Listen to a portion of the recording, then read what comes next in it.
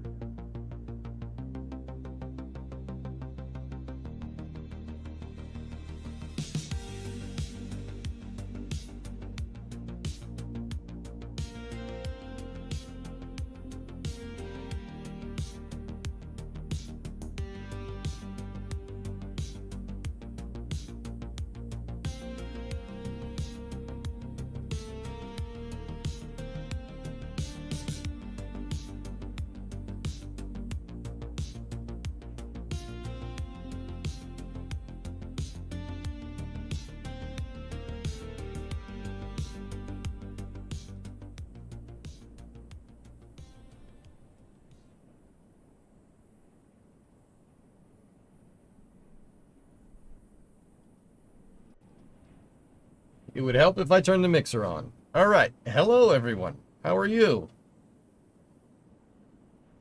How's everything going? Everything going well? All right. We got part 32. Part 32 for the crew cab charger.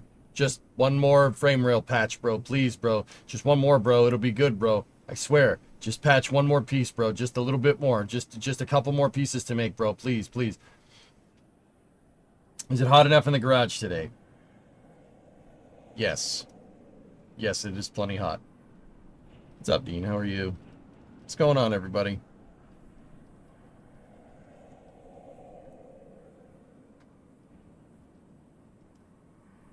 Check 1. Sibilance, Unique, New York.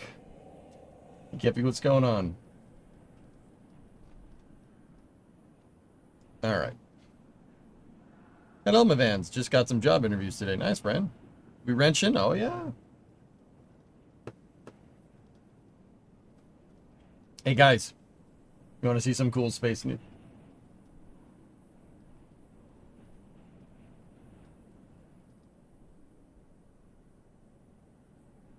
Well, that was supposed to be SLS, but I'm not entirely sure what that is. So let's kill it. Wait, does it pop back up? Breakfast comes first, I guess. Ads popping up on embedded GIFs. Peak 2025, dude.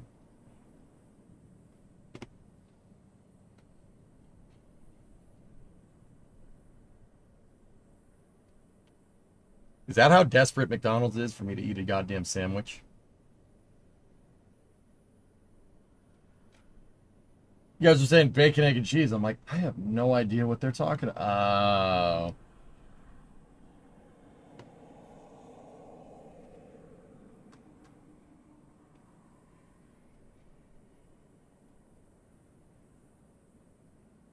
That's sausage, egg, and cheese. Oh.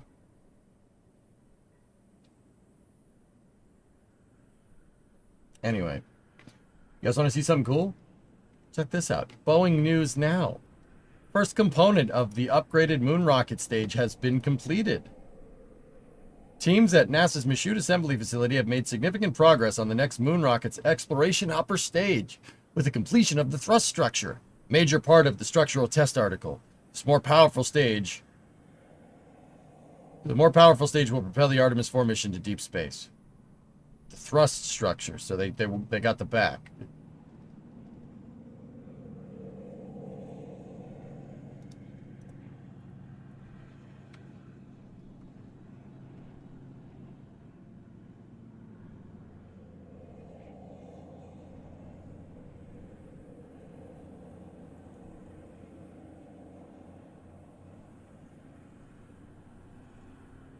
They're making good Discovery. progress. Hey, Buck. 124-month resub. What does this button do? This is a computer-assisted design CAD image of the EUS thrust structure.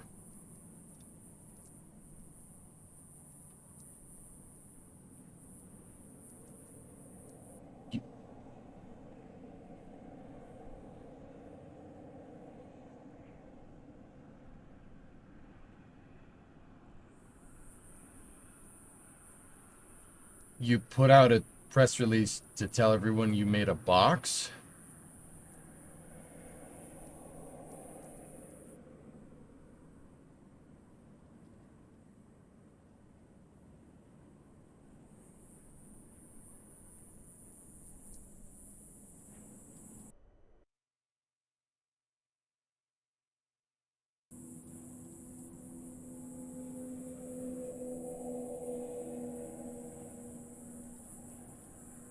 Is this a joke?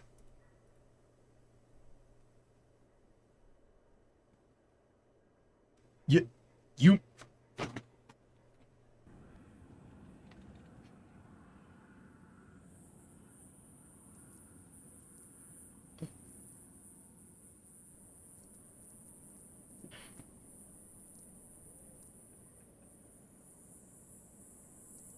Dean, I will get the membership thing working tomorrow morning.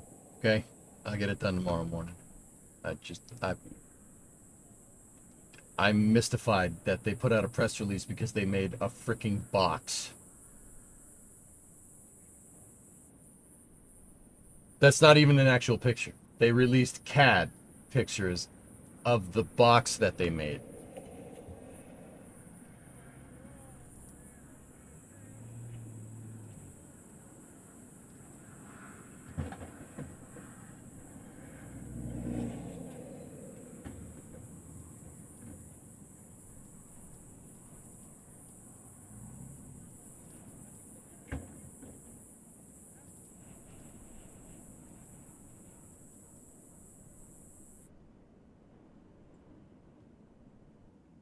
and their part of their press picture is a picture of the picture of a picture of the stage that they're going to make.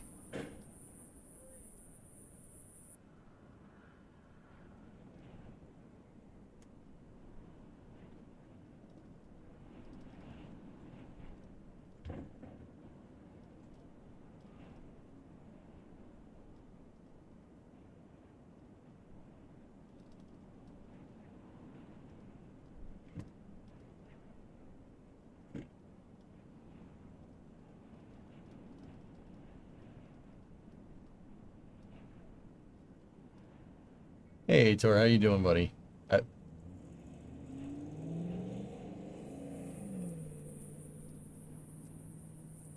Can you cut that up and make frame rails for the coronet out of it? Yeah.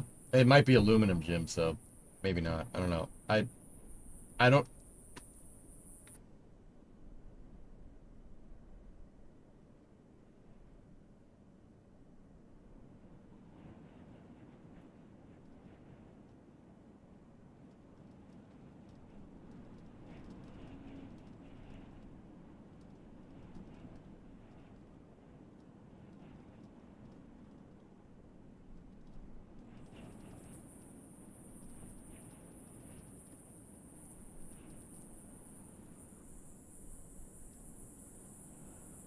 What?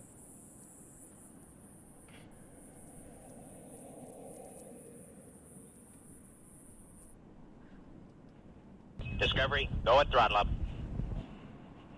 Completion of the thrust structure marks the first major component of the exploration upper stage. Structural testing article? It's not even real! Oh my god. Oh my god.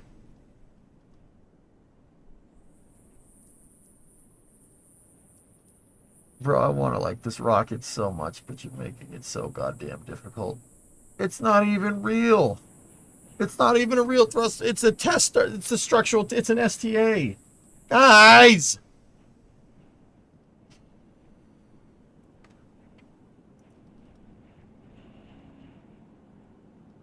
This build marks a huge milestone for the U.S. as it demonstrates our processes and successful cross-functional teaming complete the first. As it demonstrates our processes and successfully cross-functional teaming complete the first structural test article assembly and first full-size detriment assembly structure. That's not a sentence.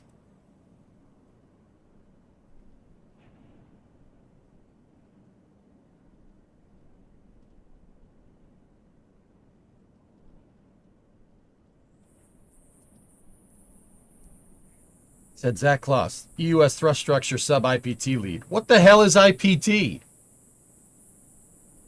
Well, who's they?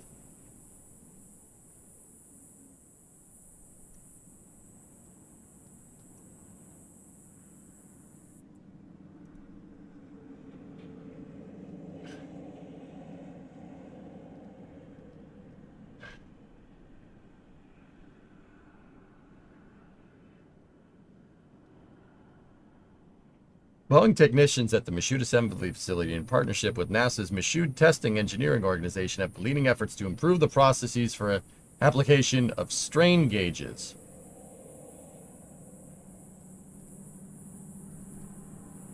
Collaborating with different teams, including quality assurance, engineering, materials and processes, and tooling, the team not only resolved key issues, but has maintained a consistent 90% or better first-time quality pass rate. For what? A goddamn box? Like how? What? Are you hand welding this? It's on a jig. That jig looks like a hand welding jig. I'm just saying. The EUS team has also continued production efforts on the EUS flight thrust structure and the structural test article mid-body. This team's efforts reflect brightly and are a true example of Boeing values at work.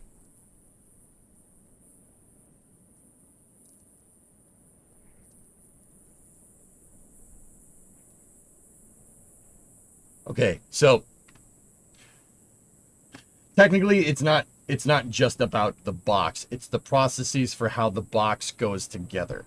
Technically, that's what they're testing. That's why they figured out the entire process for putting the box together, and then put that process in play and built the stupid box. When you could have just built the stupid box and then figured out how to put it together because you decided to put one together.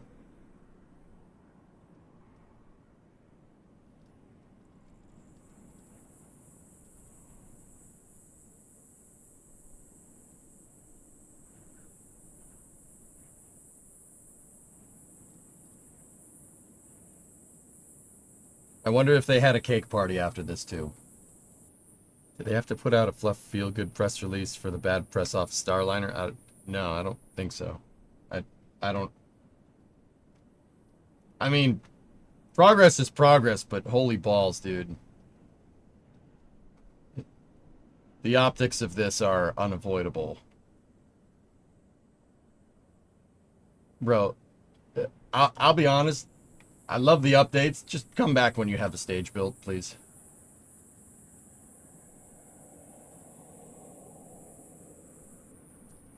They had a press release because they put together the process for welding 4 pieces of metal together. Precisely, though. Like, just...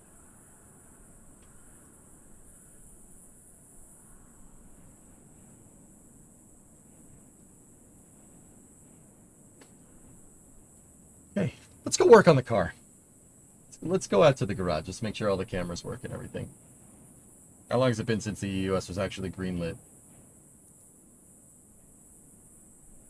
It's been on the books in one way, shape, or form, Hellfish, pretty much since like 2014. Look, man. I'm pretty sure I could have put one of those together in that time frame. By myself. I'm pretty sure. Pretty sure I could have put one of those together in this amount of time. Like, would it work? Probably not. Probably not. I'm not even going to sit here and deny that. But I could, the point is that I could make one of those things in this time period.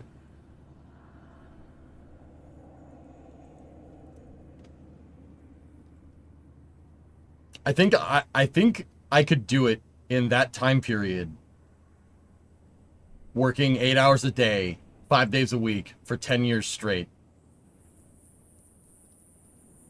with no prior welding experience, because it's TIGged. It has to be TIG welded because it's aluminum. Working and being repeatable are 2 different things, to be fair.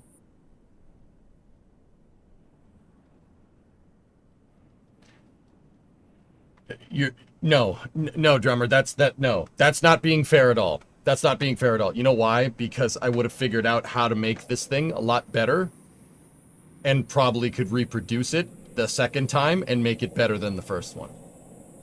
The point that I'm getting at is, in this amount of time, Boeing just could have slapped a stage together and had something to work with and tested off of that and figured out requirements based off of that. You literally could have just put one together, thrown the analysis to the wind, and then used that to inform yourself on how to build one better, which is...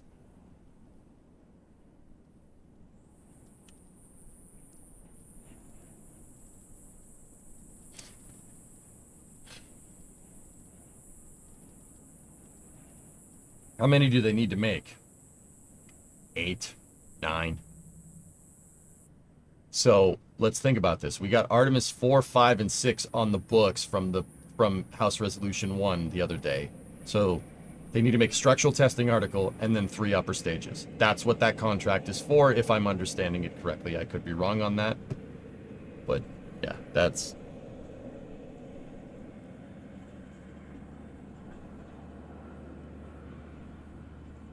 And don't get me wrong, I understand the need for processes. I get it. I understand the need for those. But no one's ever built this stage before. There are no processes. So what they've been doing, their way of doing this is sitting there and thinking about all the different ways to put it together and extrapolating the entire build process without building one stage. That's ridiculous. That is not a good way to do anything. The only time that that would be a good way to do things is if you have prior experience in building upper stages this large. Oh yeah, we haven't done that in 50 years. So yeah, no. Even OIG themselves has said that the EUS program has suffered from lack of knowledge. Like the people that run it don't understand what they're doing. That's the waterfall approach. So what happens when they go to weld this stupid box together, all systems, and they instantly figure out a better way to do it? Because I guarantee you that's what happened. Why do you think they're showing us CAD renders of the stupid box instead of the actual stupid box? There's no way the stupid box is proprietary technology and or ITAR. There's not a chance in hell. It's a frigging box. Weird.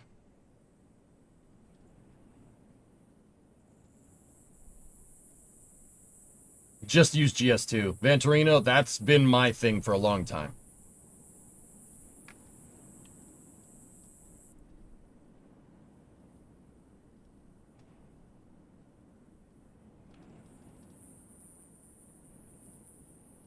Go in the garage. Does the garage cam work? It does. I'm going out there. Stand by for loss of signal. Let's build our own box here today and make more progress in 11 minutes than they've made in 11 years. It's not rocket science, right? Stand by for loss of signal from the office as expected.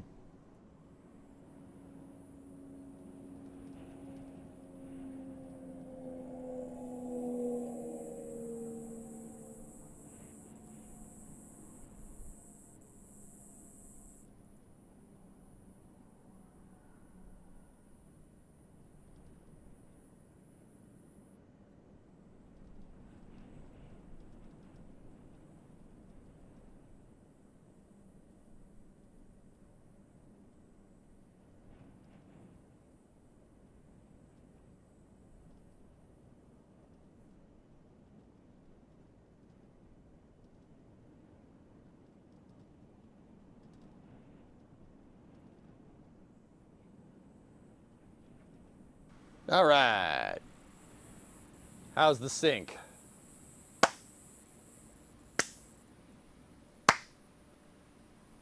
Hello, Garage EJ. Hello, Chat Luca.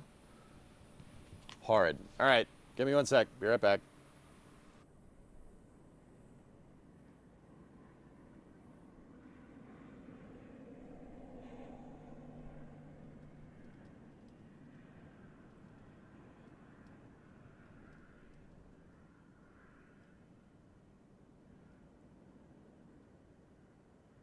How about now?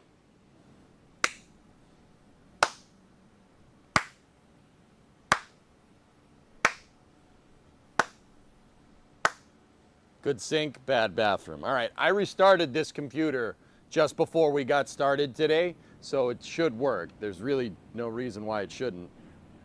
Because that thing was desyncing like every 30 seconds, man. It was really not okay. All right.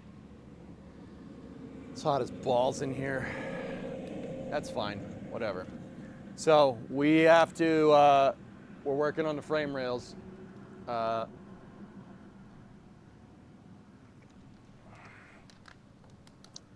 right. Does this camera work? Did you make a plan for the plan? No. Do you have the fan? Fan's over there, fan's on. Perfect sync for this one, good. All right, cool. So,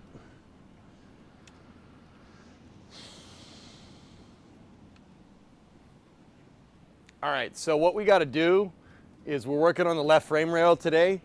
There shouldn't be many more parts we have to make here. The parts that I do have to make for that left frame rail are 2 tabs that go over the top. We need to make the frame rail ears on either side, and then basically weld it all together. Let's get ready to get ready. Yep. Yep. Yeah, let's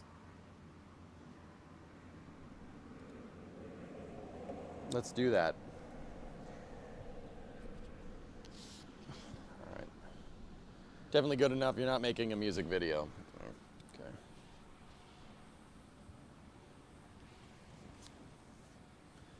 All right. So make a part 32 showing your plan for part 33. Yeah, that's a good idea. We should we should use part 32 to plan what we're going to do for part 33. And then when part 33 comes around, just say we need more money. That's a good idea. I like this.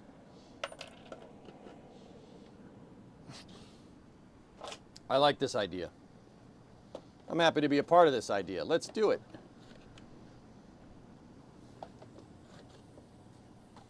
Give me 1 second, guys.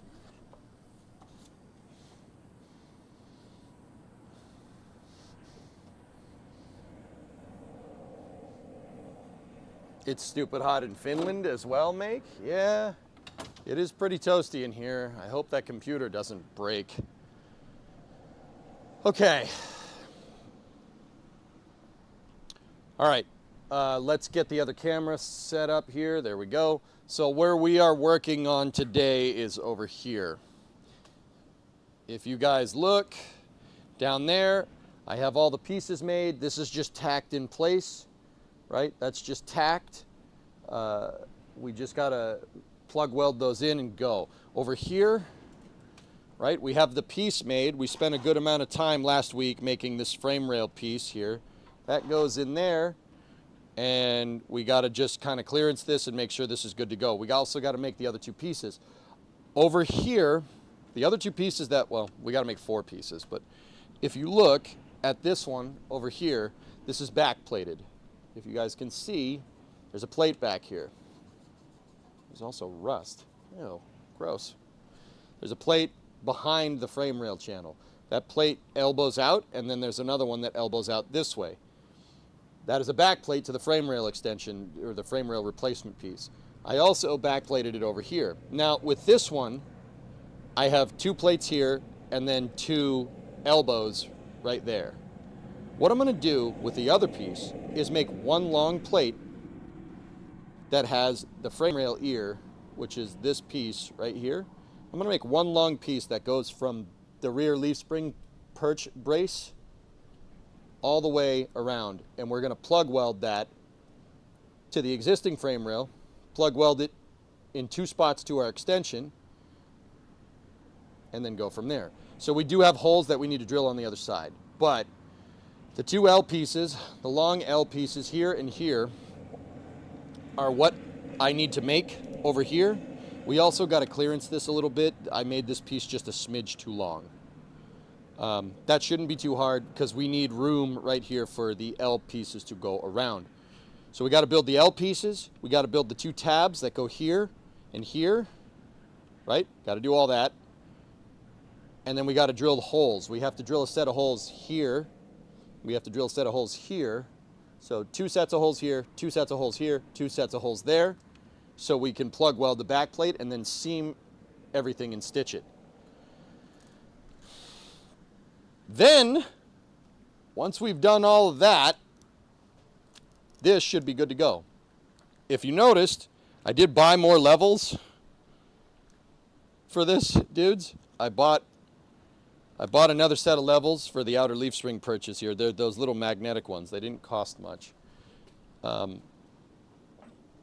bought these for out here to make sure that everything is nice and in line. Making sure that everything on every axis is perfect.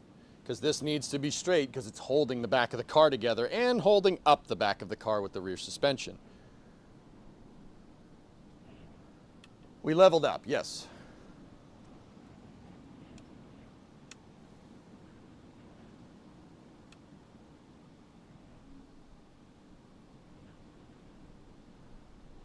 Yeah, exactly, Dean. Mm-hmm.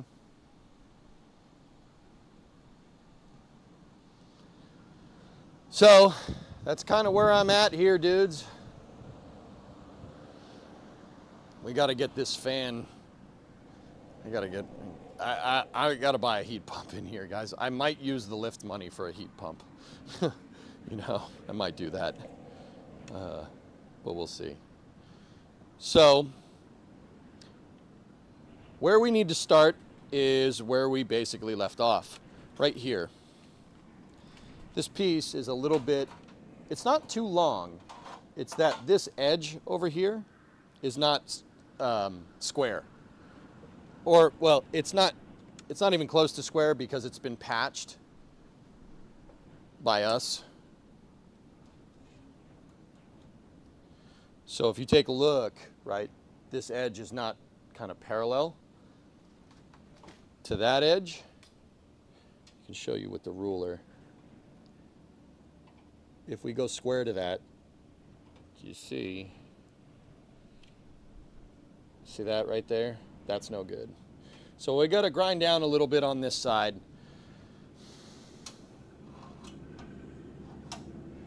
See what I mean? That much. Just got to cut down a little bit on this side. It's probably because I didn't weld that panel in completely straight. This is patched over here. This is original frame rail. And yeah, we got to go from there. So the first thing I got to do is just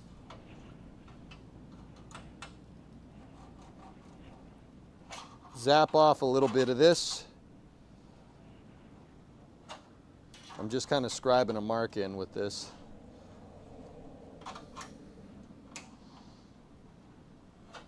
Yeah, we got to zap off maybe a 1/16 of an inch. Yeah, about a 1/16, not much. But in order to do that, I got to take the back. In order to do that, we got to get the rear cross member. We have to get this off so I can get the grinder in there. So let me get my drill, and then there was this drill, and then it was like, no way. Then get my drill, and we will start doing that.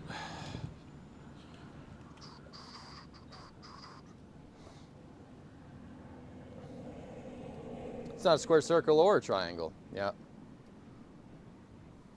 It's something.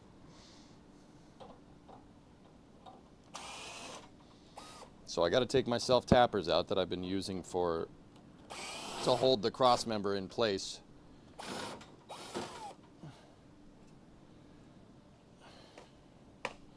I'll put them back in the square hole. That's right, it goes in the square hole.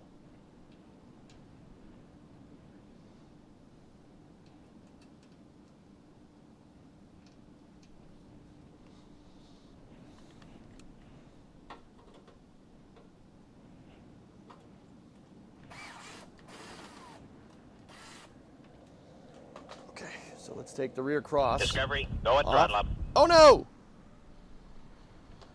That was a 60-monther. Oh no! Thanks, man.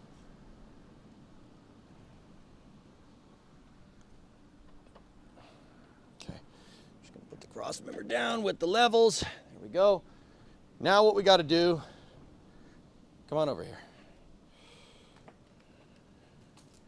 Now what I got to do is just get in here with the got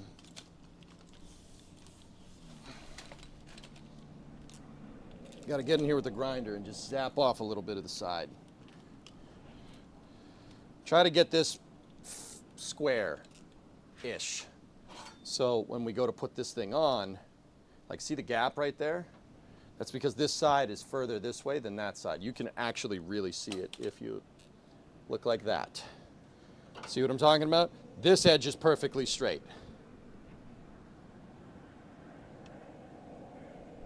See what I'm talking about? We just got to get this nice and even. And if I shore this up, right, this should give this piece, this should make this piece go back like this way a little bit. It should be able to seat like right in there. And that should give us the proper length that we're looking for. So what I'm going to do, we're getting hearing protection on here.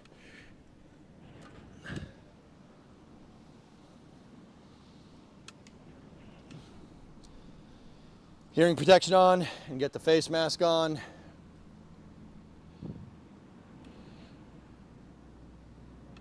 And let's roll.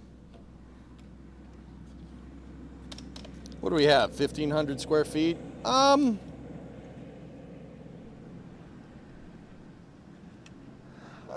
Yeah, more or less. Yeah, more or less. All right.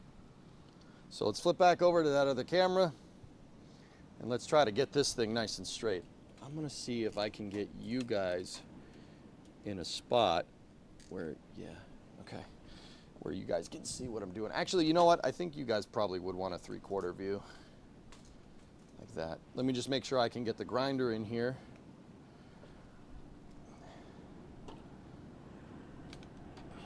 That's why I wanted to check. Because we gotta basically zip that off. That should be fine until we get to there, and then we're gonna have to worry about clearancing problems.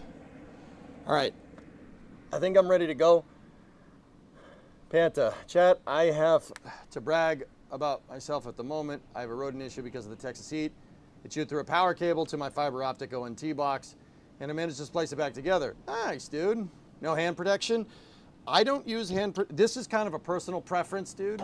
I do not use hand protection with stuff that spins. I don't do that, because if you have a glove, right, you hold this and your glove gets caught here, your finger's going with it. So I don't do that. I know, you know, some people like to use gloves. I don't use gloves with things that spin. You know, I just don't think that's a good idea. Because, like, once again, if, like, my hand slips, my fingers touch that, you get a little cut, and that sucks. If I have this with a glove and it gets caught, your finger's going in there.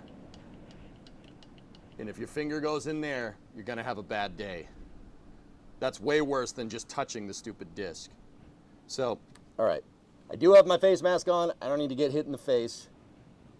And I definitely have hearing protection on with this thing because, yeah, this thing gets loud. Because this thing gets loud, I will tell you guys, headphone users, you got 10 seconds before I turn this thing on and it gets loud. Trust me.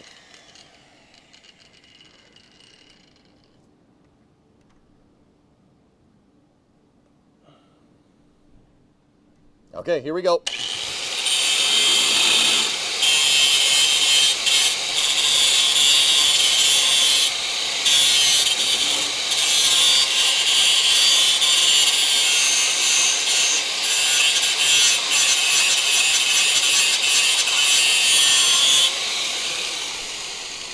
I'm gonna check it. We gotta go a little bit more. Yeah, this should be all right. Just gotta be careful about pressing the disc here.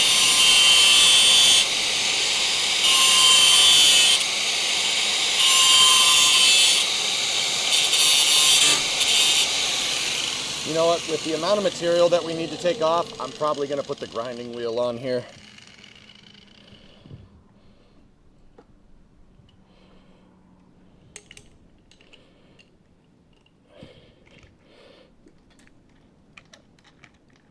The grinding wheel would be better for this. I don't like pressing the disc up against it the way we're doing it.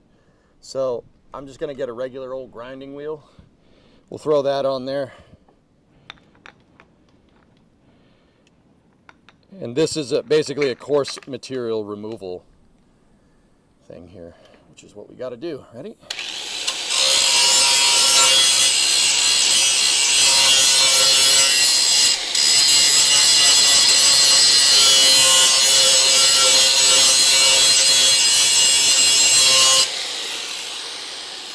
When you do something like this, you gotta go slow and you gotta check. Unplug the grinder when changing discs. Yeah, that's something you should do. You're right.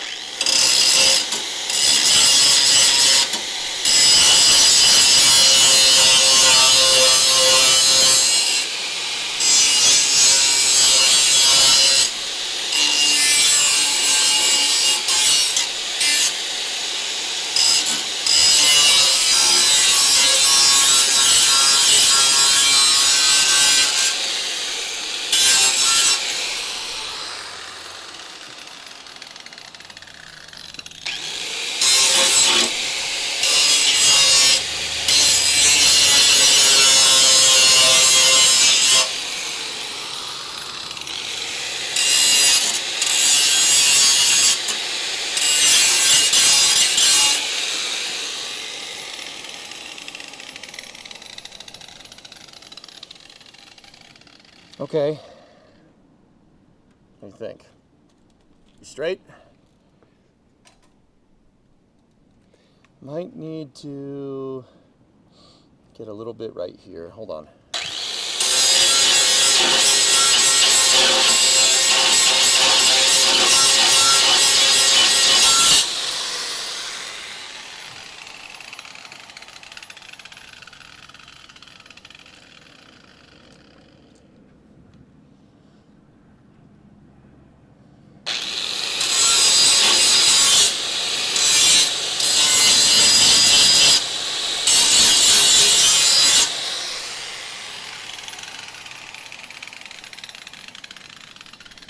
Let's check. Check for fitment.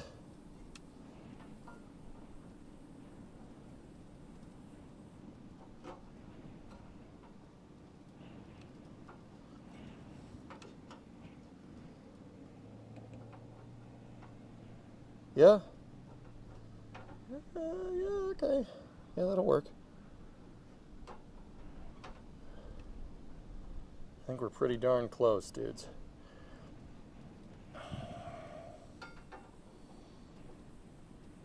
Yeah, right there is pitted. It took off a little bit more down the bottom there. We can bridge that with the weld. We're gonna have to anyway, because I don't want to weld the pitted stuff. Let me just check and make sure that we're right with. Yeah, that'll work. We can bridge the rest of this with the weld.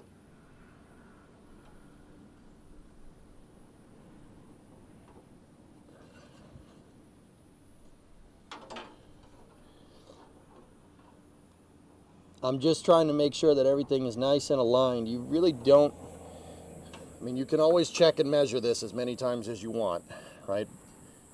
Welding it in is more of a permanent thing, so I always want to make sure.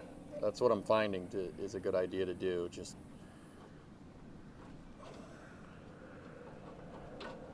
check fitment, check it again. That's a little bit wide, but that's okay.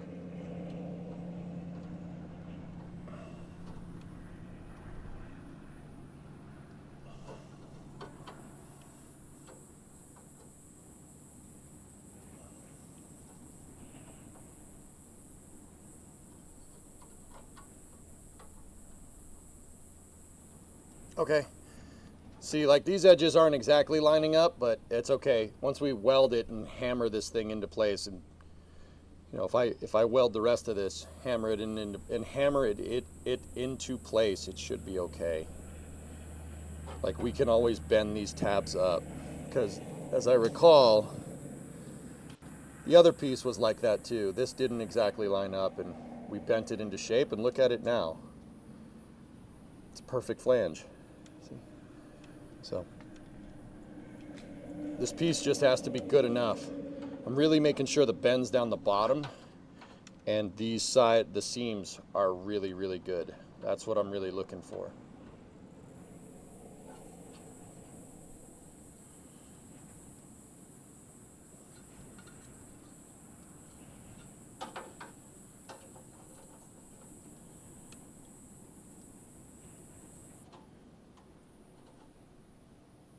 There we go.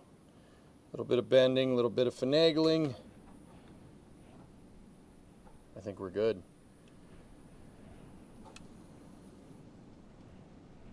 All right, let me get the file and file down those burrs. That's pretty good, dudes. The plate will be there as well, exactly, too. Yeah, this doesn't need to be exact. That's one thing I'm really understanding here.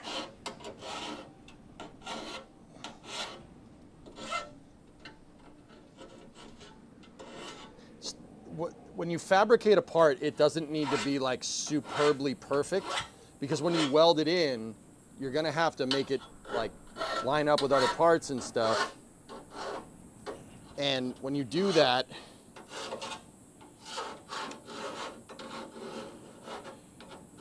you're gonna have to hammer it around anyway. As long as you get it close, it's good to go.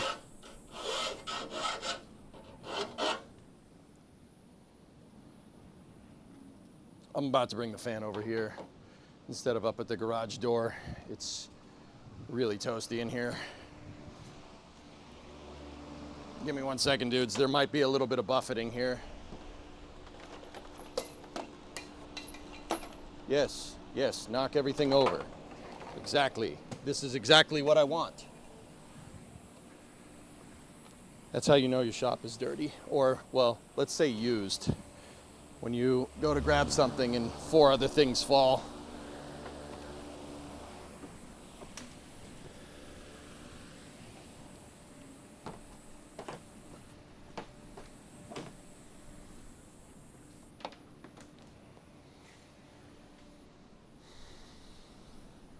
Wood needs to be almost perfect. Drywall and steel needs to be close. Seems like a pretty tacky car. Yeah. Here, you want to see the part that was there before this? There you go. That was this piece right here.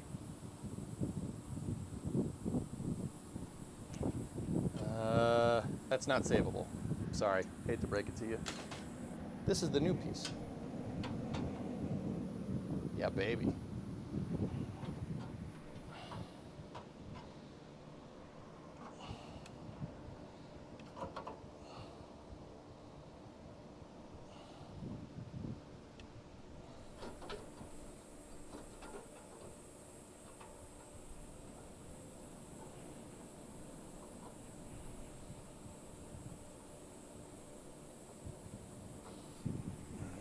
Just a little bit of a burr, but the other thing is I went and made sure we had a good edge. It's a little pitted down here. There's still a little bit of like rot up in here, and if we have to go and lay in bead there like we did over here to get it nice, who cares?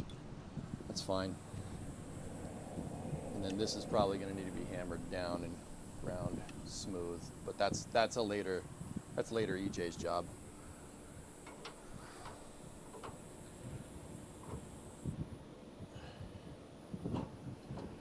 Okay.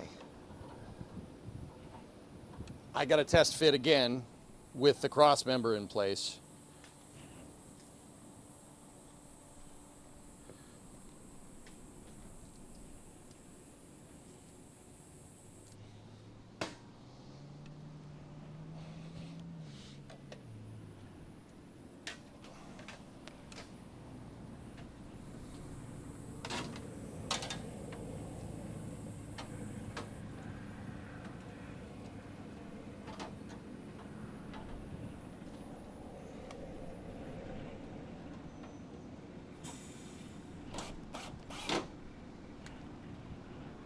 Myself tappers in.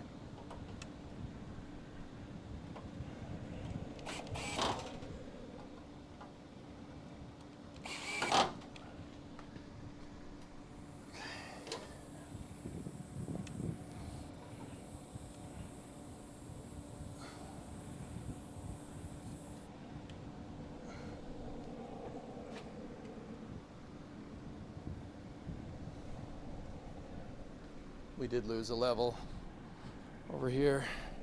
One of them came off.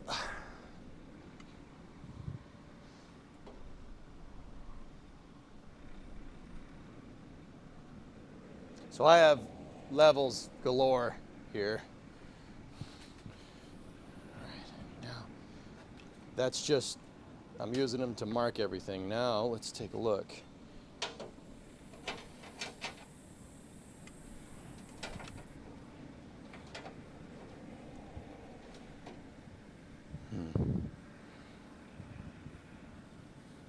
Almost got it. It's gonna need a little bit more. That's no big deal. So what I'm gonna do, guys, is I'm gonna paint this with Steel It. This is pretty much where this piece needs to be. Really shouldn't fit in there like that, but if we put flush to flush right there on the ground, yeah, we're gonna have to go a little bit more. Where are we contacting?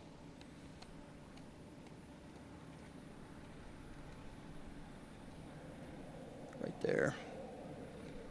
And right there. See how there's a gap right there? We've got to grind off a little bit of the tops more.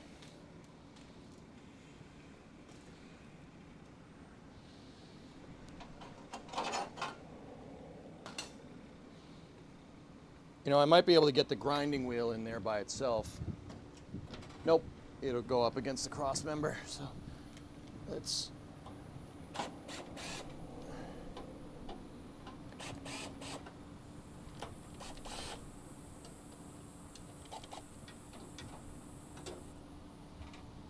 Let's take this piece off again.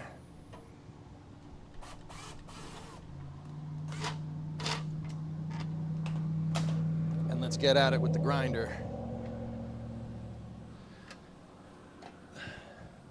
Did you see the NASA paper I sent you in Discord? Nope. I had to go to the hardware store, so I didn't have time. Don't text me in the morning, Aitor. I'm serious about that. You woke me up at 7 in the damn morning. Don't do that. Please. My phone was off do not disturb for some reason, so, you know, that's good. I'm gonna get my square this time. Nah, Aitor's overseas, dude. I haven't looked, dude. You're gonna have to give me a second. I check my Discord DMs pretty much once a day at the end of the night.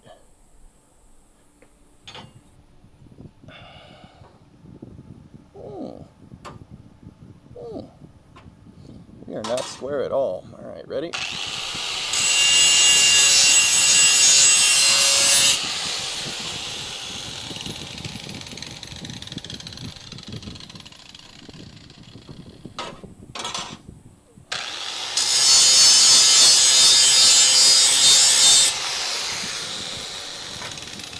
So I got a square to kind of make sure that we got a pretty straight edge. Straight enough to weld to.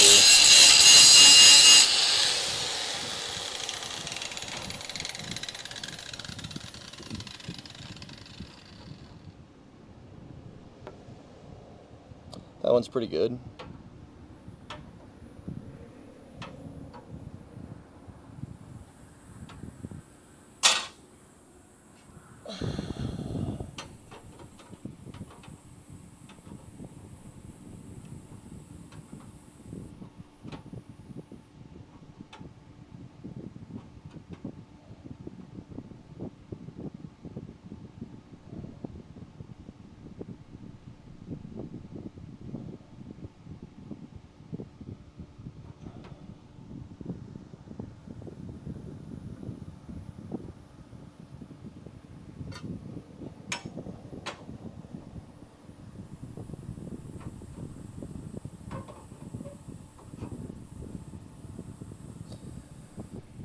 This side needs to go back a lot more.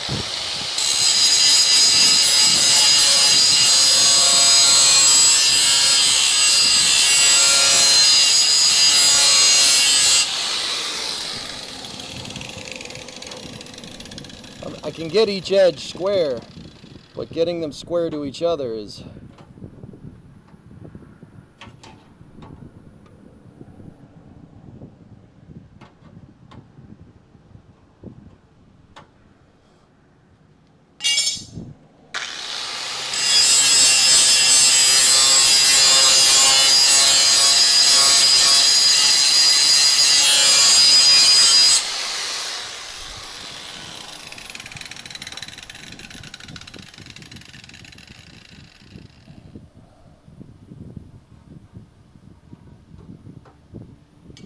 I gotta take a little bit more.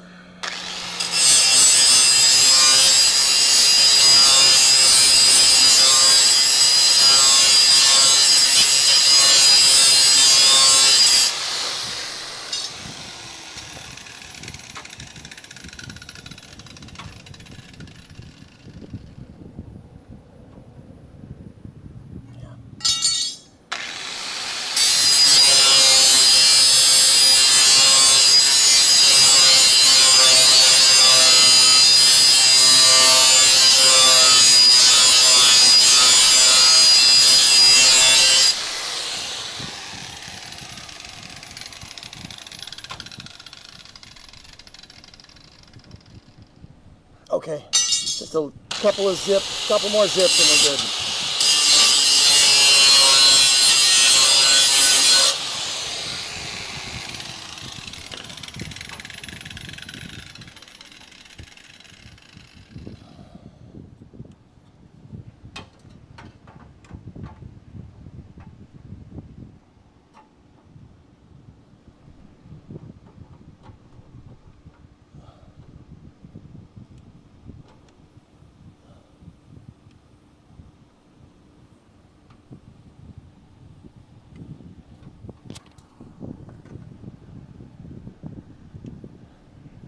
Okay, that should be enough. Let me put the, I'm gonna put the rear cross back on. Take the label off before you weld your new piece on. It'll be easier to do it now with better access. Label? Oh, that Mopar label. Yeah. Oh, I don't care about that. But yeah, if you want.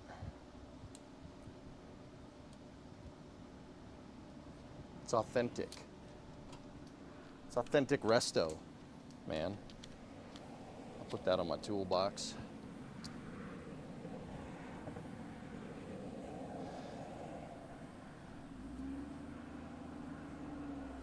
Would it make sense to use a DA to get them parallel with each other?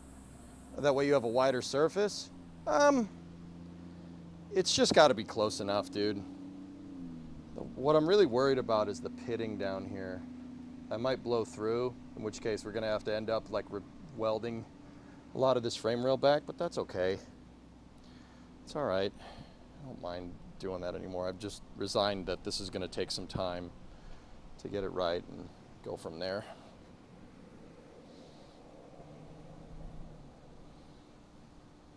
Yeah, I got to put the rear cross back on. You know, it helps not stepping on the damn piece that you're trying to fabricate.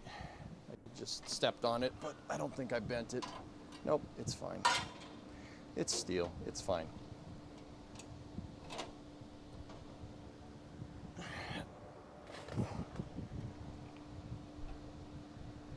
But yeah, Aitor, I can check out what you linked for Space News, dude, if you want. It's that, I think it's more on that electronic SRB thing. So,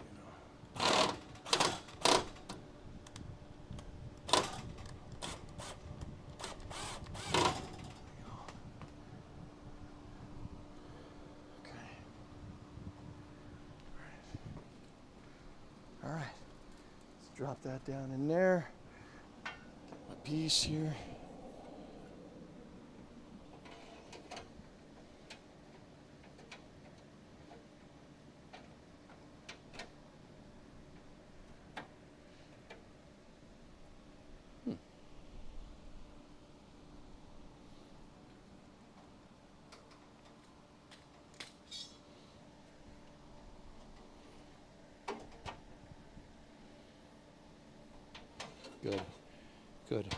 Good.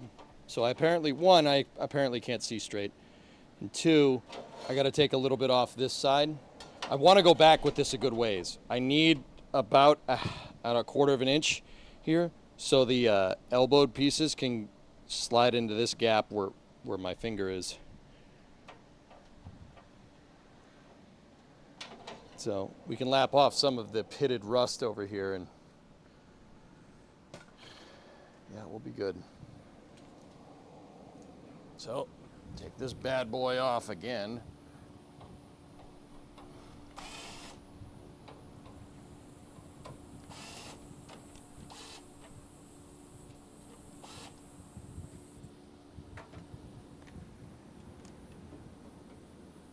I'm just using self-tappers to hold this thing in place for right now. And you know what? Instead of putting it all the way over there, I'm just going to lean it right there. So it's not in the way. Okay. Let me get the face shield. We just got to take off a bit of this side. But that's what I want because that side's pitted, so I want to get rid of it. That's the original frame rail. ESA announced a hypersonic plane. Cool. When one is not footing the repair bill, listening to this is quite relaxing. All right. Well, that's good, Kyron.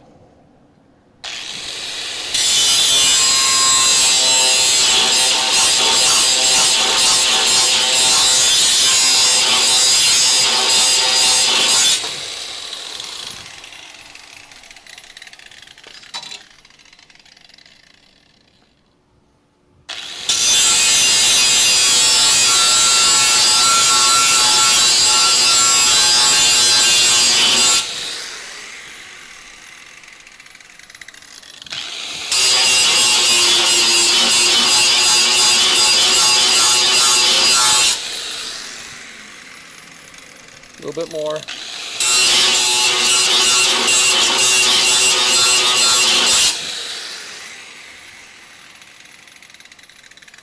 A little bit down the bottom and we're good.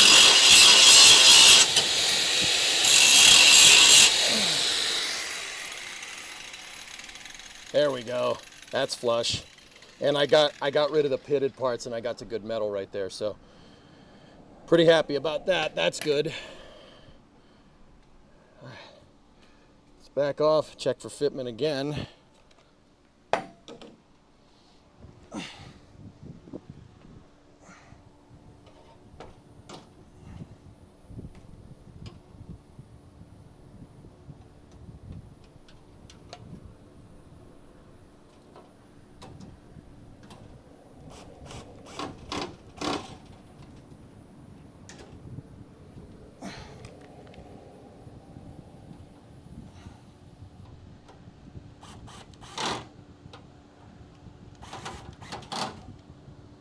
Man, I feel like we're chasing the, this is the same kind of itch of chasing the problems with the Prometheus booster in the Kerbal streams. Just honing in on it.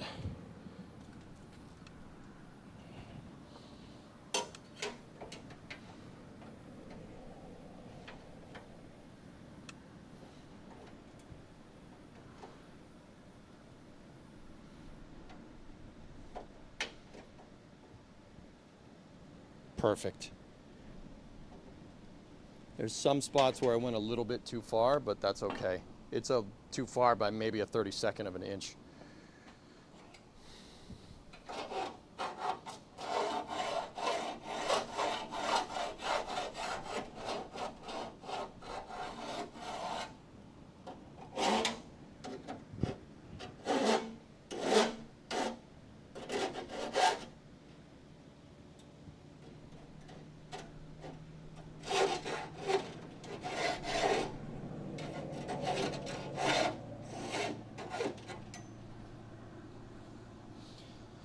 But if you can see, if you look right there, you can see we got to thicker metal.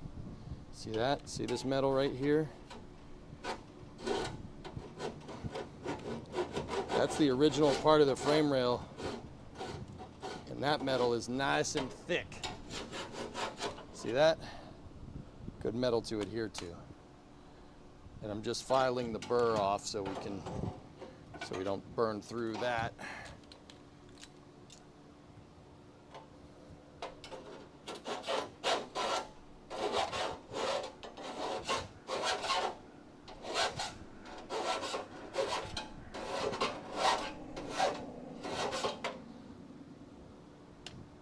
Still there. There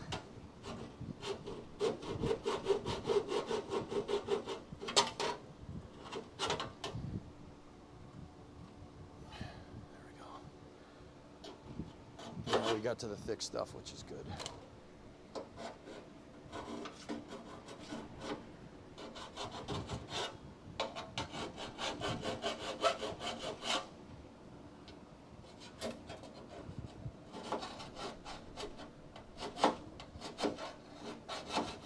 There we go.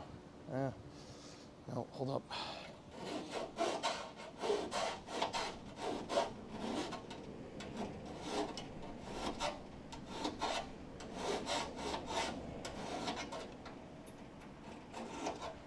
There we go. Nice and clean. Hey, Pigeon, what's going on? Those burrs will disappear in the weld pool. Yeah, and in that shot, guys, you could see where it's not exactly straight right there. I'm short a little bit on a couple of these, but that's okay. Once again, that's all a little bent. We'll have to, we'll get it back into place when everything's tacked. But this is the fitment that I'm looking for.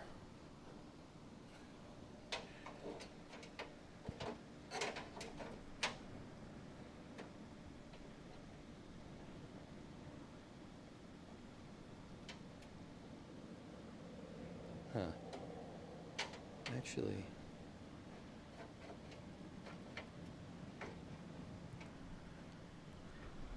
If I really wanted this good, I'd take a little bit more off of the side there. I'm gonna do it. I want a wide pool for welding, you know. It's just a little bit over here. I can see it. Just there's those, remember how I said there's some high and low spots? The low spots are actually right. The low spots are where I need to be. The high spots are not.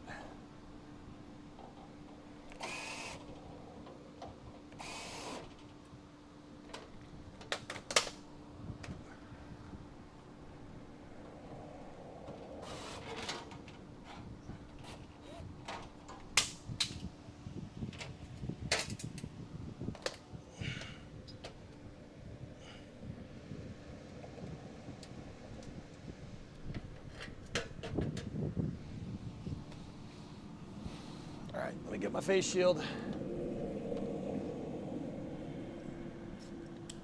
Looks a little wonk. Yeah, I'm getting rid of the little wonkiness on this side outdoor.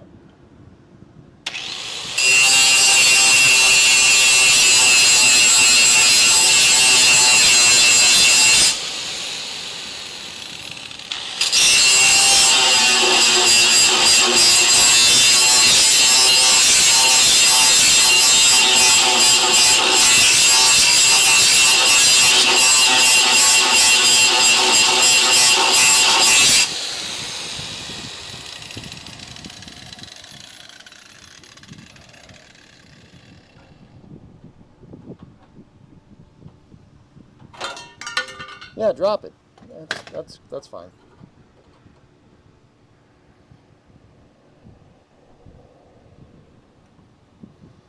Yeah, maybe sent it a little too hard that time. But that's okay.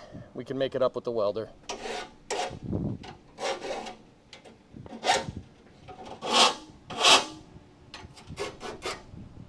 I got through most of it. At least we know that this is nice and flat now.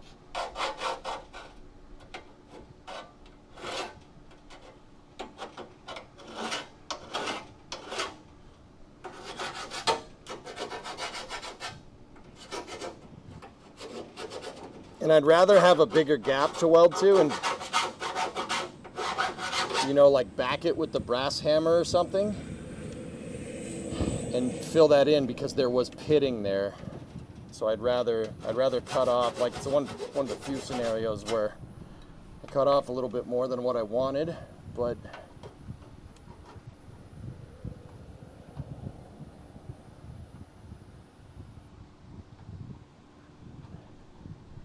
that's okay.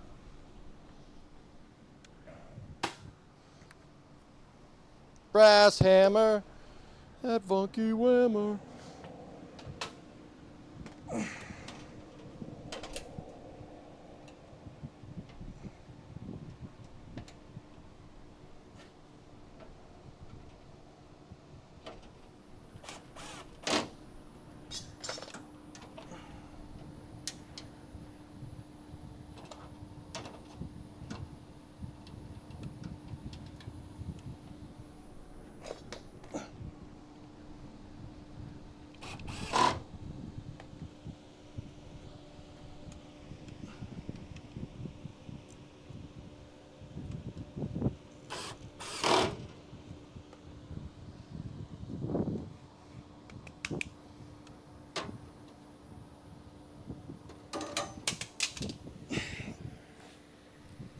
You know what's fun? Knocking the stupid the levels over.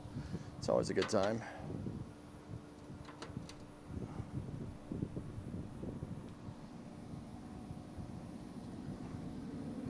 Whoa, hold on. We're out of whack on the level here. Hold up.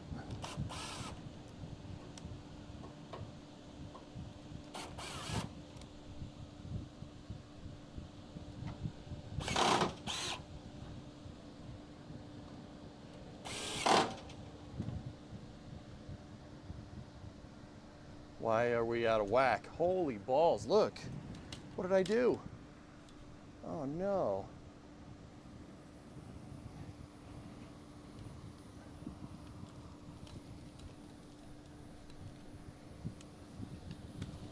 Crap.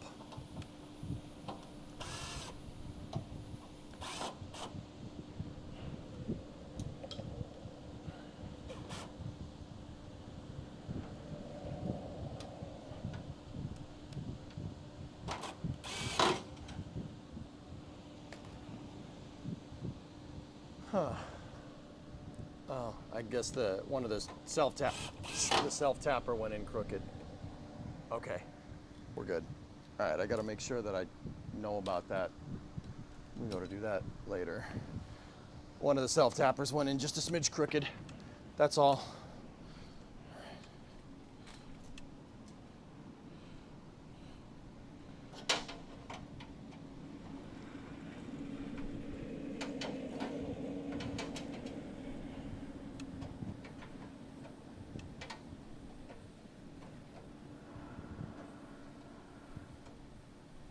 Nah, that's good, man. Real good. That's fine. Gives me a bunch of space over here. All right, cool. Excellent. That's good. Perfect. I want a little bit of wiggle room here like that so we can make the L pieces go around and in when we go to do that. Score. Cool.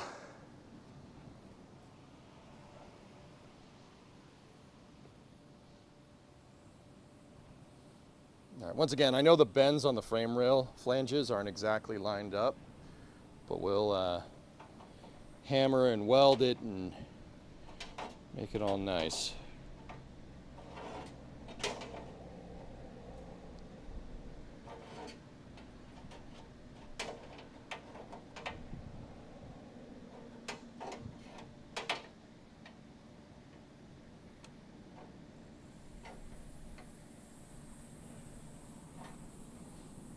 Okay, I'm not going to tack this piece in just yet. What I need to do now is fabricate the, we need to fabricate the other pieces here. So actually what I'm going to do is you guys go over here. Let's just measure.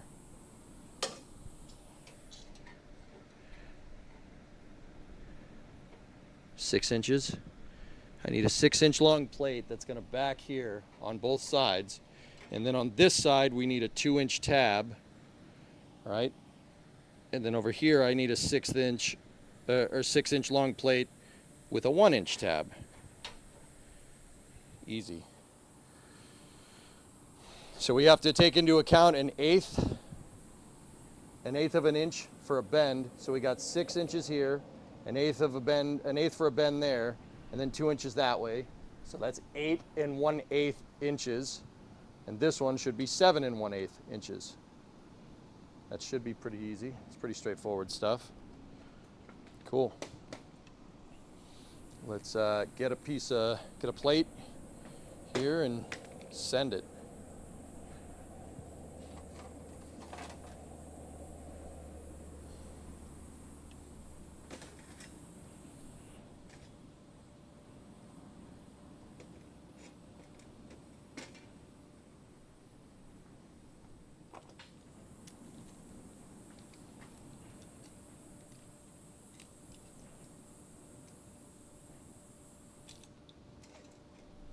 Yeah, you know what? Maybe don't use this one.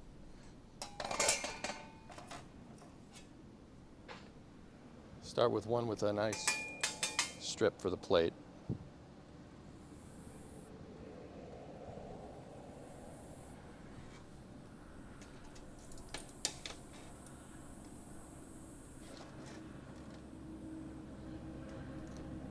So 8 1/8 and 7 1/8.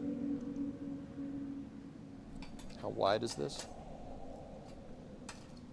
4 and it's 3 7/8. That's fine. That'll work. Frame rail channels are 4 inches, so this will give me some play on either side.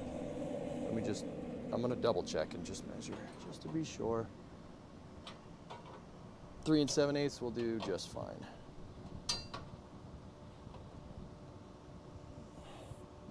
Yep, cool. Okay, so where's my square?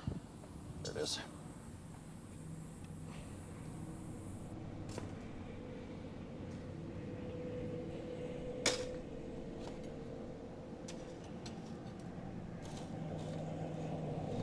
So the first tab needs to be 8 1/8.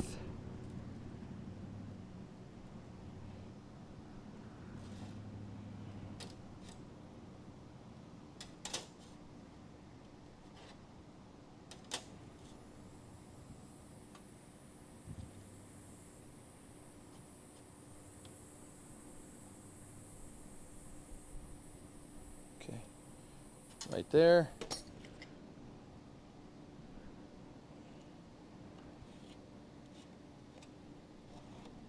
Okay, so that's the first piece.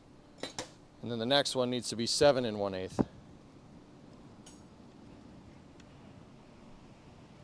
8 1/2 and 7 1/2 and then trim. Are you going to weld the tabs to the frame rail bit you were fitting before you put the frame rail on? No. No, after.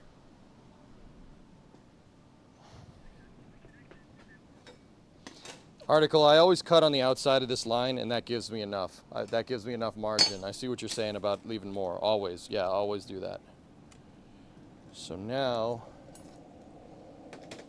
let's cut that out.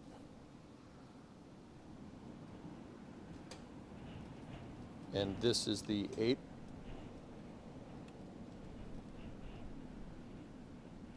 So we need 2 inches back from here for the bend.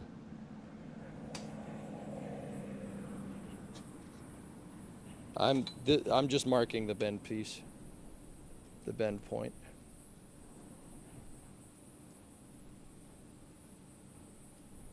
I'm not going to mark both sides like what I did last time. I'm just going to mark the side that I need bent. Right there.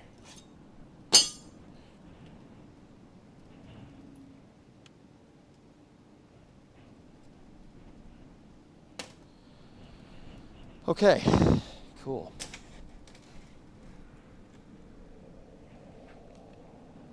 Now I'm going to need my cutting wheel. So I got to unplug the metal grinder. Metal grinder's unplugged. We got to put the cutting disc on it.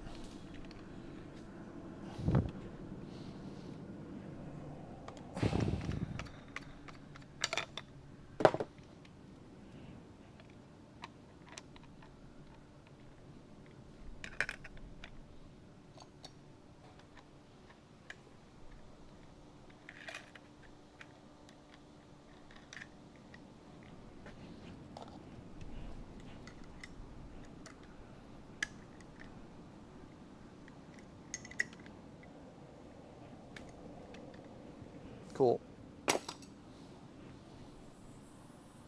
Get the face shield and we plug back in.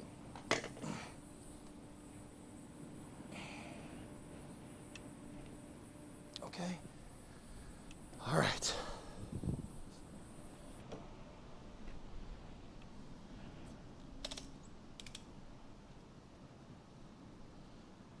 Thoughts on using an unopened sealed bottle of 7-year-old brake fluid? As long as it's not open, you're fine. If it's open, throw it away.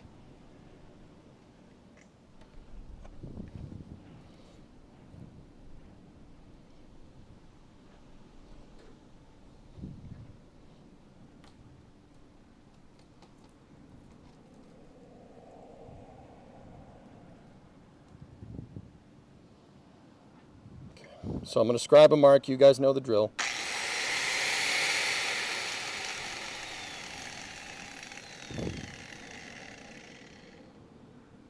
No.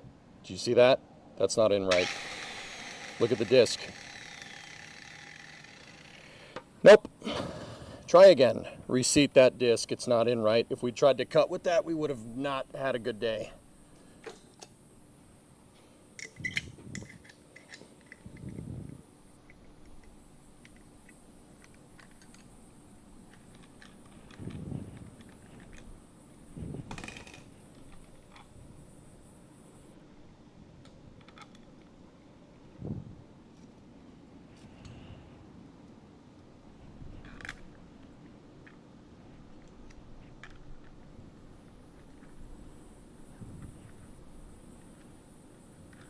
I'm going to try reseating it. See if it works.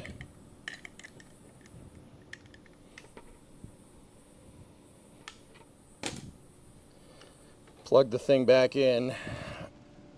Yeah, if that disc was shimmying around when we tried to cut, that would not have ended well. So here, ready? Let's see what she does now. There we go. Yeah, it just wasn't seated right. See how when it turns, it doesn't look like it's moving? There's no extra rotational force like that. That's how you want that to be.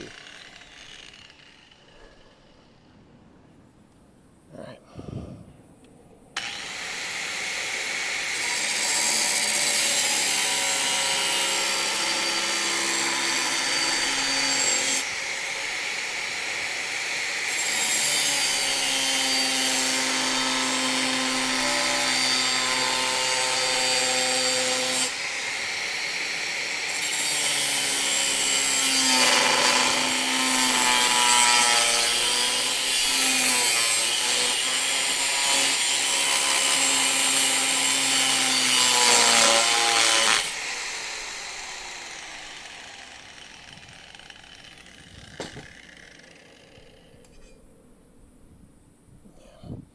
I didn't get all the way through at the end, but we can take that off with the bench grinder. Cool. All right, well, that's one piece.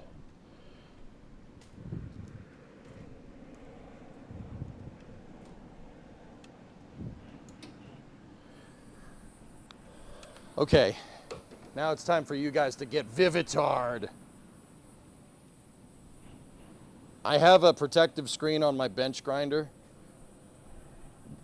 So if you see me on this thing without safety glasses or gloves, we're fine. Get Vivitard, nerd.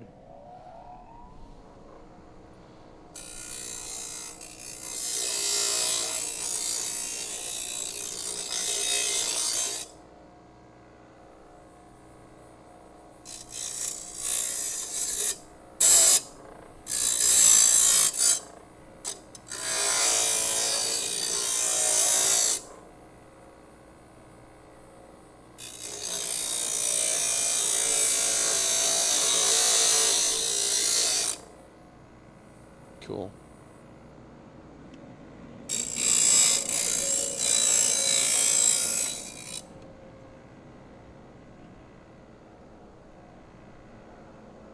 All right, we good. Cool. That little bit that hung on, I kind of ground it nice and flat. So now, what we got to do is put this in the brake.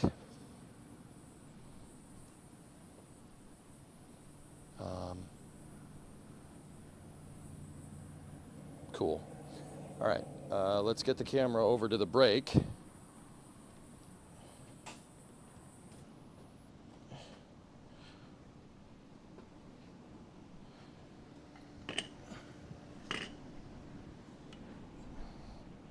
Just trying to get the wires untangled, that's all.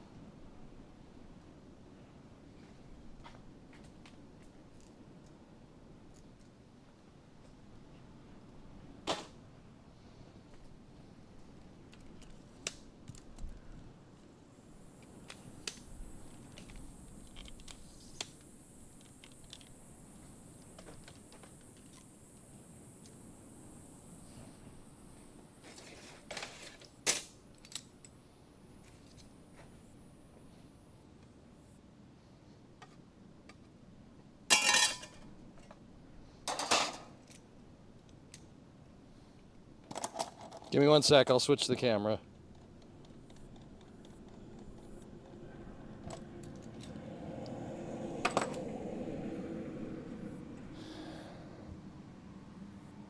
Vivitard. Indeed. Okay. Now we know with the bender that the bend line needs to be on the crease. So this goes right there. We sandwich up against it, make the sandwich, make sure the sandwich is square to the edge, make sure the bend line is square. This will give us a radius on the side that we're bending up, which is what we want. Clamp that.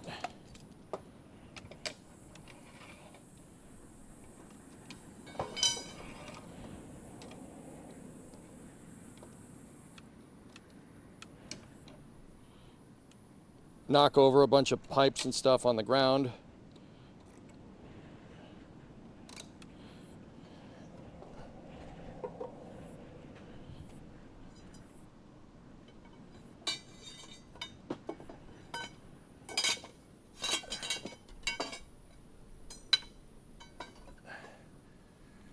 Okay, ready?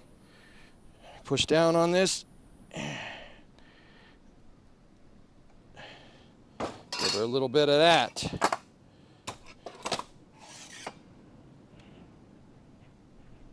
Perfect. Perfect. Good. Excellent. That is exactly what I need. There's still some sticky crap where the label was right there, because this piece was like that. We gotta make sure we get rid of that.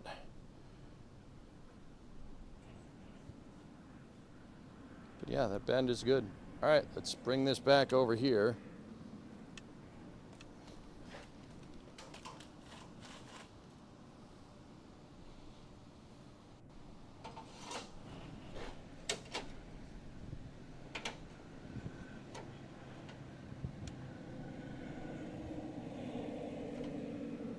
That piece needs to go like that, and then we're going to plug weld it to this, and then we got to make another one.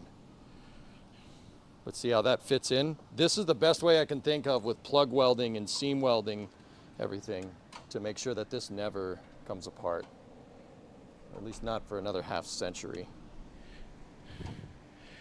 This is probably not the way I would have done it to begin with. Guys, honestly, going back, if we just, the amount of time it took to make all these little pieces and try and replicate the pieces with my metal fabrication skills, or lack thereof, I probably should have just bought frame rails and gone with it. But whatever, we're here. We're here. Let's freaking do it. But see how that fits in? See how it fits together with the rail? This piece goes up against like that, and it gives me something to mount the rear cross member on.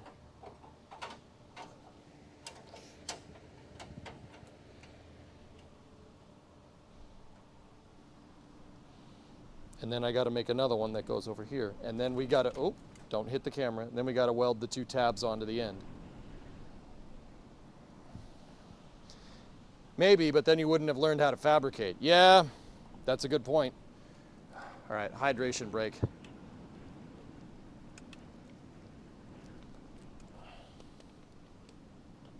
That ship sailed on the frame rails. You have new developing skills. Yeah. Yeah, we're doing okay. Holy balls. I am sweating my butt off. My neighbor has a pool. I'm gonna frickin', probably at break, I'm gonna go jump in. Hey, Bodojo. Ciao, come stai?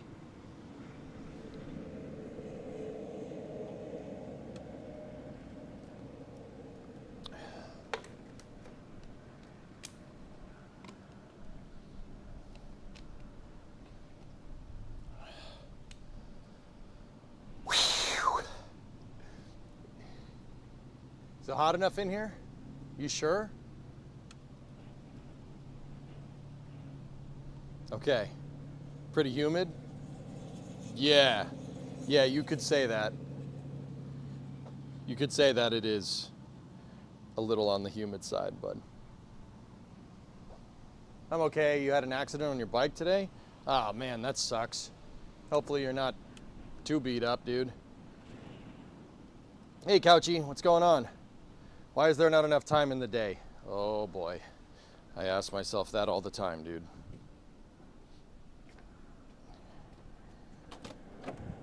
Hang on, I gotta go in here and get another cough drop. These honey cough drops, really good on stream. They make keep your voice good. Got addicted to cough drops, dang it.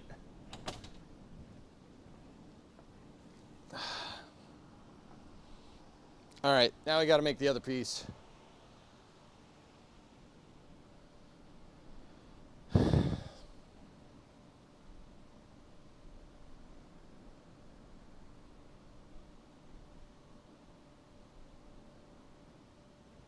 Cough drop junkie.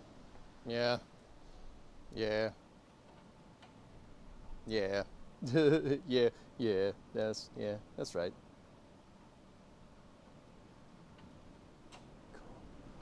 Now we need a 1-inch tab on this side, and then we can kind of zip, zop, zoobity bop all these pieces together. Cool. Let's measure it over here again. Put the grinder over there.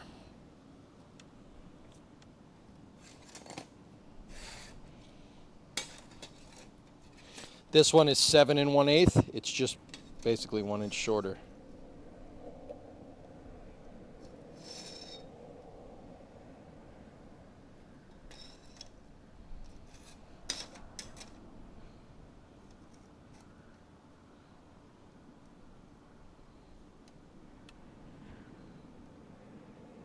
And I always measure just a little bit more.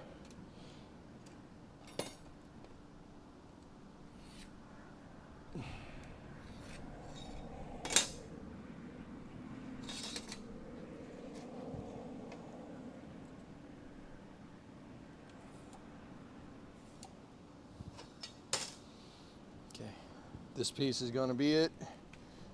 Here.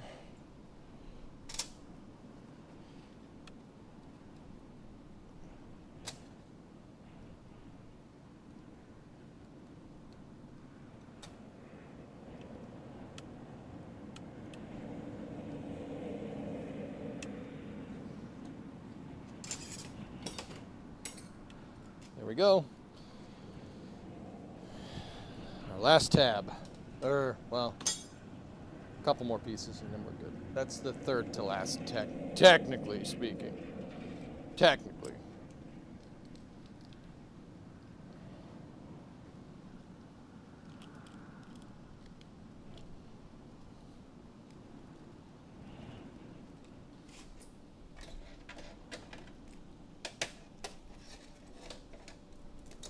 Clamp this to the table.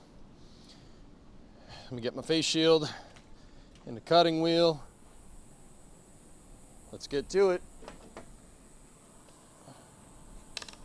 You're going 30 kph. That's pretty quick, dude. Face shield down, hearing protection on.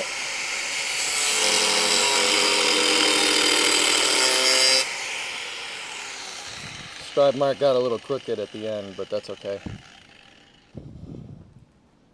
I'm moving you guys over here for this cut.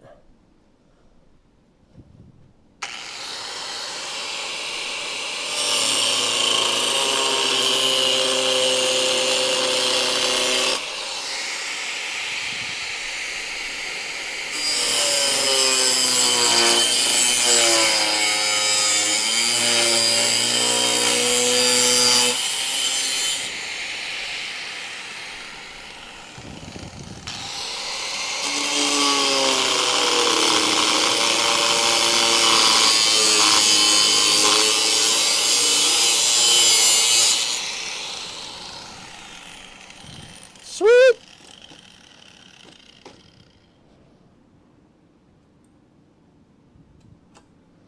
Okay, so we have a little bit of a burr from a previous cut here. Yeah, I'm just gonna clean that up on the bench grinder. You guys know what time it is. It's time for you to get Vivitard, idiot.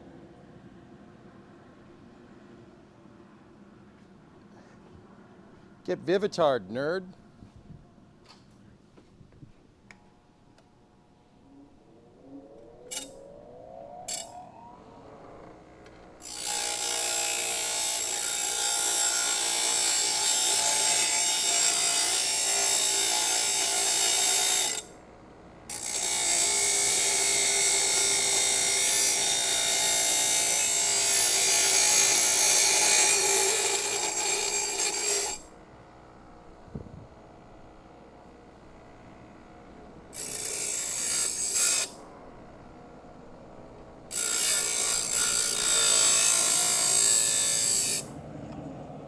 I always do that. I always get it caught on the end. That's what she said.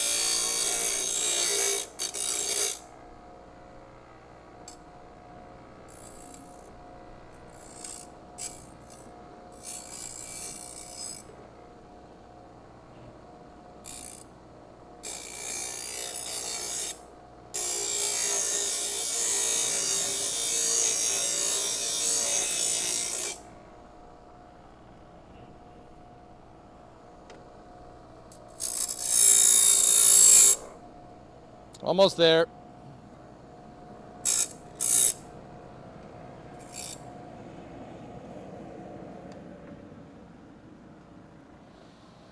Cool.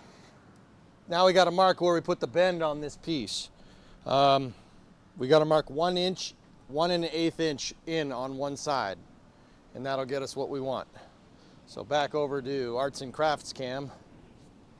Vivitard. Yes, get Vivitard, nerd.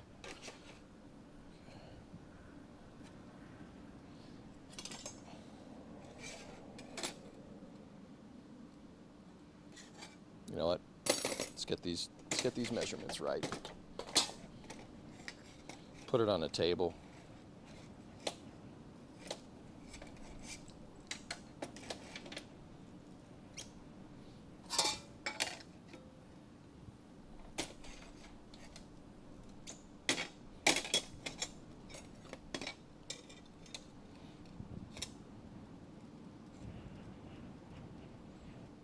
One 1/8 inch in. There we go. So we're taking into account 1/8 of an inch for the bend, right? Took into account 1/8 of an inch on the bend and 1 inch for the tab. Let me just double check. Measure twice, cut once. Yeah, we're on par there. 26 millimeter if anybody cares.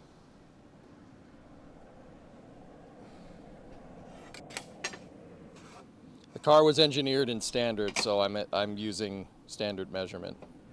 Just in case anybody's wondering what the heck all these dang inch things are, boy.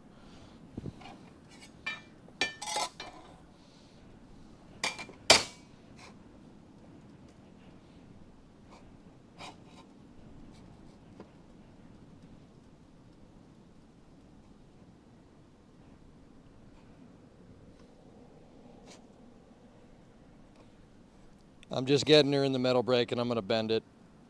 The amount of time it takes to move the camera back and forth, I'm just, yeah, could have just done it. So, you're on the Vivitar again. Whoop. Brass monkey, that cough drop junkie. That's pretty funny, dude, I'll give you that one.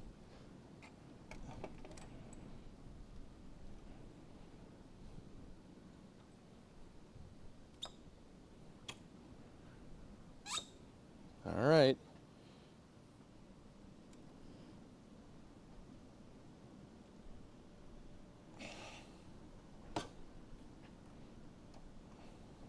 Cool.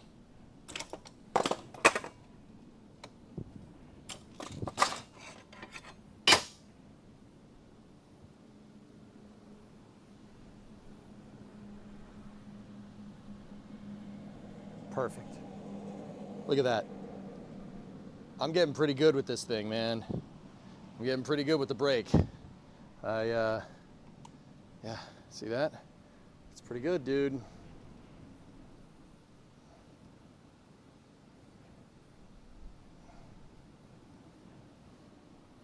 I'm getting pretty decent with that thing. I'm pretty happy about that. Okay, now I'm going to move the grinding wheel away, and I'm going to move the camera back to our fabrication area.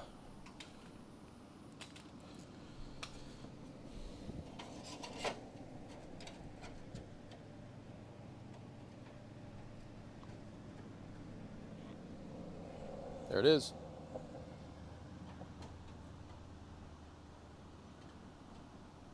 Perfect. So you see how these pieces fit in? This is why I wanted to leave a gap right here.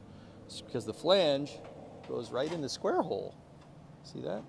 And if we make them flush, if we push this up flush against the frame rail, you can get a good read on whether this is in the right spot or not. So here, the other thing I'll do is I'll show you what this looks like without the frame rail piece in there. That's what she looks like right there.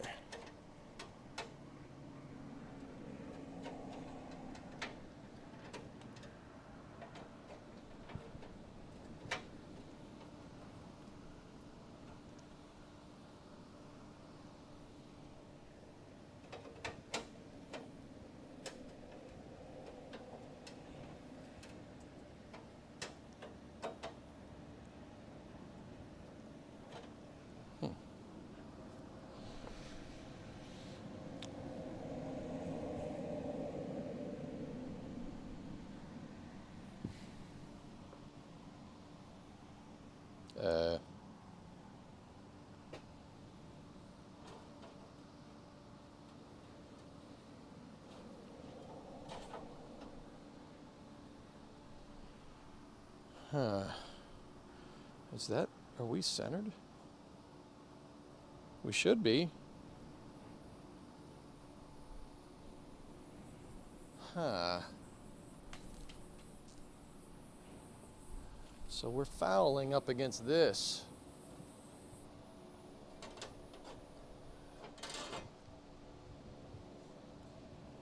This piece is interfering with the beveled hole right there.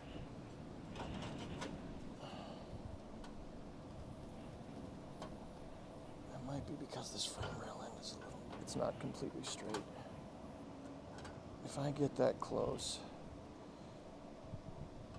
Okay. Yeah, all right, that's fine.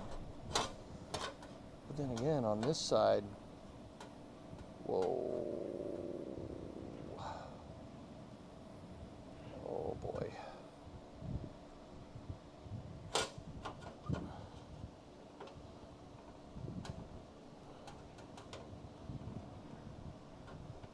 Huh. This piece is too far this way. The cross member is too far to the left. Which is bad because it lines up perfectly on the right.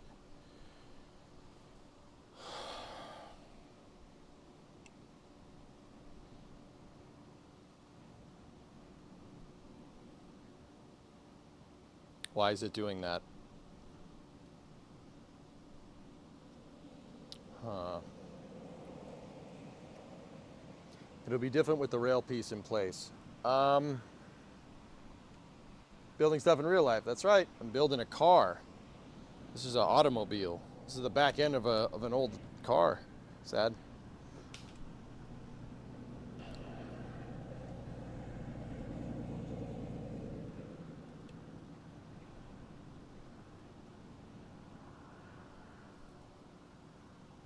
Huh. So, this tab needs to be covering the entire bumper bracket, and it really needs to be right there. But that's lining up with the leaf spring brackets. It's like I don't have enough material on this side, but we have enough. We have too much on the other side, which was the reverse of that over there.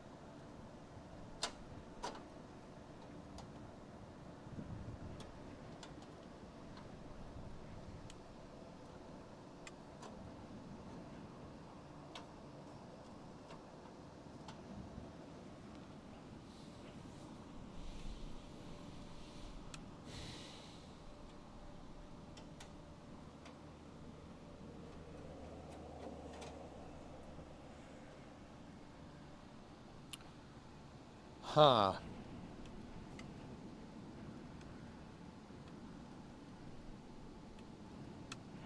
Too short or too long? It's not any of that. So, article over here, this, all right, I gotta adjust the tripod. It's not anything we can't fix, dudes. I'm not too worried about it. I just want to figure out what it is. Something is not lining up. So, take a look.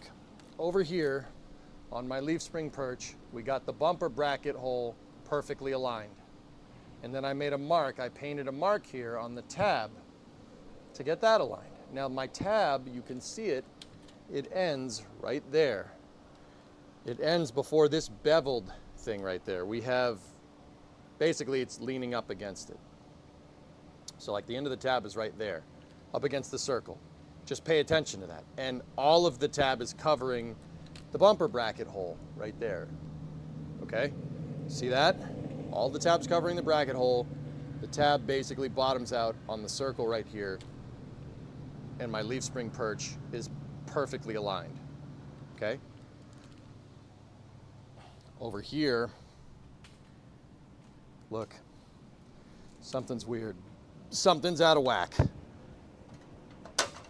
Because my tab is not long enough.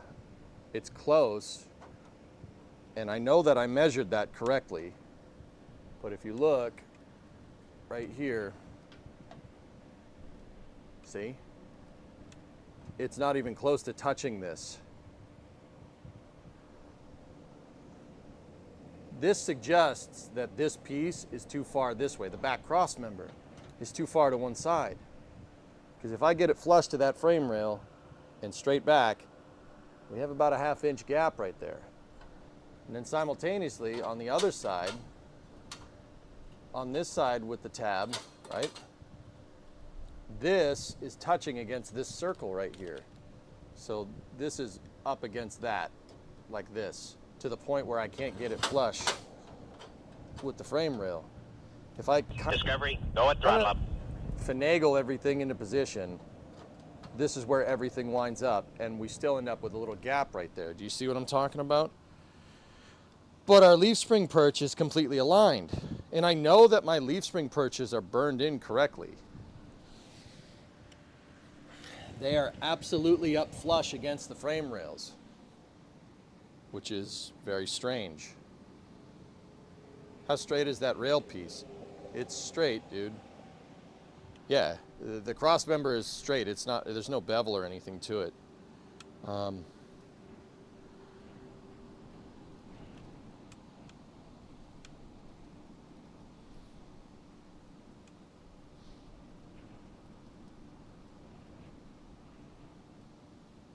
That's just a little bit concerning.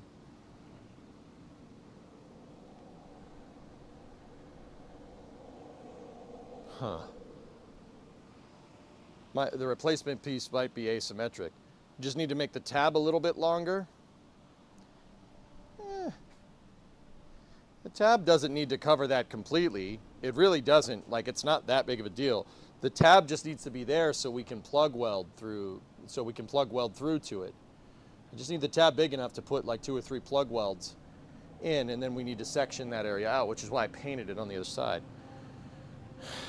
But that's a weird one, for sure. That's a bit strange. That shouldn't be doing that. Check the center line.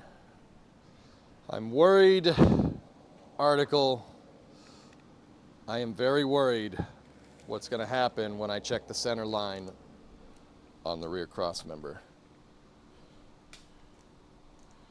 I am very worried what I'm about to find.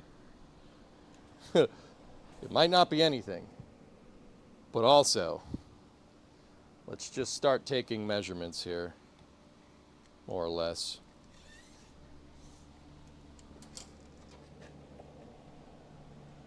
$33.5. Actually, screw that. Let's just measure the bracket itself. So that's 13¼ inches from the end here to the outside of that circle. It's 13¼ So this bracket is not asymmetric. It's not asymmetric.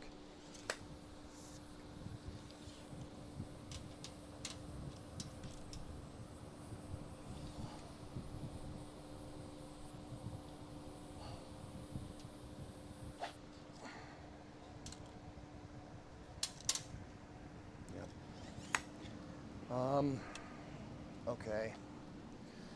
Well, that's not great.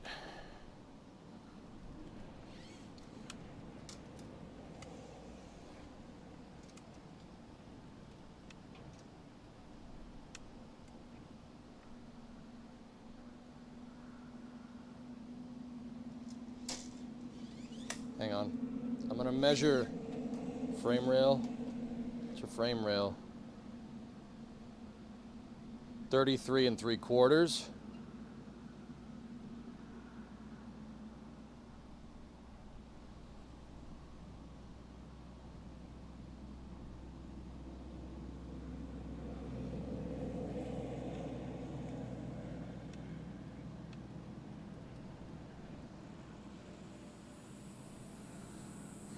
Something my engineer earlier asked was were the corners square. Well, I figured squaring them up to the leaf spring perches outdoorsman would center that thing, but apparently it doesn't.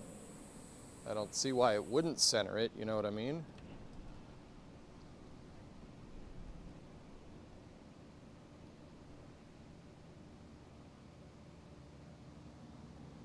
All right, I got another idea. I'm gonna get my drywall square.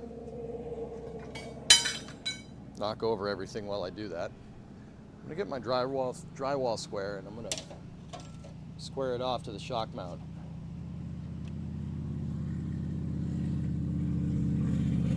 And then I gotta get in there and I gotta measure where the center of the shock mount is. The shock mount cross member. It's not a piece that we've worked on.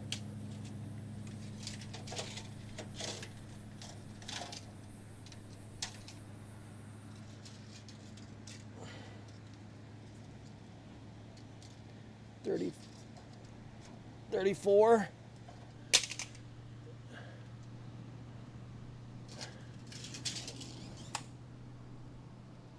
So 17 would be in the center.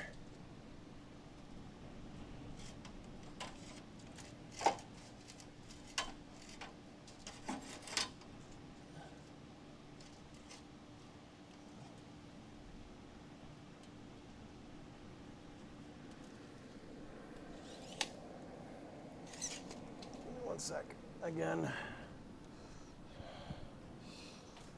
So you guys don't get a shot of my butt. Is he gonna kick my butt?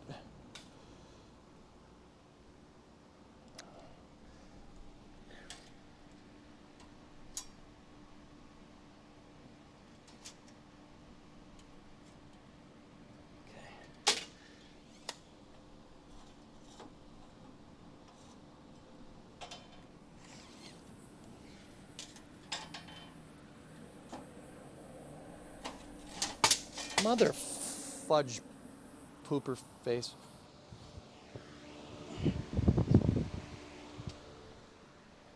Sensors.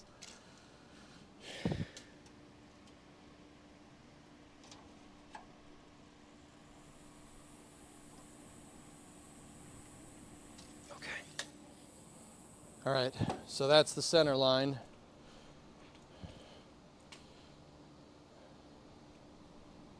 What the hell? This is the center line right here. That's perfectly straight. What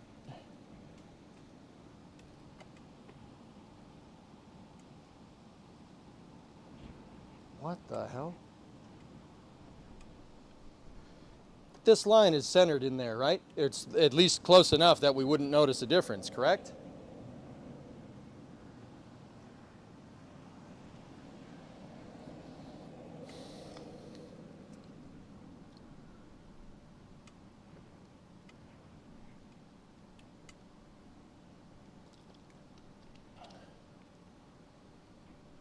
Get a square and see.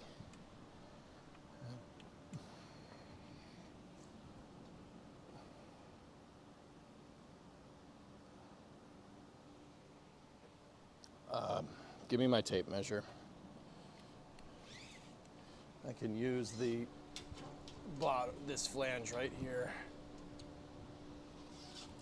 to measure the width of this bad boy.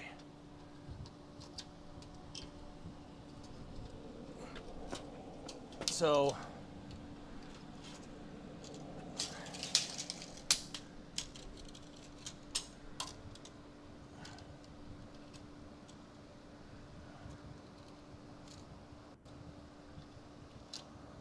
this cross member is 58 inches.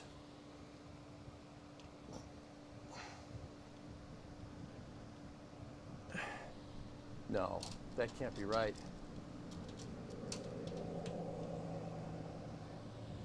Yeah, it's 58. So where's my center line? 58. 25 plus 4. 29. Yeah, 29's right here. We're dead on. So what the hell is crooked? I don't get it.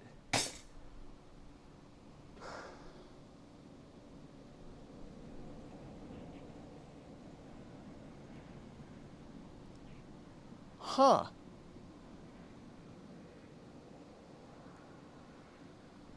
CP man, I don't know if you, EJ, I don't know if you remember me. Yeah, I do. You watched Kerbal back in the day. Your name had blue text. Don't ask me why I remember that.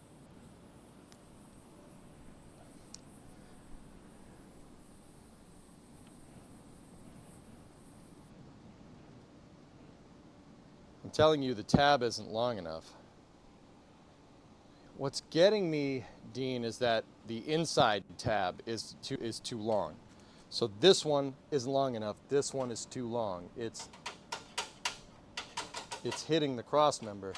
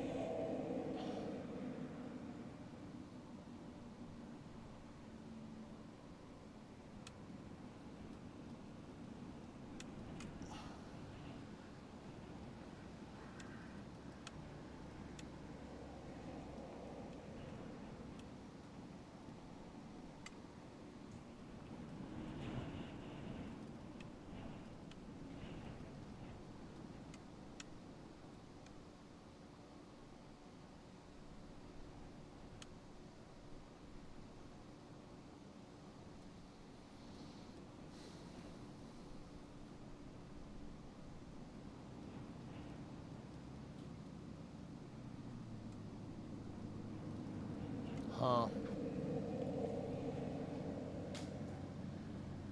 Also slight audio desync. Yeah, okay.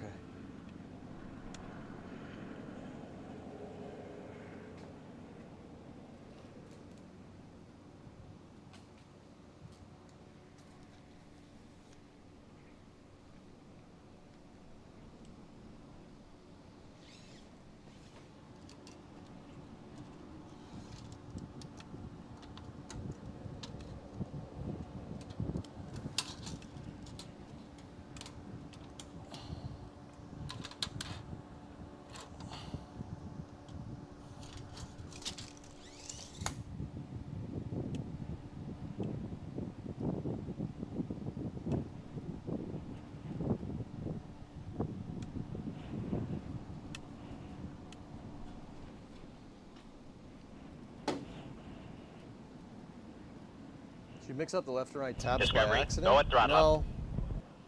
No, they're not mixed up. I'm just because I'm kind of out of ideas. Let me just make sure that that's right. Yep. I'm just measuring against the ruler there. It's 2 1/8. That's what the other one is. It's an exact copy of it almost.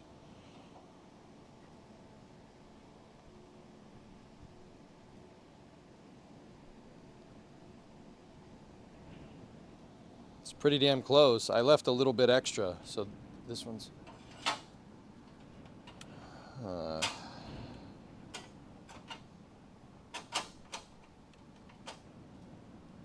what the hell?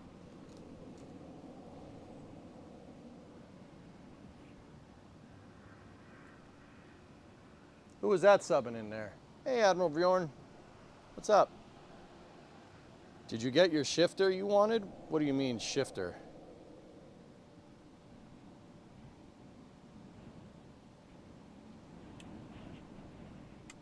It's possible the frame rail isn't itself aligned properly. It's possible. Is it possible that they're offset? They don't look offset, dude, and I got a pretty keen eye for seeing that. I don't understand why they would be.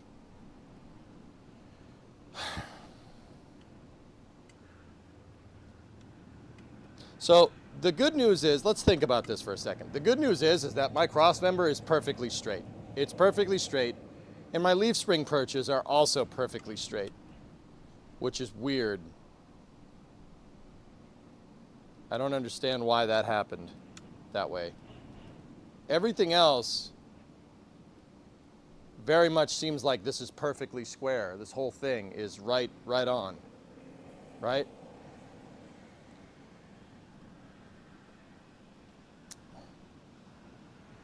$70 months is a long time. Yeah, Scott, 41-month resub. Thank you. Put it on the outside of the rail. Put what on the outside of the rail? The plate? Oh, yeah.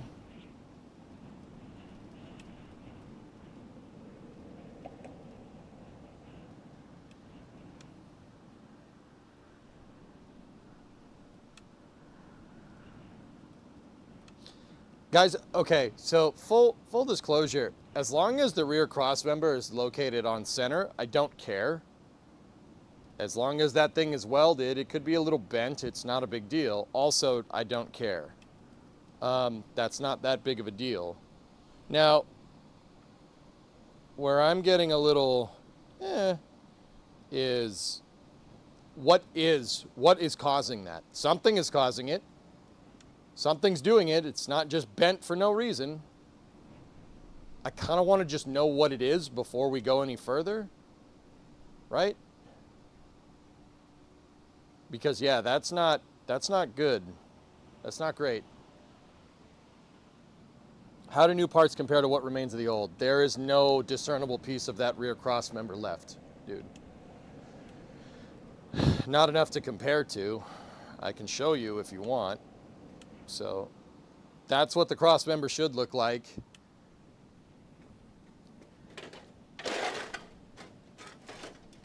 And this is what I salvaged out of the car.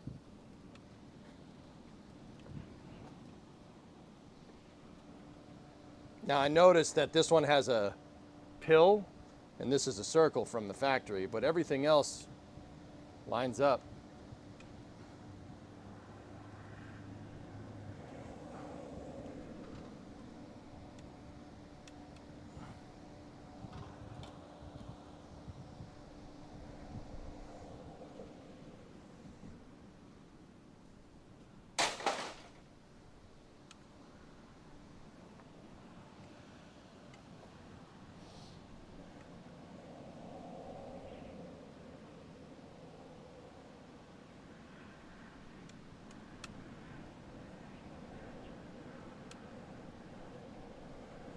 Measure center line to each hole.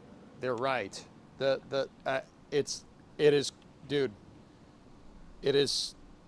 That is perfectly symmetrical. Like I can tell just by looking at it. But if you want, like,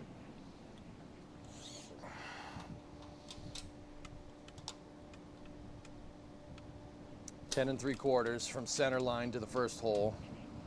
10 and 3/4. 14 1/4 from center line to the edge here.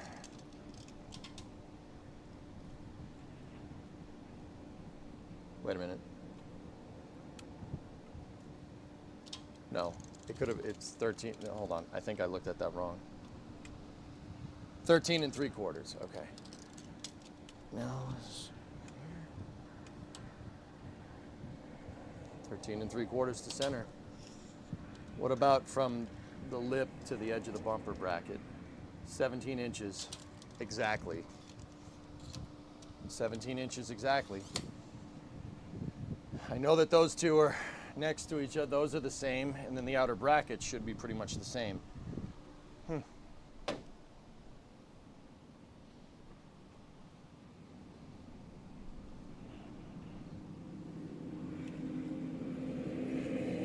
Okay, note to self, just replace the frame rails next time. Yeah, just do that. Just do that next time.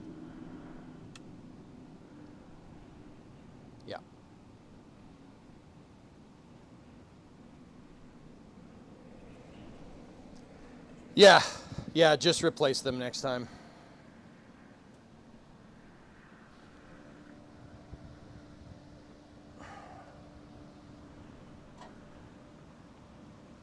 That's level.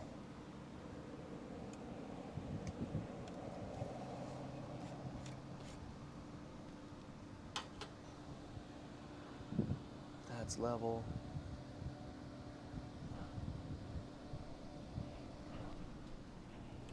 Well, hold on a sec. Maybe.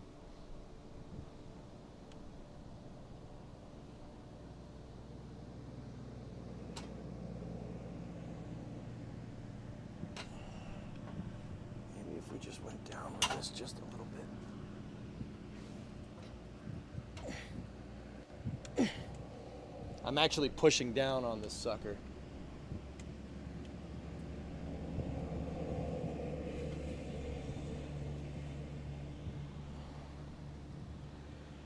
Everything's still level.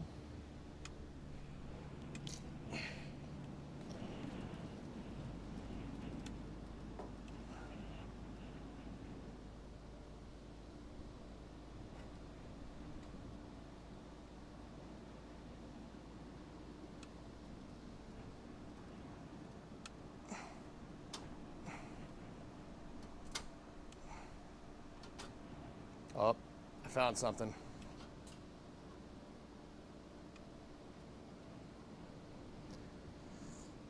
This left leaf spring perch is out.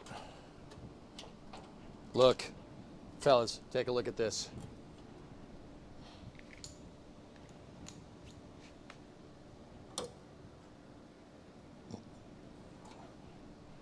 Look, I bent it so that was straight, and we got a little bit back right there, just a little bit.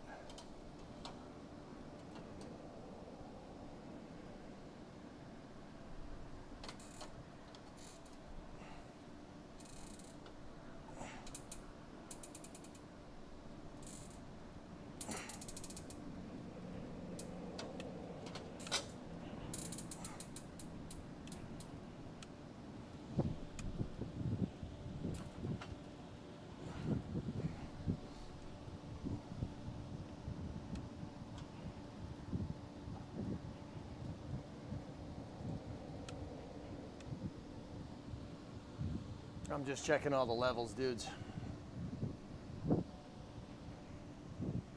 That one's way out.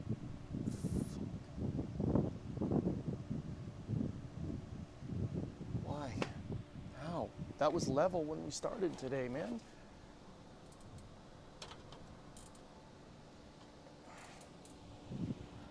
All right, let me undo this. Something's out of whack over here on this side. Something is out of whack, and we'll find it.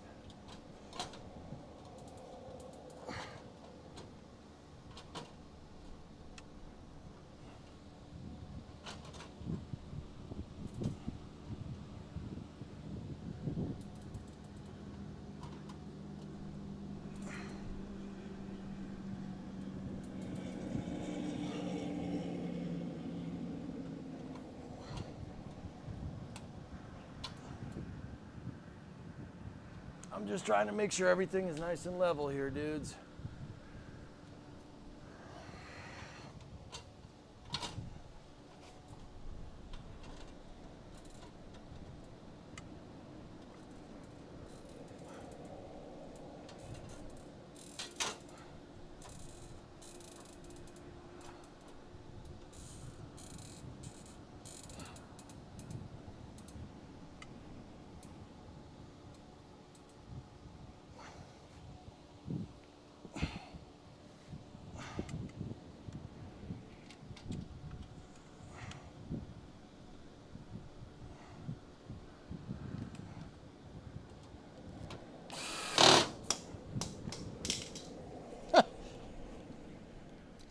So much for the magnets working, huh?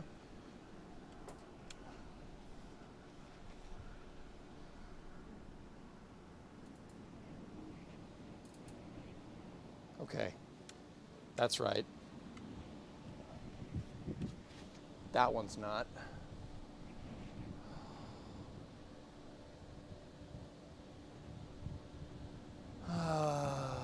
Looks like the left frame rail is closer to the center of the right thing. MK, it's just because this rocker panel is here, dude. Or what's left of it, or the quarter panel is here. That's the patch piece. There's no patch piece on the other side. It's giving an optical illusion that it is out of whack, but it's not. We're on the center line, dude. We know that.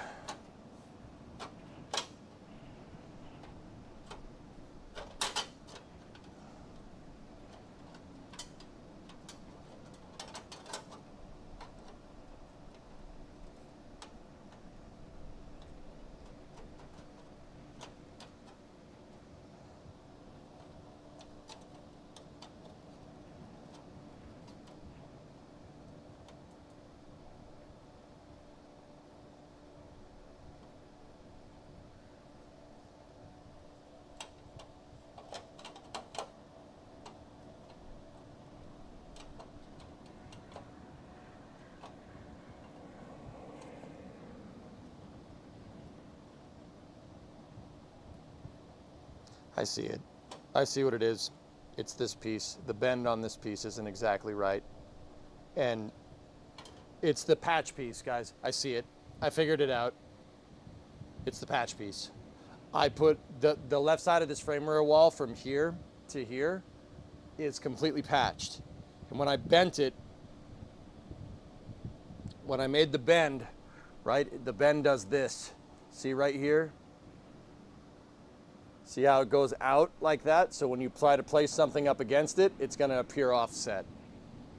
I'm actually, yeah, okay. I can see it. I can see the bend because there's a gap. There's a gap down there. It's just this piece isn't perfectly straight up. That's all. That's all it is. I'm pretty damn sure. Because when I align this one, we have the clearance to this, right? When you really sit there and clamp it, I mean, I had to finagle the,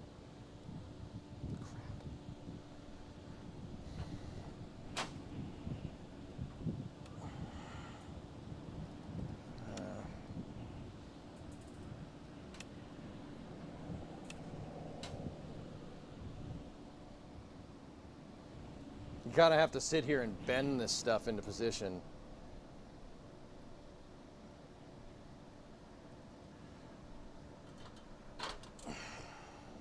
Okay, that's level. That's level. That's level. Cross, we're level.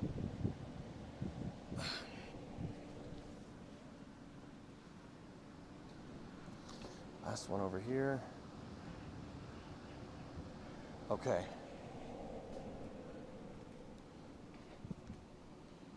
All of these are level. Everything is right. It's just that piece. We're good. We're good. We're good. It's just the bend. The bend on that piece isn't exactly right. I know what I did wrong. Like I said, the piece is supposed to be like this, and it ended up being like that. Instead of like perfectly straight, it's a little kinked in. So if you try to butt something up against it, it's going to offset it by a certain amount. Cool. That was me. It was me. I just wanted to know why that happened. It's not that big of a deal, really. It's not. It's just my bend isn't completely straight. That's all. Chalk that one up to me learning, and call that a day. Now, where do we proceed, or how do we proceed? I can make another bracket with a longer piece to compensate, because we know that the rear cross member is perfectly centered. We know our leaf spring perches are perfectly centered and level. The frame rail is a little wavy, whatever. That's not a big deal.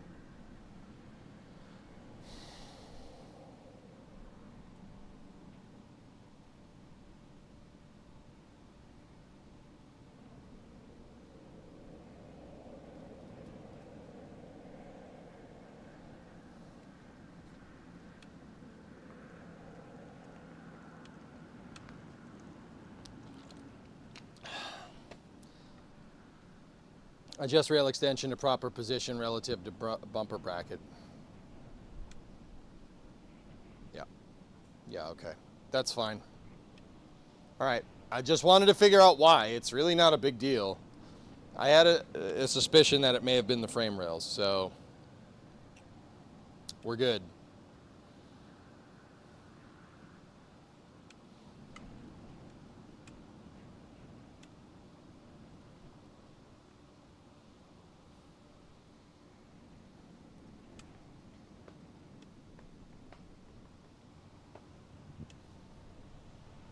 Your hair has grown so much since you started this. You sure about that? Are you fixing someone else's car, or did yours break? This is my car block, and I'm restoring it.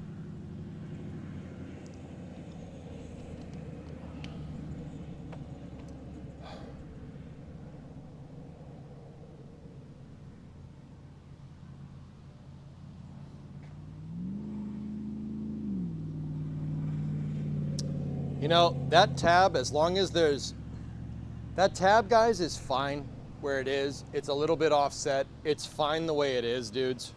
To be 100% honest, it's okay. It's okay where it is. It doesn't have to be covering that whole bumper bracket. It really doesn't.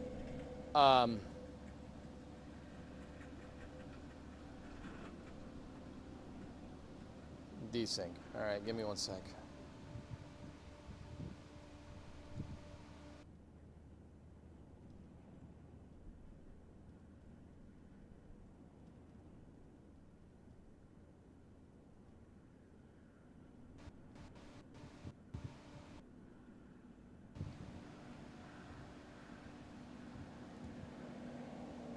All right.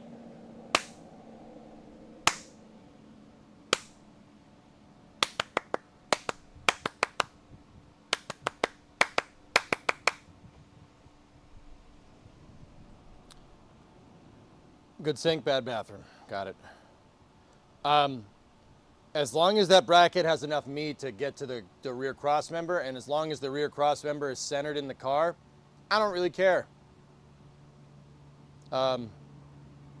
Yeah, it's fine. We know good and well that our leaf spring perches are nice and centered. I know they're centered. And we know good and well that the rear cross member is centered.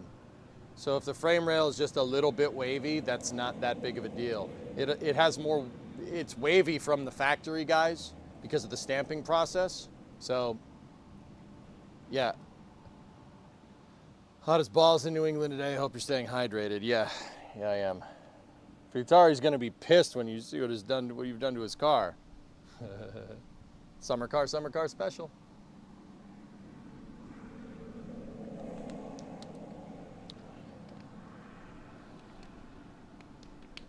Kyron gifted a sub to Article 5. This is space. I'm in space. Thanks, man.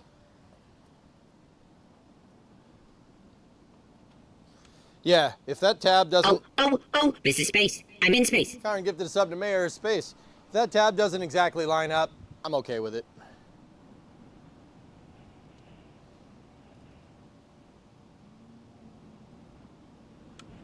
As long as it has enough meat to get to the centered cross member, I'm good. We're cool. I'm fine with it. Freaking bug. Bags. What are bags? Maybe paint it so it can dry. What do you mean? Sorry about the double overlay alert. Don't worry about it. Yeah. Yeah, it overlays twice, I know. It pops up because I'm screen capping the computer that has the alerter attached to it, but I need the alerter on so I can hear it.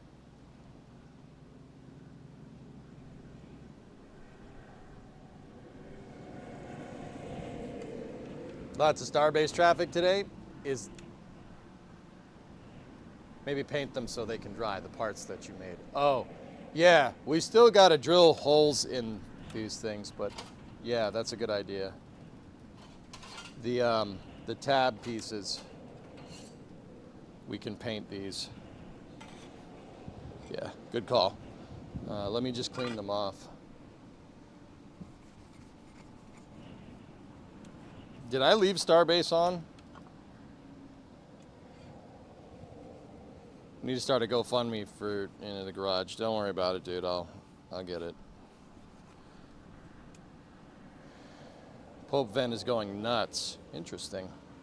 All right, I'm gonna paint the back sides of these dudes. So I'm gonna paint the back sides because, or no, we need to paint these sides right here. Hold up.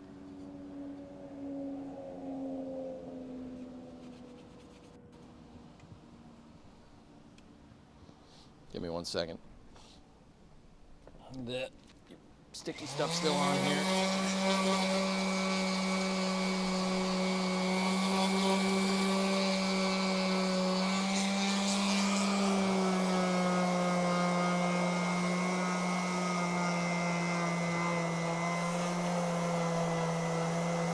I'm just getting the label off of this thing. The adhesive from the label is still on here.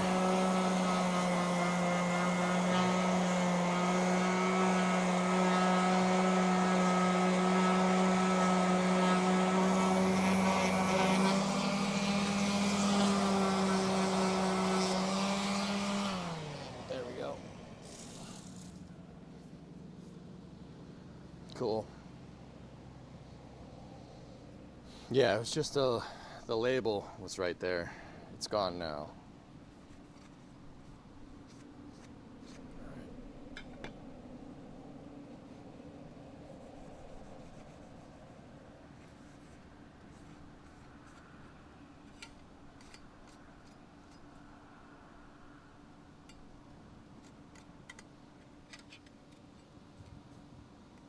Cool.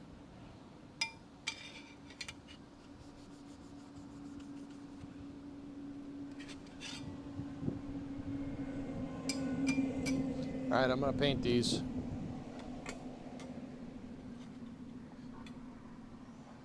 In my, this is my patented paint booth over here.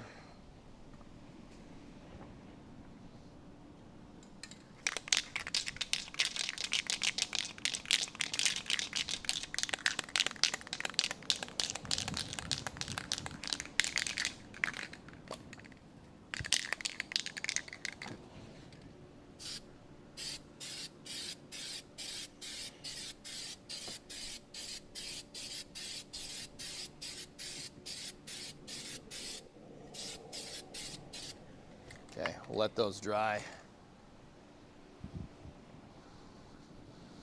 So I'm using weld through primer. I really like this stuff. It's called Steel It. Very, very useful. It basically, you can weld right through the dang thing. It's got stainless steel flakes in it. You can weld through the sucker, and yeah, it protects the metal, so you don't have bare metal in there. Clean the tip.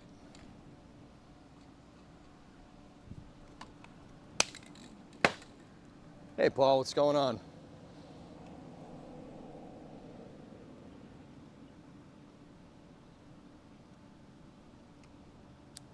you need a clearance the inner backer tab? No. No, article. If I made some bends there, and I got it to align, so we're good. We're good. Dude, like, as long as that the rear cross member was straight, because a lot of stuff picks up on that. As long as it's square, I don't care. That tab being maybe like 1/8 of an inch off, no big deal. It's just because the frame rail is a little bit jank because of the parts of it that I remade. So, cool, good. Yeah, because the trunk picks up on the rear cross member. The trunk flange picks up on it.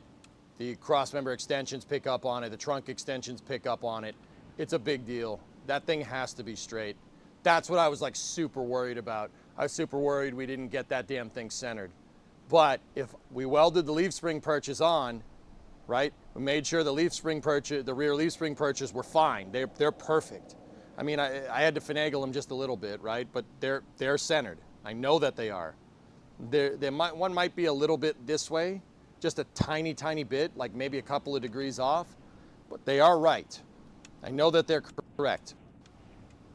So as long as if the leaf spring perches are right, and we use the leaf spring perches to center the rear cross member, and the rear cross member is centered perfectly to the shock tower cross member, I know the diagonals are good. Yeah, we know that it's good. It's just the frame rail is just a little janky from where I patched it. That's all. It's strong, it's just a little janky. Yeah. What happened with the Camaro? Camaro's outside. It's outside and covered. I covered it up for the winter because I didn't want it to get wrecked. I mean, that's Ernok's car for what it's worth. That ain't my car. That and the blue truck are not mine. Those are Ernok's. That's one of my moderator's cars. Yeah. Yeah, I mean, article, am I thinking about that right? If the rear cross member is centered and it's on center line perfectly to the shock tower cross member at the front of the trunk, if we're aligned there, and then our leaf spring perches are aligned more or less, and I know my leaf springs are plumb, and the levels over there are picking them up as level, that gives us all three axis, right? There's a freaking, man, that's a big fly. Damn. Where'd you come from? I don't know if you guys can see that thing. It's just like summer car, man. Same thing.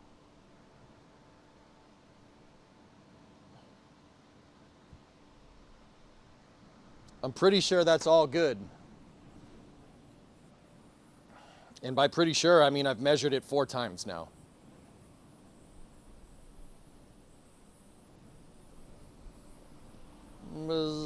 Absolutely. All right, cool.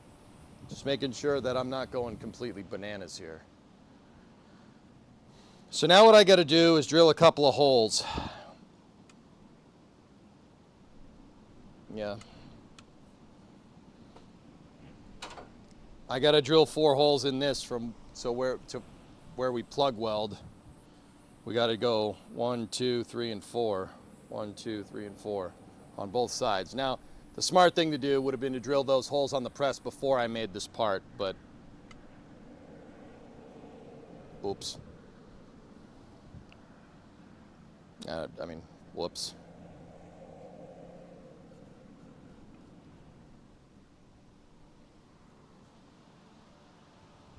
So, how are we going to drill this thing? Can you guys hear the damn fly? I miss MSC tonight. Father-in-law's here helping me work on flood damage in the basement. Put a 2x4 in it and drill. That's what I was thinking, dudes. That worked for us very well in the past.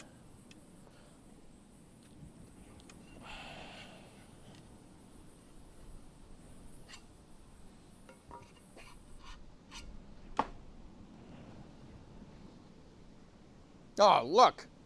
2x4.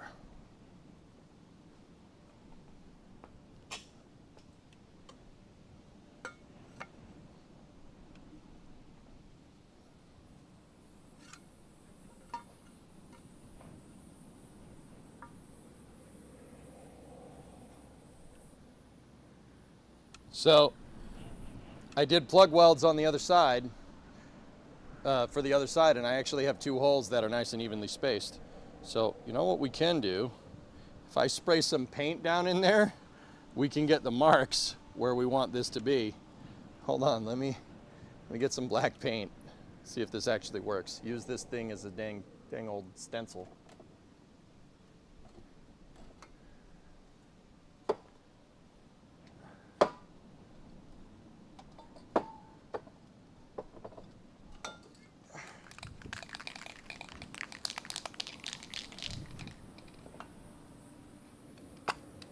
What is a 2x4?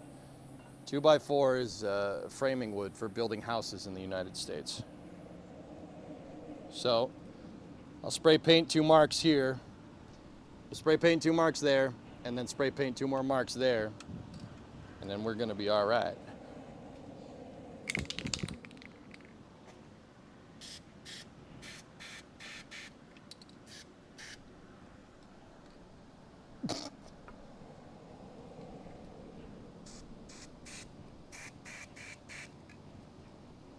Good enough.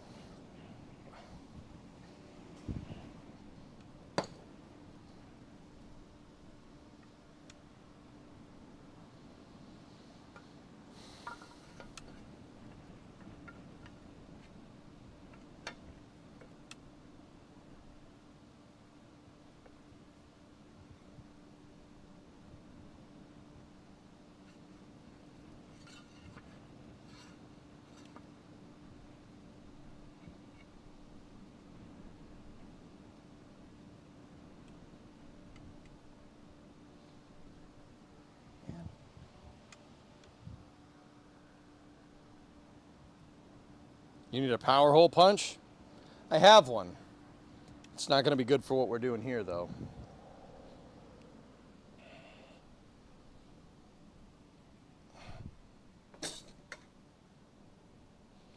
So I'm going to put this on the welding table here. We'll clamp the 2x4.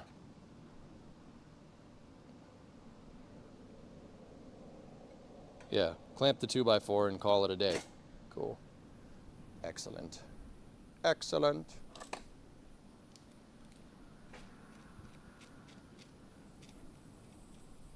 Still got to drill some holes in the damn frame. I'm worried about that because I'm worried I'm going to bend something.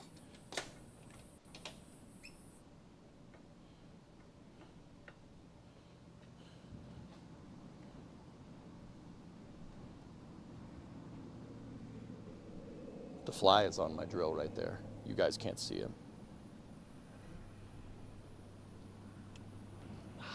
Didn't get him. You know what? I have a bug assault. Hold on. Hold on a second. We have the bug assault. I forgot about this.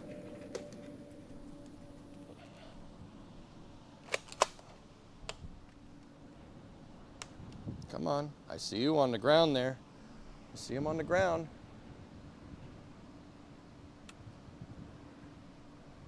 He's just chilling over here. Come on. As soon as we get the bug assault, they leave. Where are you, you son of a...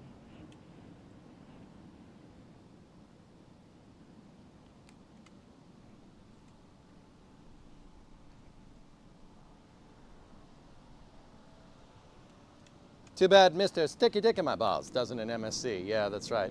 I think you just wanted an excuse to say sticky dick in my balls.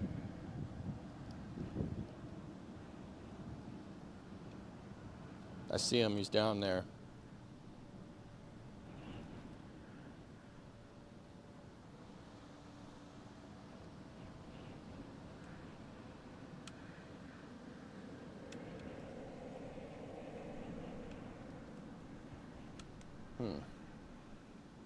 MSC needs this tool. That's right.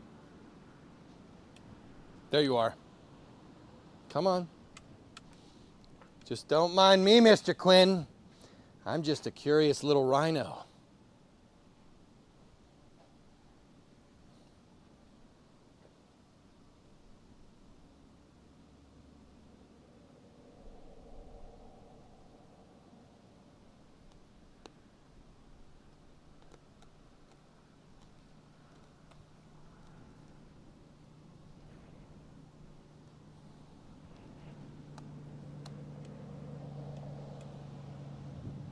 Isn't the pistol version stronger? I don't know.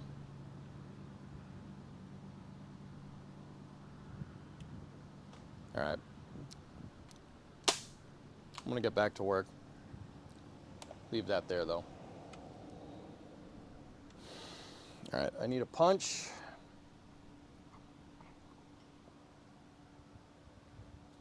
I don't want to use that punch.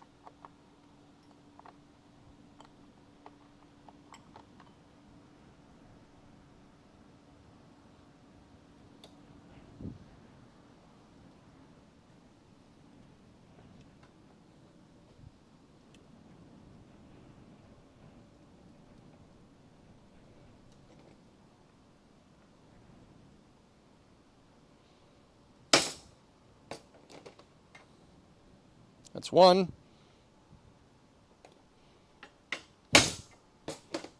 Two.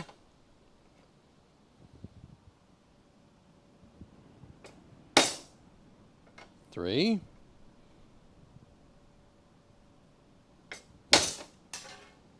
Four. Okay.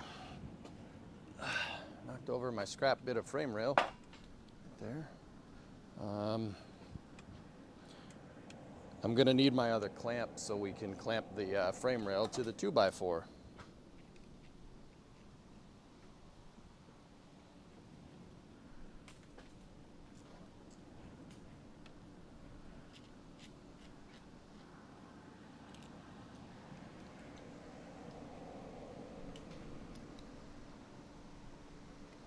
Nice, Dan. Yeah. Hey, do your thing, man. I'm not going to be your distraction, okay?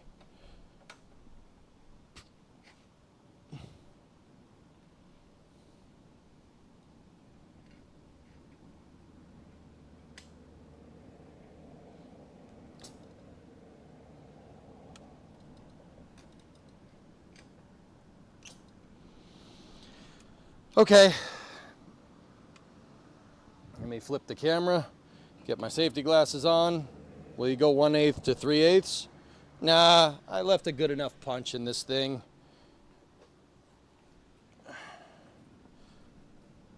I'm just gonna get the tap magic and roll.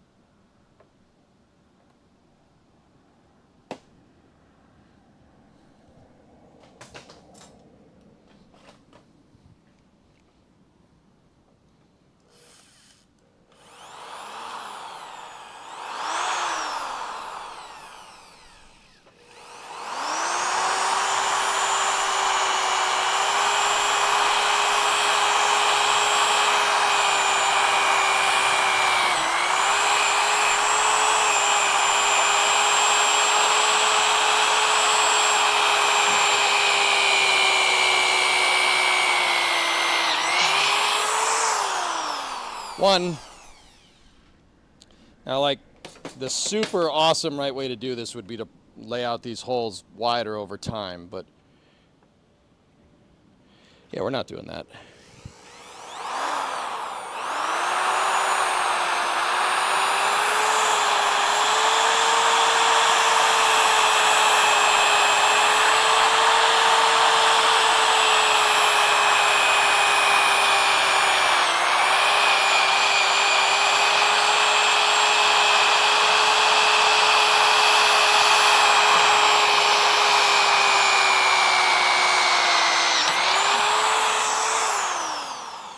Two down.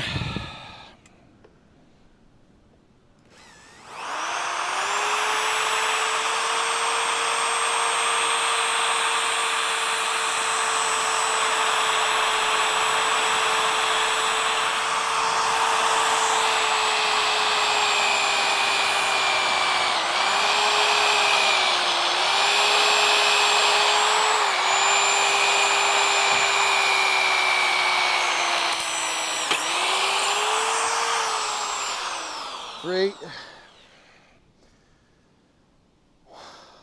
One more.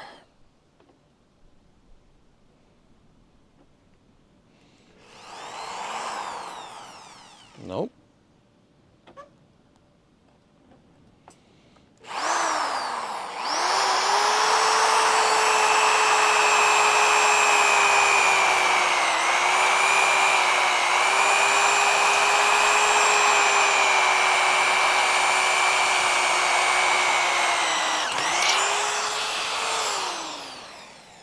Cool.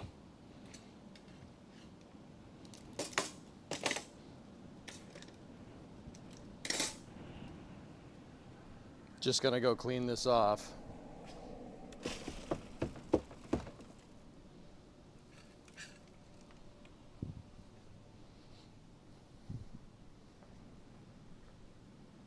There we go. Cool. 2x4 saves us again.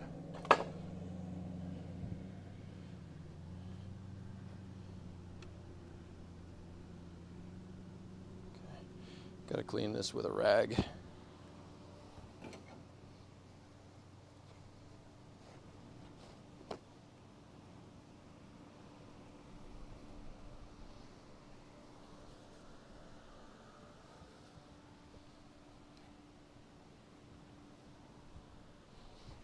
Yeah, I mean, I punch those things. What you should do is just make them bigger and like progressively bigger and bigger and bigger.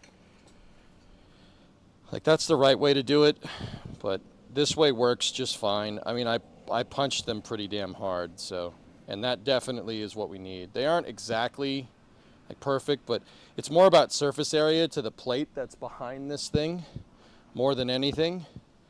Like, they could have been, you know, and as long as it's relatively near each side, it's fine. Like, if we wanted to be like super precise, I would have, you know, measured those and squared them up, but there's really no need to do that here.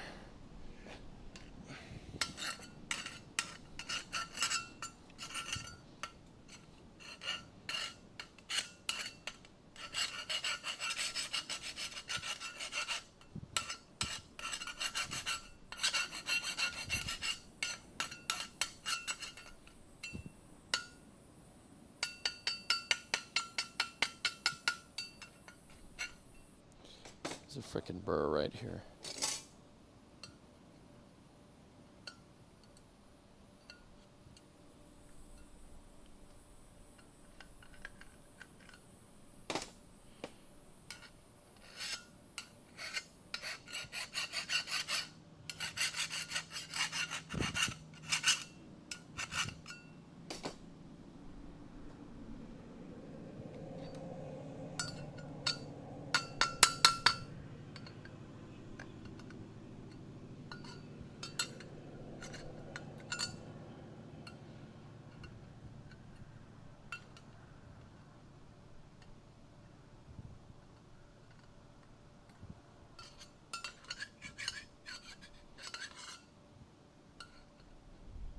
Gotcha.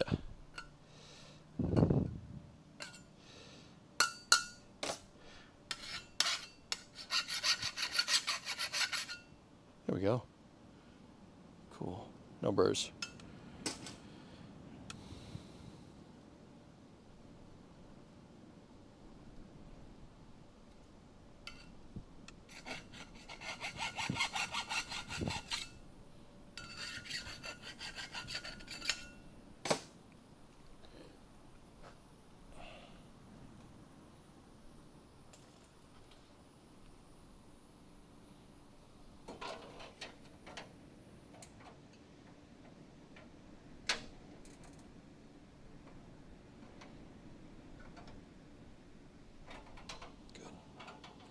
Good. Cool. Don't have a hole file? Oh yeah, I do. I just didn't feel like getting it. JCP, we can do it right, I guess. Hello?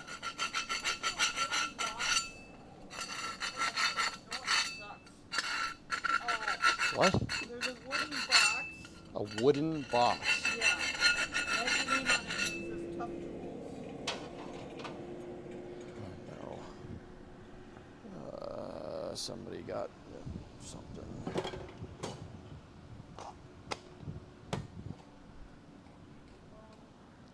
How big is it?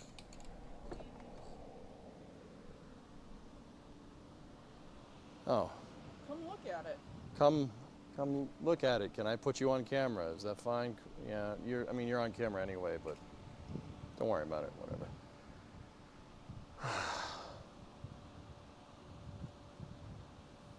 It's got your name on it. I know. All Systems sent me something. Uh-oh.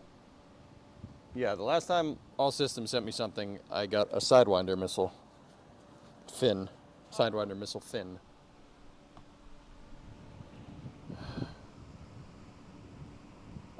Yeah, I'll be down in a little bit. I'll get it.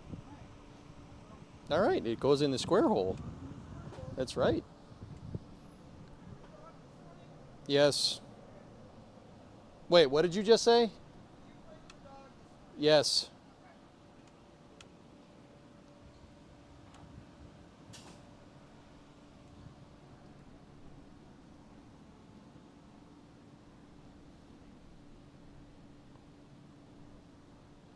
I'll check that in a second.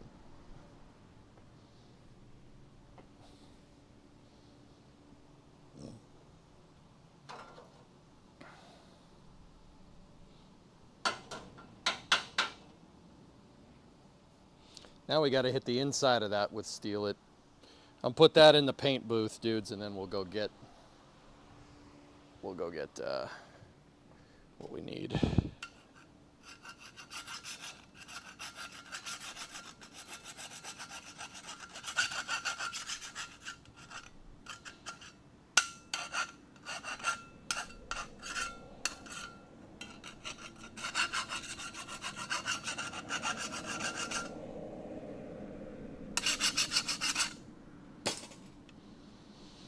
Okay, yeah, let me, where can I find your P.O. box address? It's on Discord, and I think it might be a command, too. Oh, that actually reminds me, dude, I have to get out there. I haven't been to the P.O. box in a month.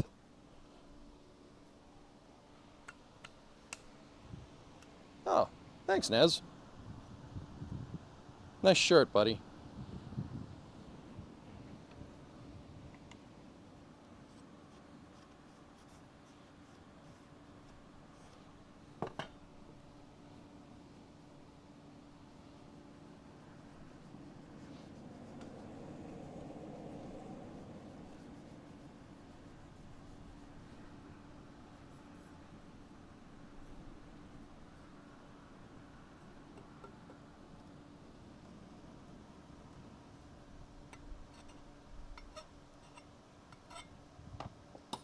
I scribed an arrow into it so I know which way it goes. So I'm gonna have to steel at the inside of this. I think, yeah, okay, I should be able to do it. Give me 1 second. I'm going into the paint booth.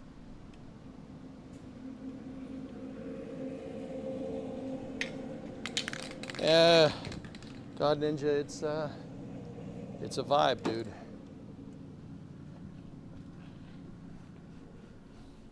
Like, I got a package down at the house. I got to walk all the way down there to go and get it. But I don't feel like going outside in the heat, man. I don't feel like doing that.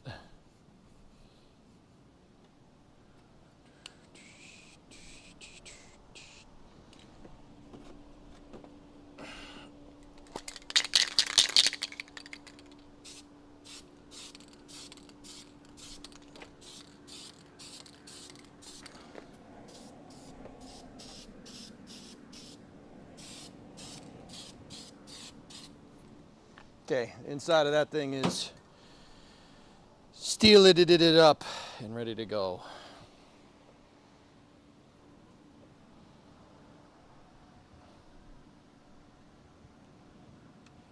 Does it point in the square hole? In the square box? Yeah.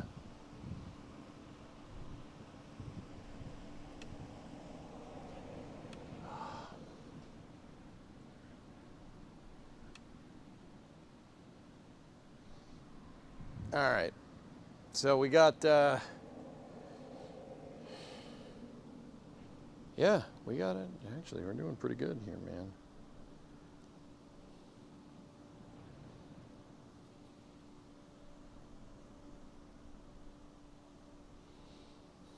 Hang on. Cool. All right, so I still got to drill holes in the dang frame for those plates. Before I drilled 3 holes in the frame. You know what I might do? Take 3 self-tappers, zap some self-tappers into the frame rail so I'm not pushing against it with the drill and the drill can locate. Hydrate, sir. Oh, okay. Let me put the, yeah, okay. Put this in the recycle and we'll get another bottle of water. Bottle of water.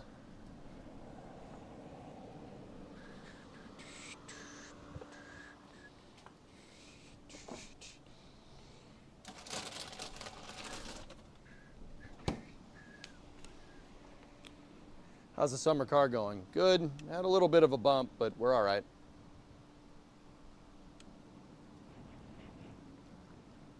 And it's supposed to be cold for you northerners. Dude, it's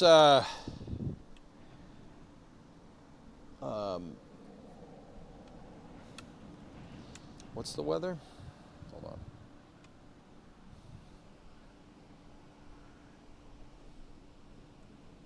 Give me 1 sec.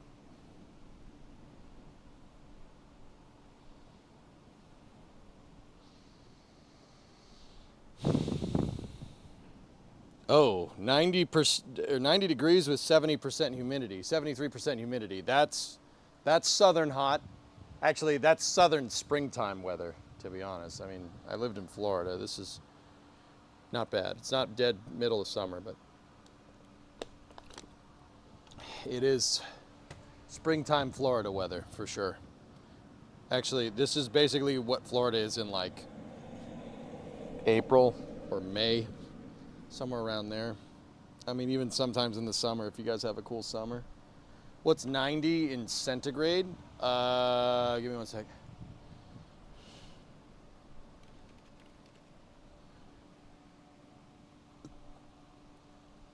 $32. So 32 seats, 73% humidity. It's pretty warm in here. So it's 86.32. It's 86 degrees Fahrenheit. With 85% humidity. Yeah, we're at 73% humidity. That's the difference. That is a big difference. The humidity makes it feel like it's way hotter than it is.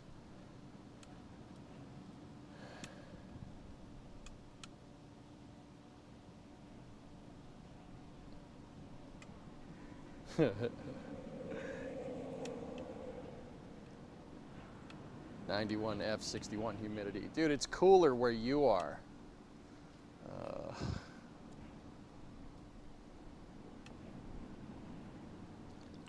It's cooler in Texas than Massachusetts. At no point in any part during the year should that be a thing.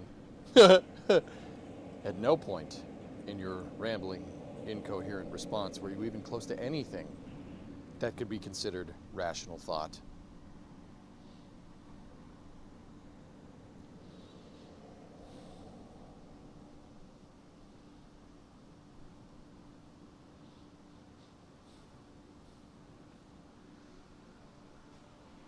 '93 with 75% humidity. It's the same where I am, Rem.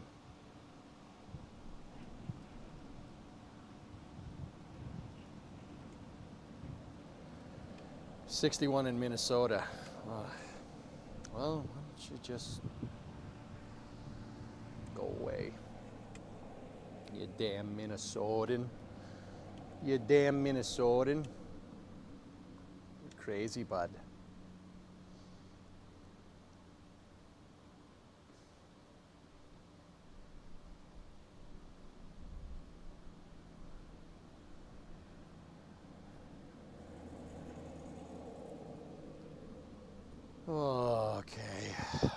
Okay. We got to let that paint dry, so. Tijuana, MK. Tijuana. Juana. Do you wanna go to Tijuana? All right. While that paint's drying, I'll be right back. I'm gonna go see what this package is. Wish me luck.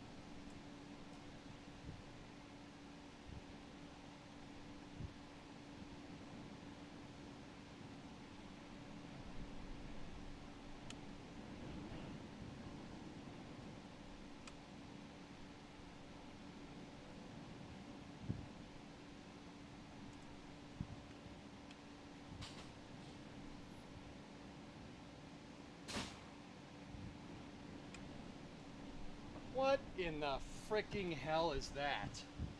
It's in a big wooden crate.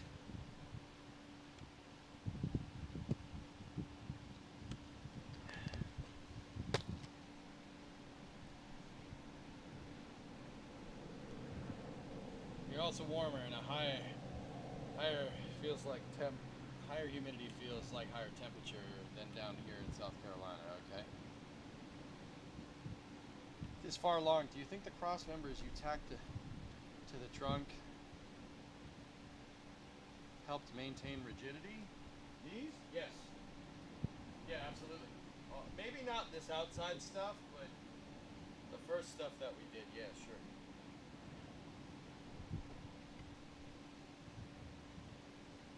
Damn it, man, I just heard about Yogo Yahada watching the replay of the Preston North End friendly. What? Was that English? I don't know what that means. Once work where it's so hot the soles on our boots were melting. Flight deck on an aircraft carrier. Yeah. Is it bad if a person in a company position requires an engineering degree but they got back to me for an interview?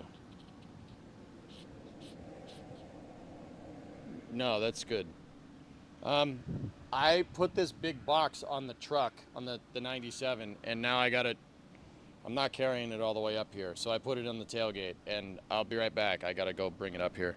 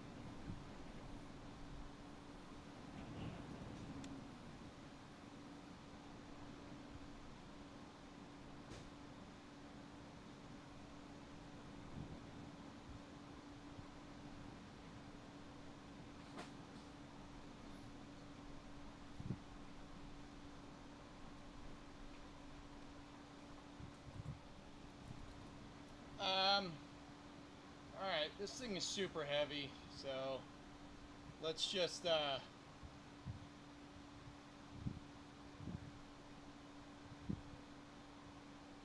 oh no, Tessa, that sucks.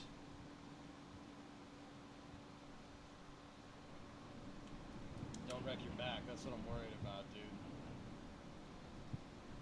I should be okay.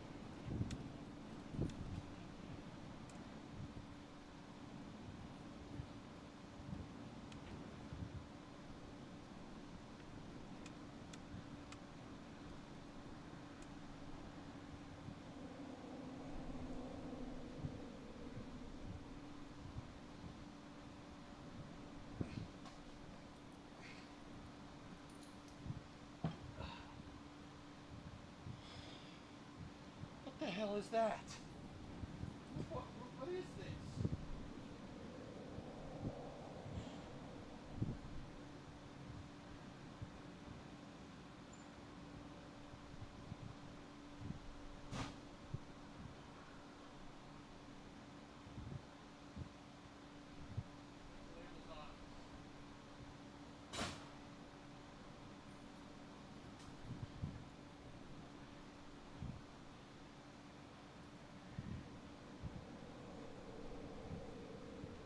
Somebody dropped it, whatever it is.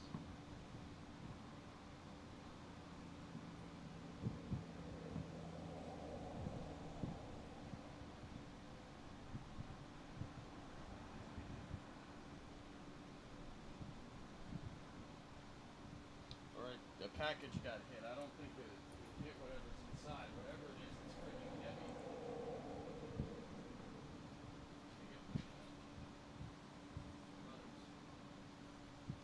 See what this is. What is this?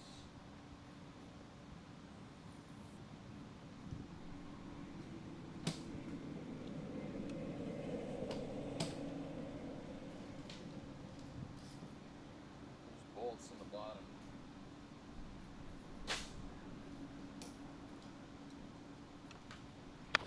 There's bolts in the bottom of it. I gotta get them out.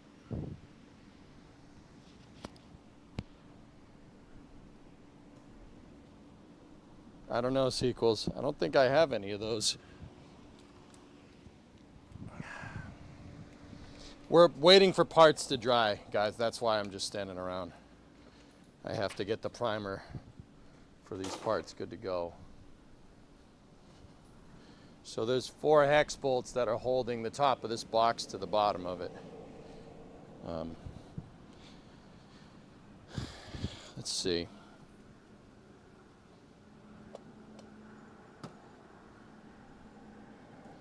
$10mm, most likely. Most likely. There we go. That's what I'm looking for.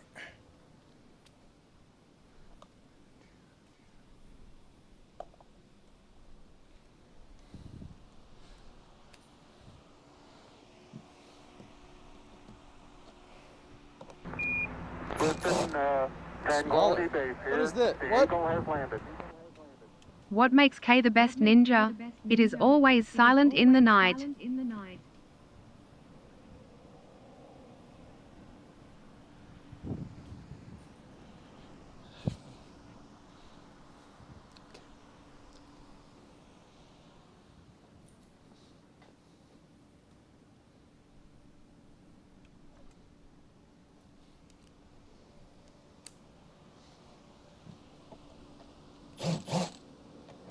Smaller than that.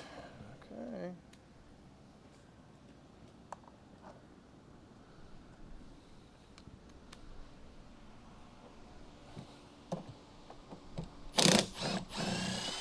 There we go.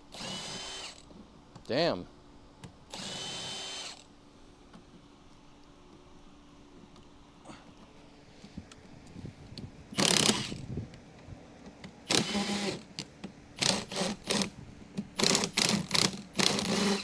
I have a feeling that that one's probably bent. I didn't order this. This showed up at my door, which means it came from one of my mods.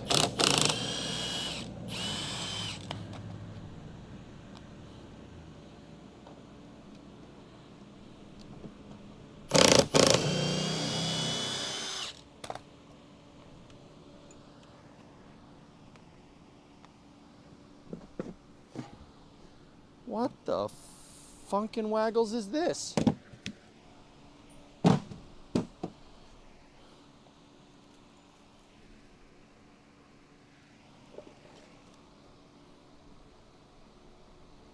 Oh, a shear brake. Whoa, dude. It's a Vevor shear, metal shear and brake. Oh! What the hell? Where did this come from? Who? What?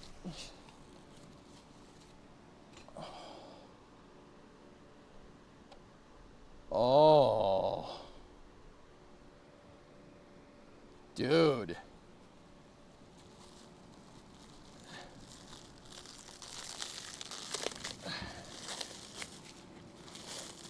Dude. This is the hardware for the levers. It's bolt action. Careful not to take your finger off. Yeah, I know. That would be a shame, Tessa, wouldn't it? Don't want to lose a finger, you know.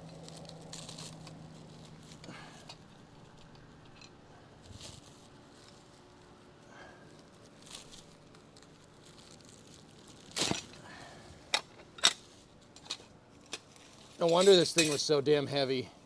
It's a freaking shear brake. It's cast iron, very, very strong. Does this have an English wheel on it too?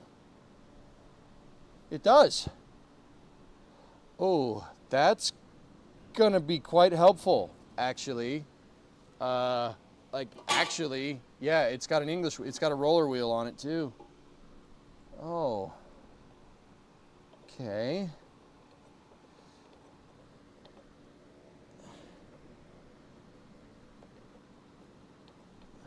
Wow. This is not, yeah,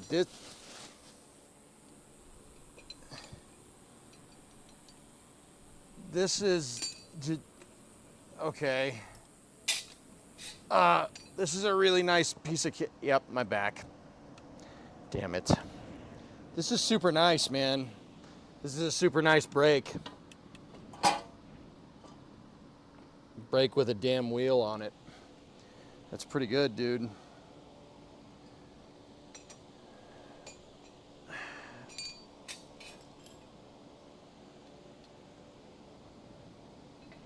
Did you herniate another disc? No. No. Wow. Man, I wish I had this to start. This is a super nice tool. Cool, man. We're on our way to building our own machine shop. You know what you can make with this? Rocket barrel segments. True story. I gotta find a spot on my tool shelf, or one of my benches for this thing. Oh. Yeah, that's pretty good, man. That's pretty cool.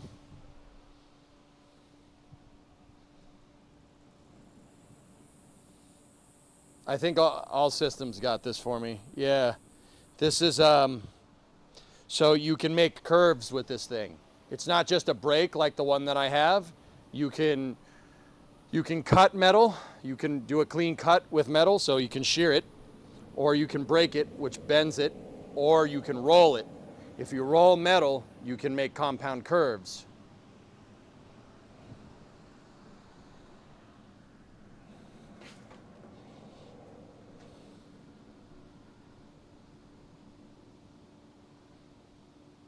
Pretty good, man. I'm gonna read the instructions later. That's cool. That's a really nice piece of equipment. I could have used this a little while ago, for sure.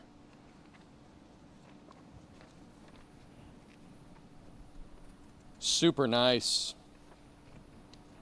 Yeah. 13-inch brake. All systems. This is nuts, dude. You didn't need to do this. Holy balls, that's so useful. Now I just want to cut up what I did and remake it. I just want to cut it all up. I got a wedgie, I'm not going to lie. I can make, yeah, you can make more complicated shapes here. That will come very much in handy, very handy when we go to do like these pieces in here. Yeah, that's super useful. Super, super cool, man. Thank you.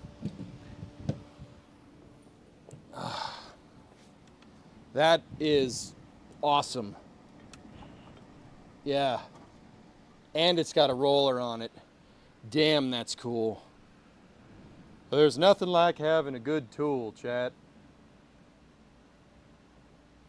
I'd argue a smaller brake will help with intricate bends. Yeah, A press brake, shear, slip roll combo. Dude, this is awesome. This is a freaking sweet tool. All systems, I appreciate it, man. You didn't need to get this though. Holy crap. That's a super nice tool. I don't deserve that. But damn, dude, is it gonna freaking make things easier? Wow.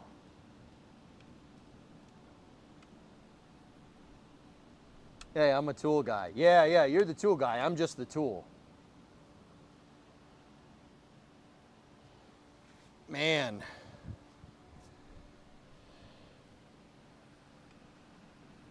That's super nice, dude. It's a super nice tool.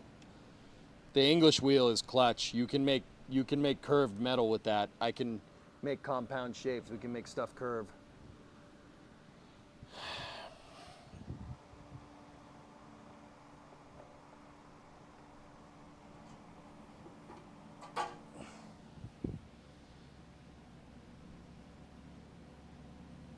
Damn, dude.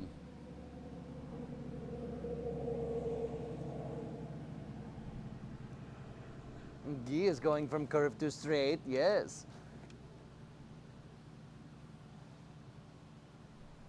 I think I've seen Jesse James in the OCC, Orange County Choppers, use this to make fenders. Yeah, that's what it's used for. It's used for making compound shapes, guys. Yeah, that's super helpful. We can make barrel segments for a rocket if you want to. That's kind of cool.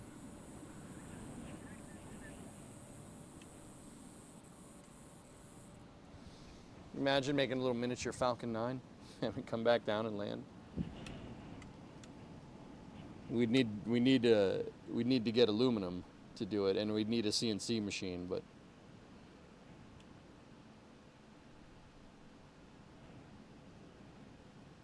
wow. That's cool, man. That's cool. Thanks, dude. Merci beaucoup, mon ami. Very nice, man.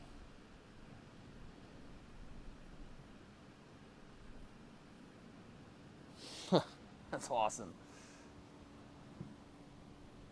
This is a slip roll. It's meant to bend in one dimension. Yeah, that's right. It's because it's a lot. It's not just two wheels. It's extruded wheels. You're right. You're right. I'm sorry. The heat's getting to me, dude. Now you could do some Colin Furze kind of stuff and make a turbojet. We can make barrel segments for a combustor with this thing. Yeah, absolutely. And like, yeah, we can make a combustor with this. That's no problem. Shouldn't be, I mean, yeah, you can make a combustor and have it run off propane.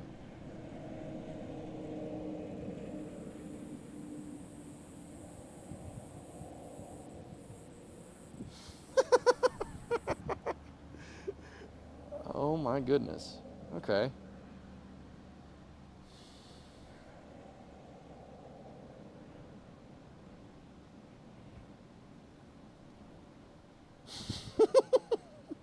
We can do that, dude. Make a pulse jet as a start. Yeah, we can do that too. That's one hell of a propane accessory. Come on, please, rocket content I strive for. Yeah.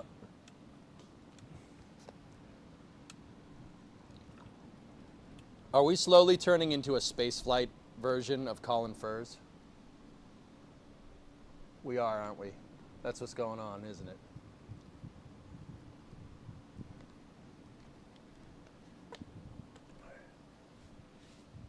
We are spaceflight Colin Furze.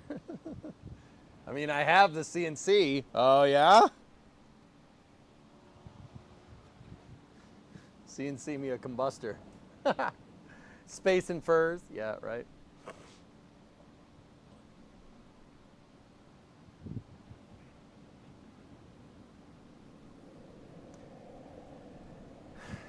I still say I need a little red wagon to haul things. I agree. I have, you know what, dude? Shogun, I have my radio flyer at my parents' house. It's in the garage at my parents' house, my radio flyer. I might go and get it. I'm gonna go and get my radio flyer. It's my wagon from when I was but a wee lad.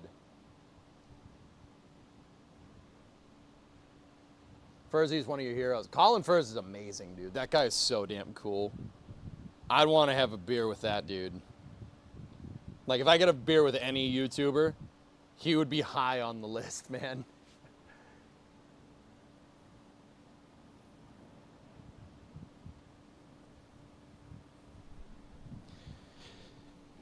Dude, I can't believe this.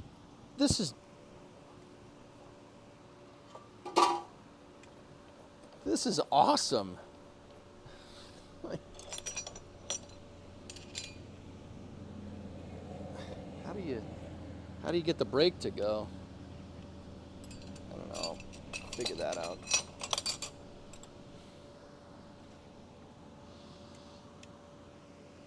This thing is sick, dude. I think these threaded rods go in here.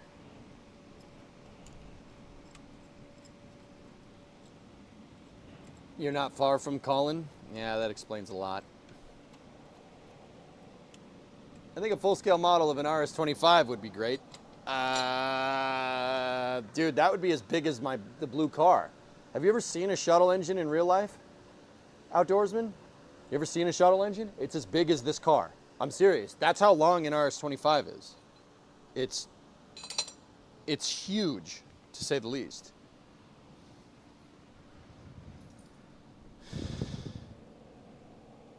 You can make the reinforcement segments for your tunnel between your garage and your house. Oh, God.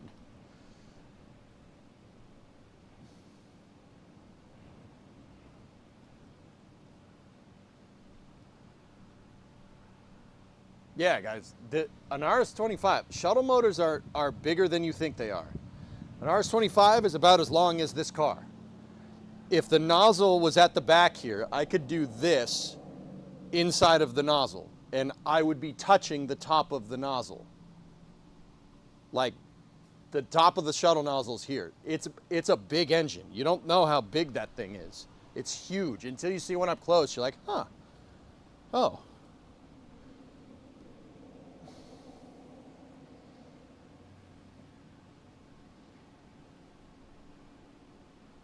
Like, and then the gimbal mount on the front of the motor would probably be like right here somewhere. Shuttle motors are gigantic, dude. There's a reason why I say, like, with the space shuttle, they crammed 3 Mack trucks worth of engines into the back, because that's how big they are. They're as big as a truck, and they're as heavy as one too. Let's turn the Coronet into the MIB car. It's not an 87 LTD, dude. But roundabout, they did make Police Interceptor Coronet 500s. They did make those. They put truck, so their solution to make a high performance vehicle was to put a 383 in them and put 11-inch drums all around. 383 with 727 3-speed and drums, 11-inch drums all around. Oh, burbling diesel noises. Oh, that's the best.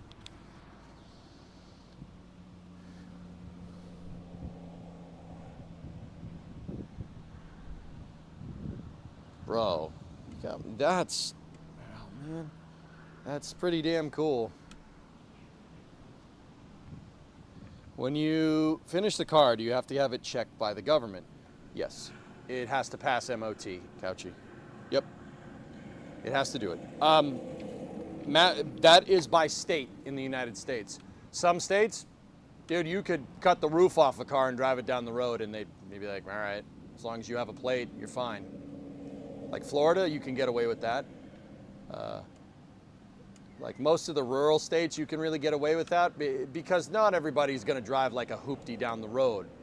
Like out in the middle of the country, dude, it's, you know, you have a truck, they have trucks out on the farms and they're farm trucks. They don't have plates or anything like that. It's not something you're gonna go to town in, it's something you use to drive around your big freaking farm. So you see that driving down the road, no one really cares. Like, that's in like Oklahoma and Kansas and Nebraska, stuff like that. No one really cares. In my state though, I live in a population dense state. So Massachusetts, there's a lot of people here. We have something that's pretty much in line with MOT in the UK. We call it vehicle inspection.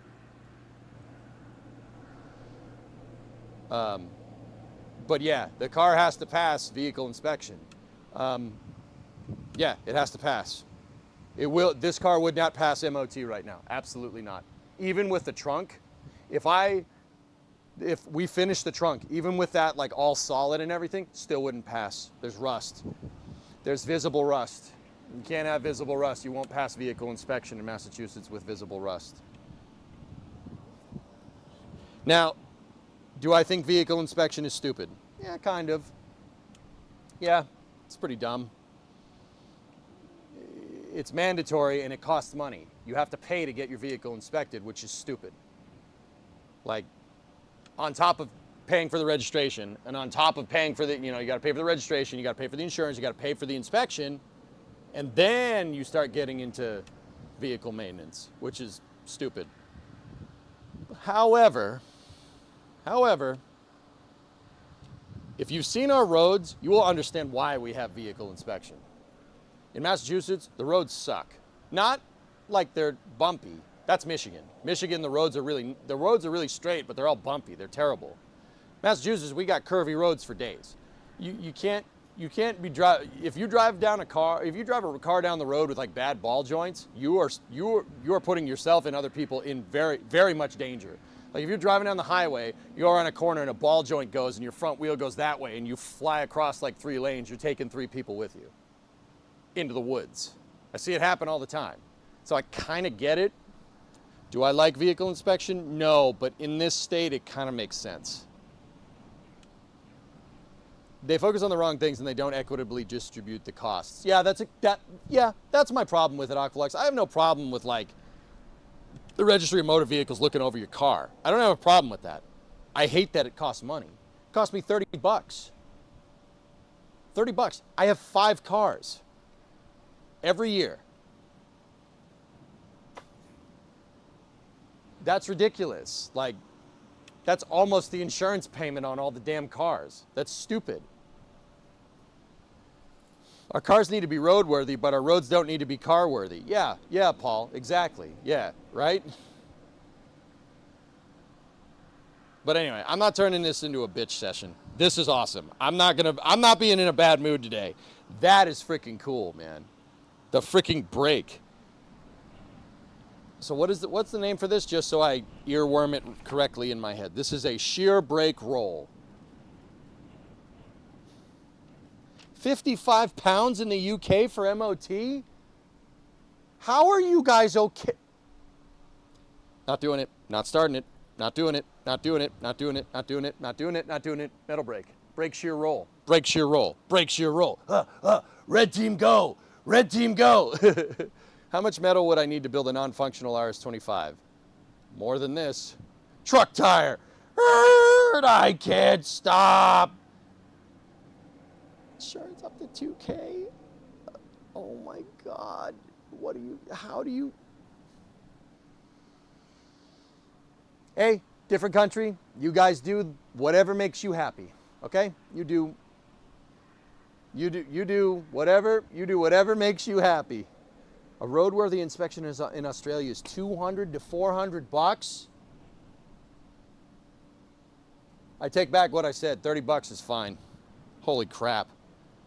That's crazy. Bro, you're getting... Never mind.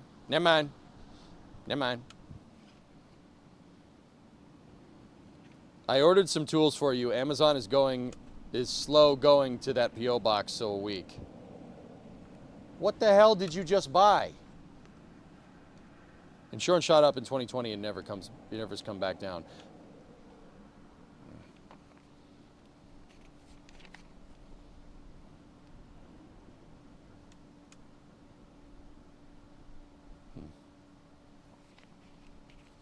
You bought more tools? Well, yeah, okay. Walked into that one.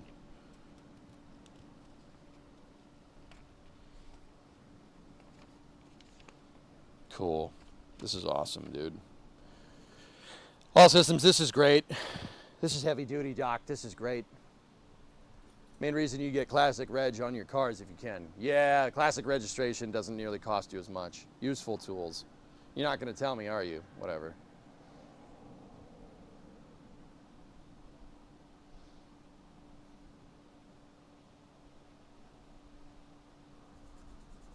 The best I've seen so far is that the insurance on one of our cars went up because you paid off the bank loan.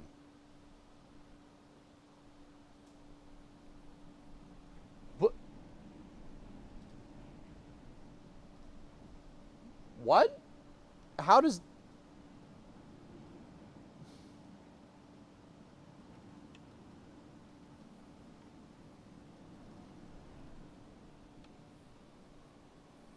Is it time to throw tea in the harbor yet?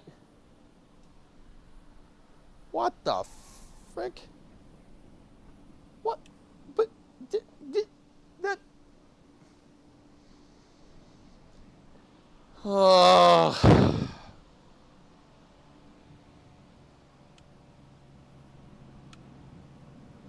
I cannot repeat what I said on the phone to them.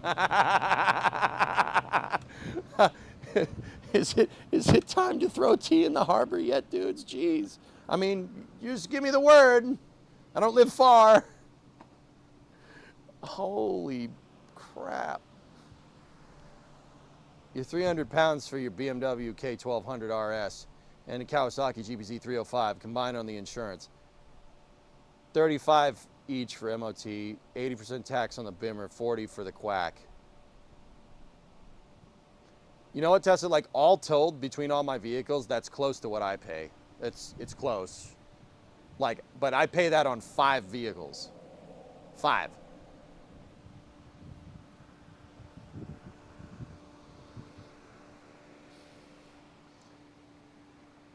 Do you actually work on the car, or you just yap? Mike, I'm waiting for parts to dry. They should be dry now. No, I mean, you must have missed the part where I worked on it a lot this morning.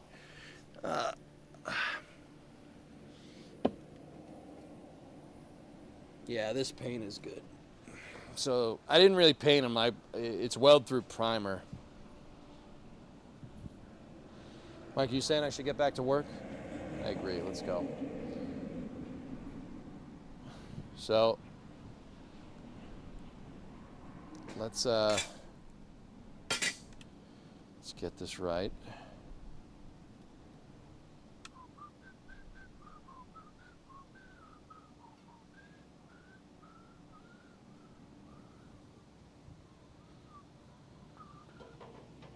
That needs to go in there, like that, like so.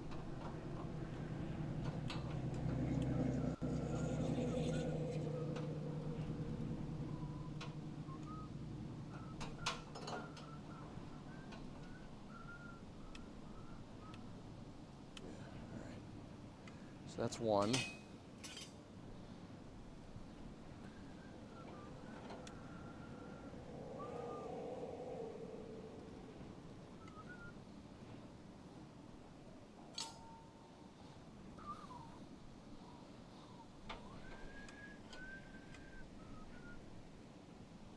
Yeah, there we go.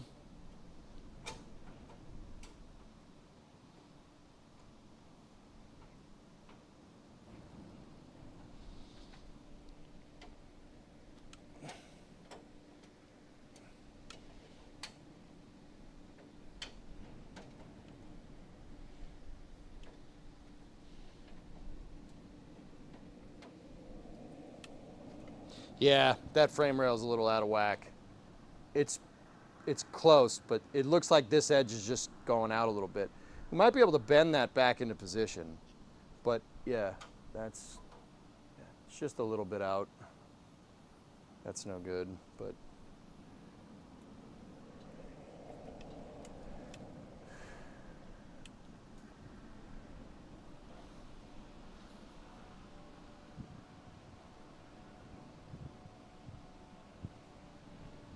$6 a gallon for fuel.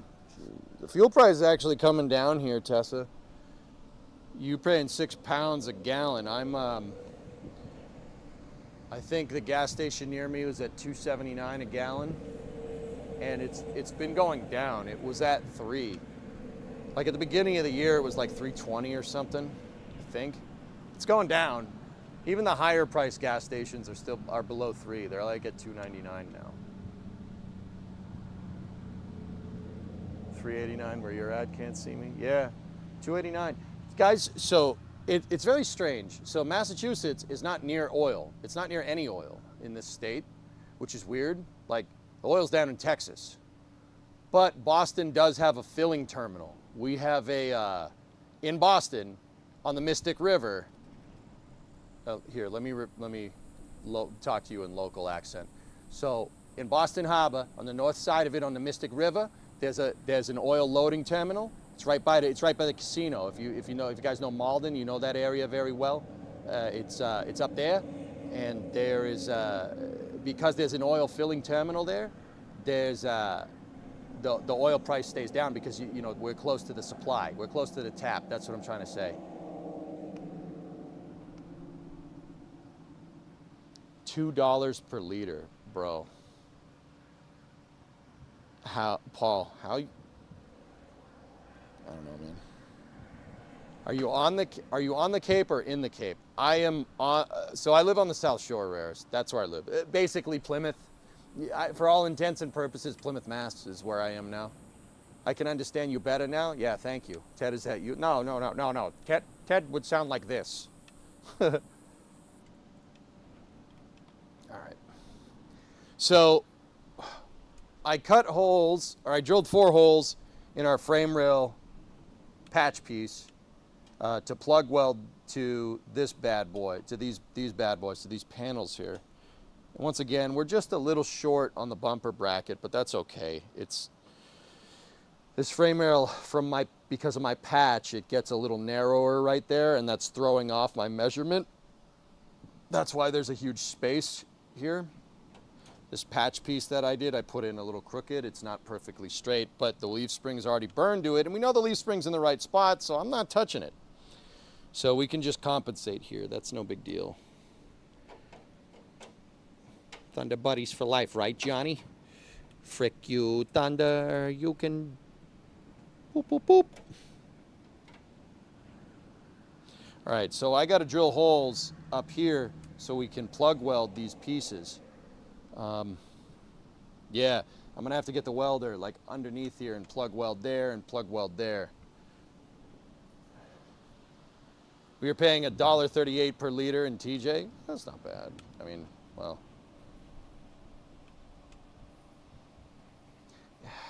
Kelly, if we're at $2.79 a gallon, I think that's like $1.30 a liter or something. Maybe a little bit less. Cape Cod is nice in the summer. You need to go back one day. Yeah, Cape Cod's like right over there, dude. Like,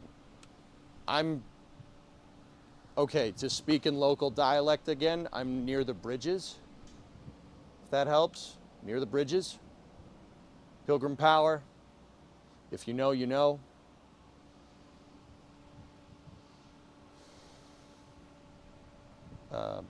But yeah, that's where I'm at, dude. So I gotta drill some holes. It's annoying because I have a bracer bracket right here. So I'm gonna have to drill Discovery, go at throttle up. 2 holes just above it, plug weld these plates into position, and then slip the frame rail on top of them. Yeah, that'll do it. Cool. And then we can seam it here, seam it there, seam it on the back, seam it on the bottom, plug weld that to the plates. And then and then we just got to do the tabs, and then I think we are A-okay.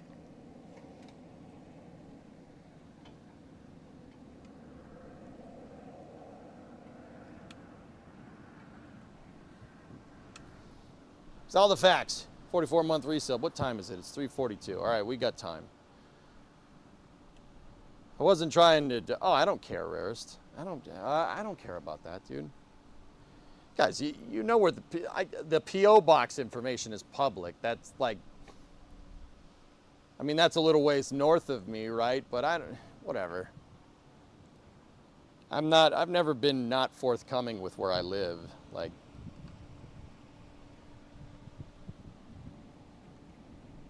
There's a Boston influencer losing his mind over someone saying in Cape Cod. Apparently the correct way to say it is on Cape Cod. Yeah. Yeah, XJ, it's never failed me before.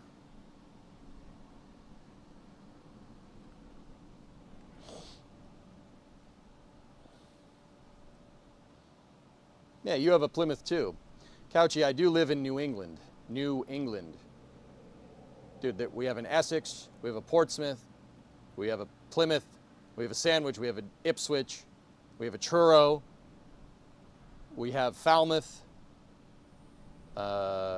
Yeah, there's a bunch. Because New England. You're gonna watch, bro, you're gonna watch Jaws in my honor? All right, we're gonna need a bigger boat.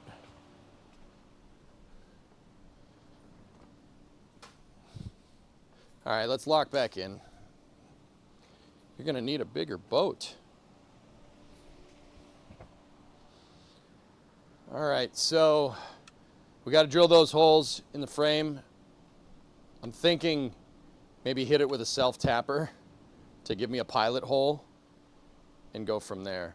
But in order to do that, I got to get the in order to do that, I got to get the rear bracket off. So let me switch the camera and I will do that.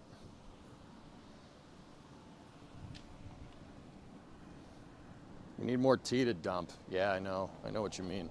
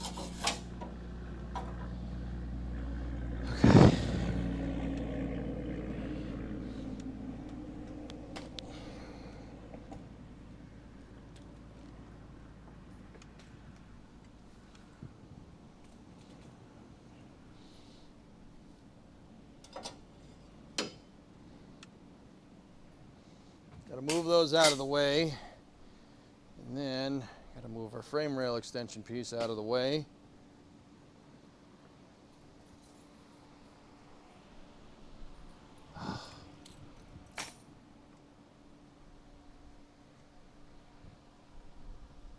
Is that the red or the white? Never remember that. Gwen, I live between Sandwich and Ham in the UK. The local museum has an exhibition on those that moved to Sandwich in the US. The Sandwich is on the other side of the canal from me, Gwen. Yeah. That's, yeah, like I said, I've never not been like forthcoming with where I'm from. You know? It's not really that big of a deal.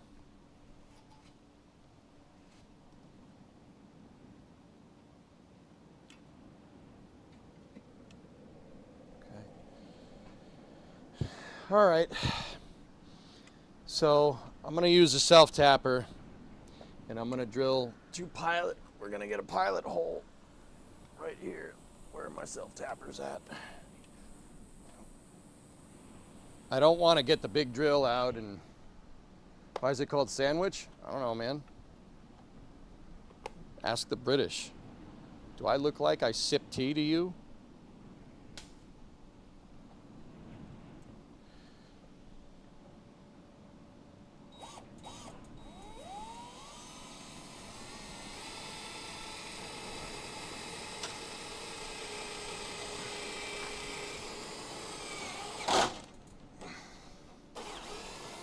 Okay, there's one pilot hole. And now let's do the same up here.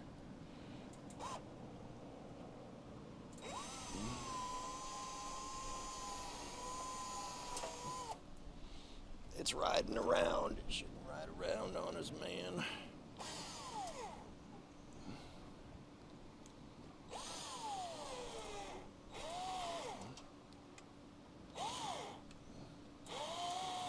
Oh, that hurt. Yep, I'm gonna feel that one later.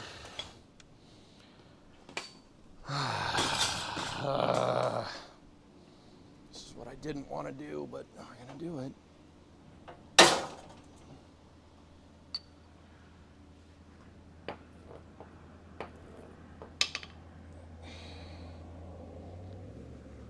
So I put a punch in.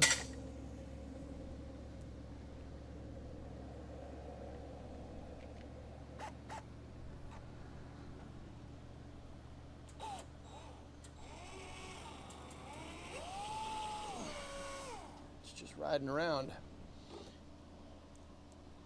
Even in the punched port, huh? All right.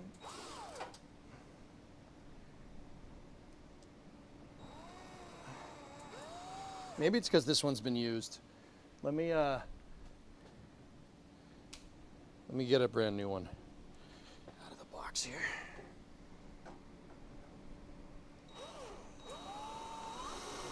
That one took. There we go. Sweet. Can get the welder in there to plug weld? Sure. Okay, fine. Yeah, just needed to not reuse the self-tapper part. All right. Where's the drill? There it is. Got the drill. We got the tap magic.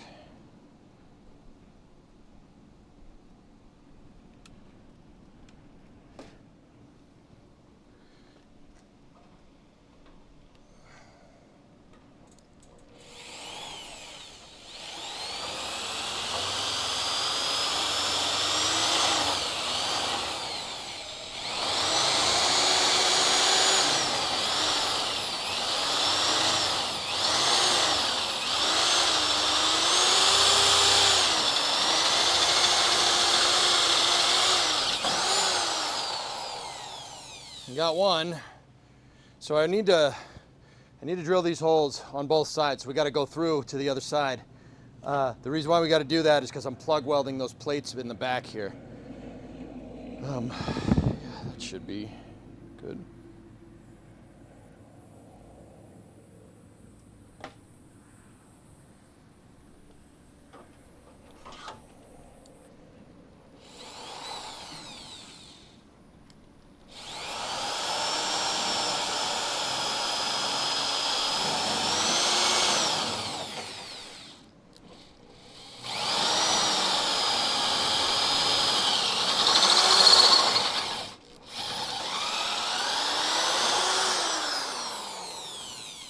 Okay, that's one.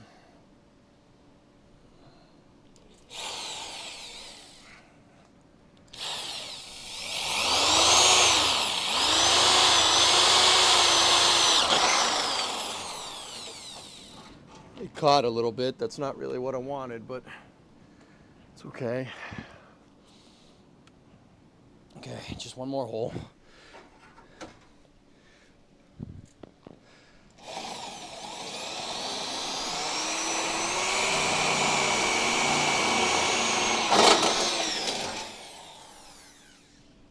I nicked the other side a little bit. That's okay. There we go. Sweet. Got the holes that we need. Let me get the files out so we can fix the burr.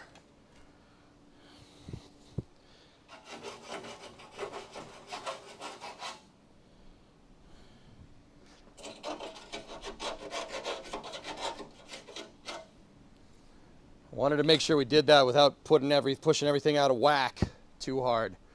I mean, when we put the rear cross member on, it should push it all back in to position, but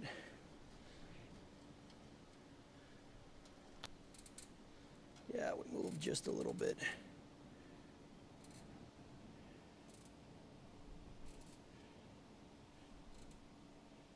There we go. Everything's back in alignment. Let me get the round file.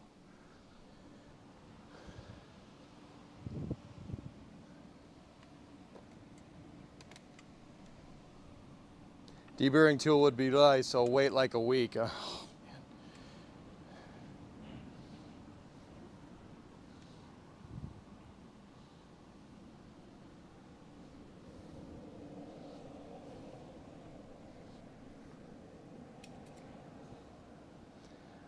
Where's my circle file? It's got to be over here somewhere.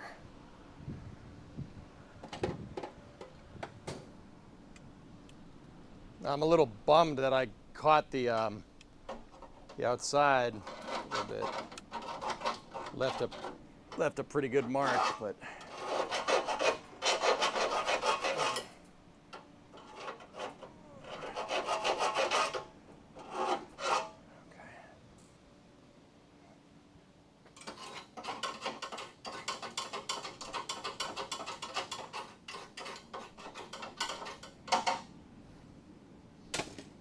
let me get my shop vac.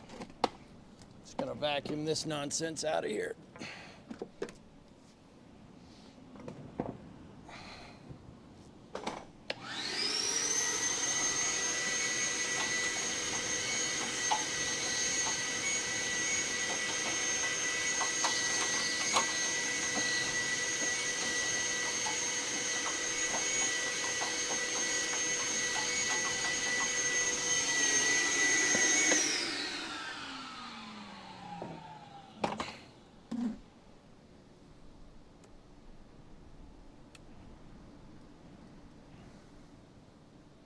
Have you gotten the other weld nut welded in the other rail yet? No, Kelly, I have not done either of them yet. I was waiting to get them everything kind of situated before we did that.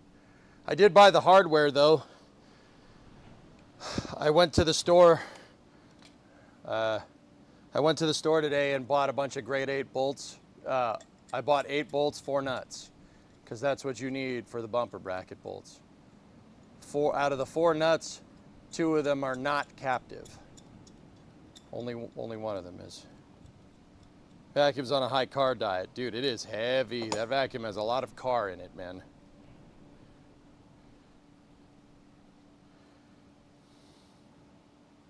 So one of the big expenses with petrol here is transport costs. Since the war in Ukraine, most of Europe has moved to getting its oil and gas from Russia to the Gulf states, Turkey. Most of Europe's imports was via pipeline, and it is now ship-based overnight, which our ports didn't have the capacity to deal with the sudden influx of oil imports.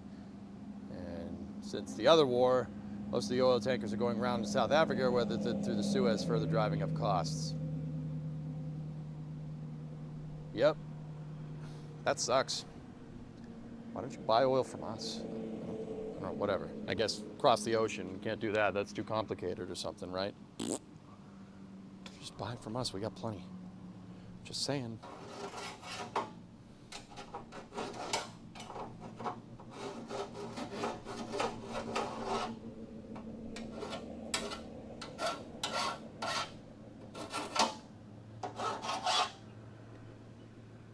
Can't use a file right to save my damn life.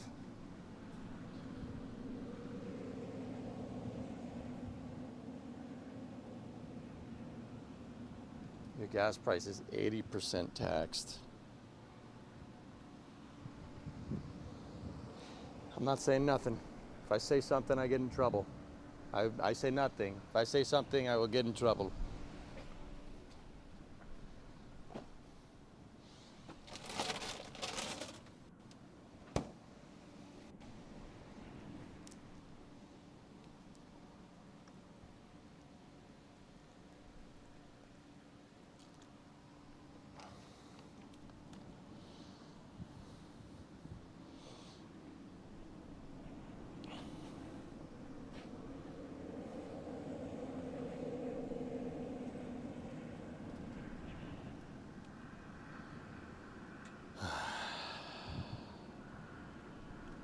Okay, now I gotta throw some steel at on the inside of that rail. Where's the steel it?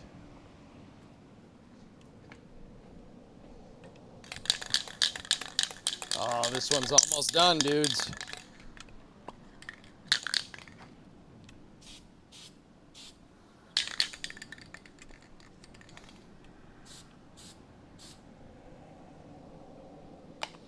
I'm just putting that primer on there on the inside where we're lapping the metal up against the inside of the frame rails. I'm putting it there because I don't want bare metal up against bare metal.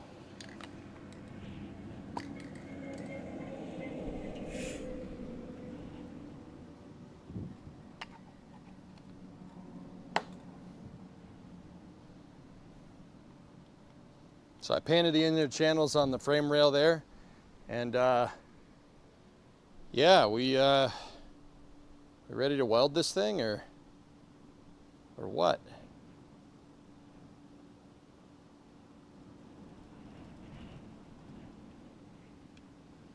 Oh, it's so goddamn hot in here. Sounds really empty. It's still got pressure, dude, for what it's worth.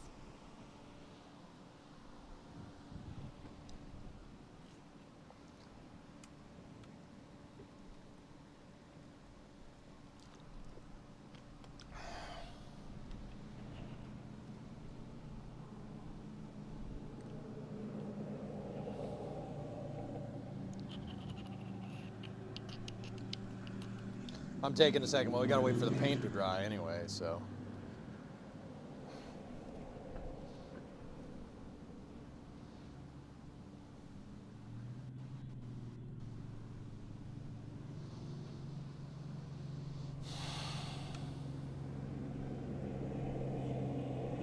There's a dragonfly in the damn garage, and he keeps flying up at the ceiling because he thinks it's the sky.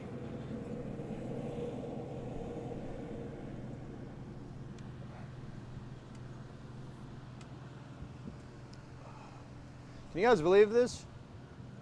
You know, we weld all these pieces in, and then actually I can make the two tabs right now. I'm opening the garage door for the dragonfly because he's getting confused. We make the tabs for this thing, dude. Yeah, there you go, pal.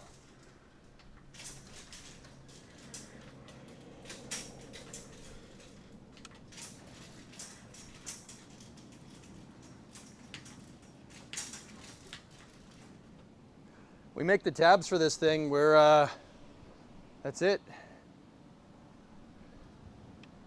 I think that's good. I think we got everything. I mean, that's pretty cool. We're almost done. I almost got the tabs remade. We're almost there. This took, I will say, this took a lot longer than I thought it was gonna be. It took a lot longer. I thought we would have the trunk finished by now, and we'd be working on rockers and whatnot, but no.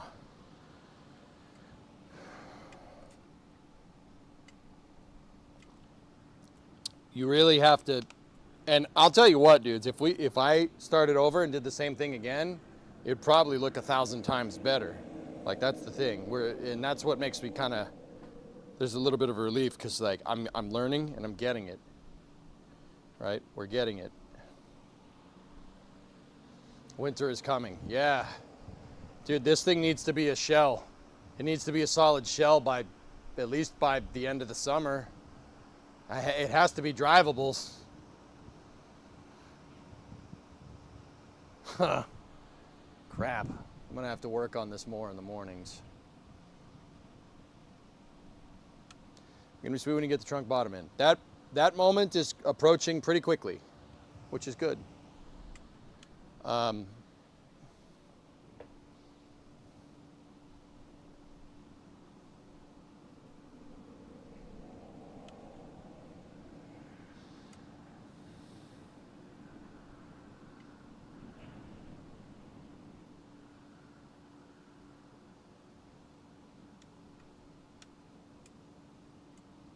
Yeah, that moment is approaching pretty fast, which is good.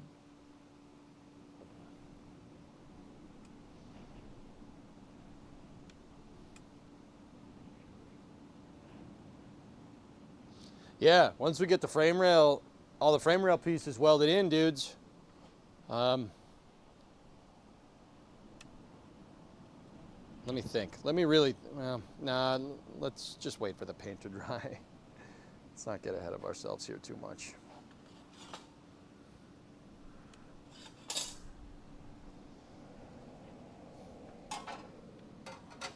Because I'm short on time, I'm going to grab my heat gun.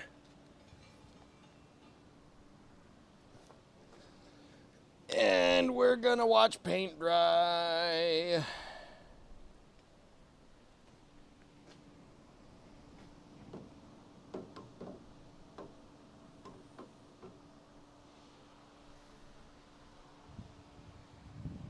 You've been staring at this car's rear end for the past couple months. I hope your wife isn't jealous.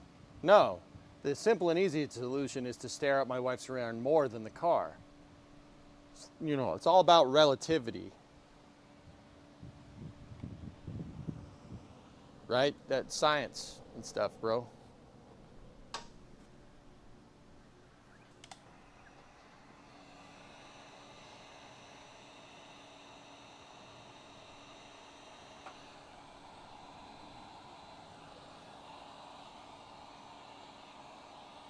Oh boy, on this hot day, let's use a heat gun. That's a great idea. Great, that's a good call.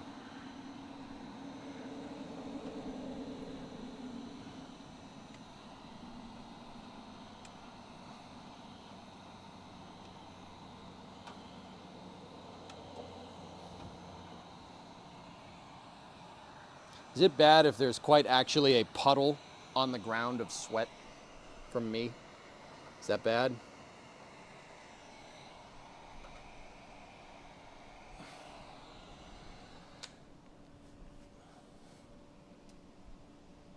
Yeah, okay. We're good there. Seriously, look.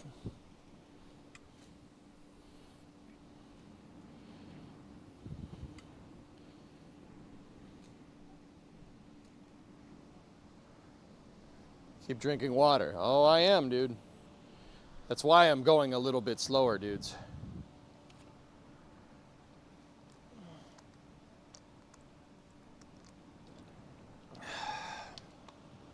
Geek, I got a, All Systems got me a Vevor shear brake roller. It's right there.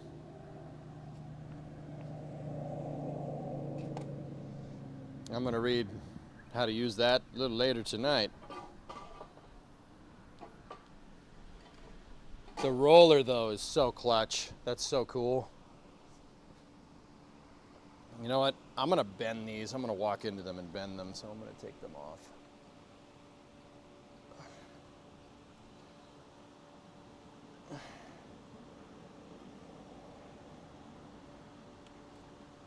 Dun, dun, dun.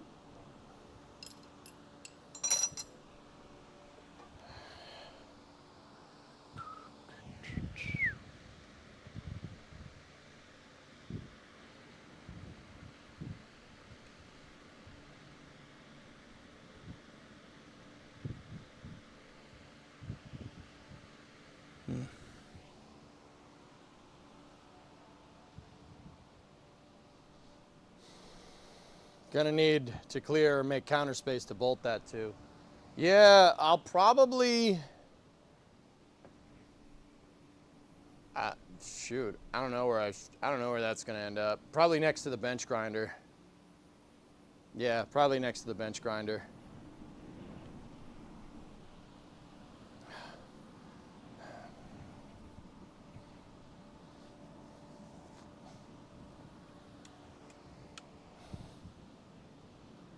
Okay, next.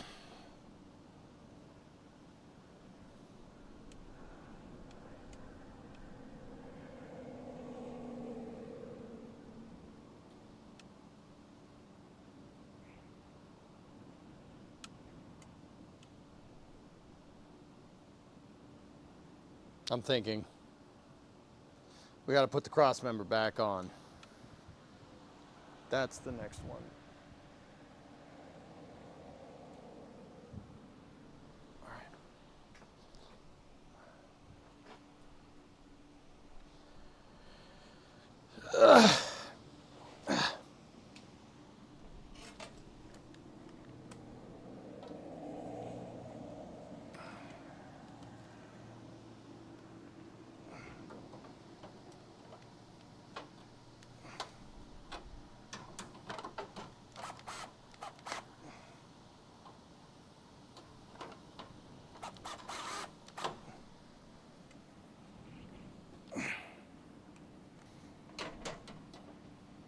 Discovery, go at throttle up.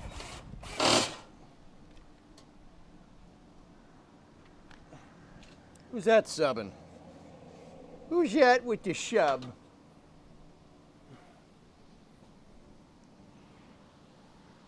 Connor, thank you for that prime sub, dude. Welcome to Mission Control. You go at throttle up. All right.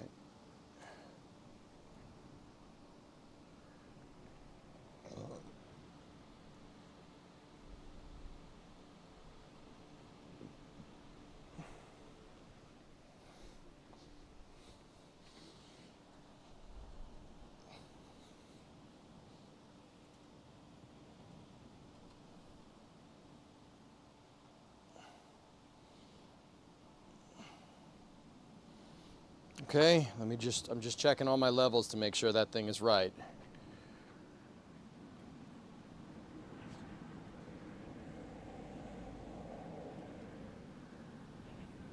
Discovery, go at throttle up. Man. You know, metal's sharp, right?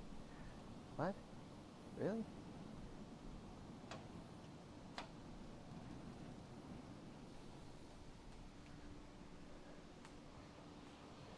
Holy moly! 10-month resub, looking good, man. I'll send my the LS Stang up to you. All right, man. Nice.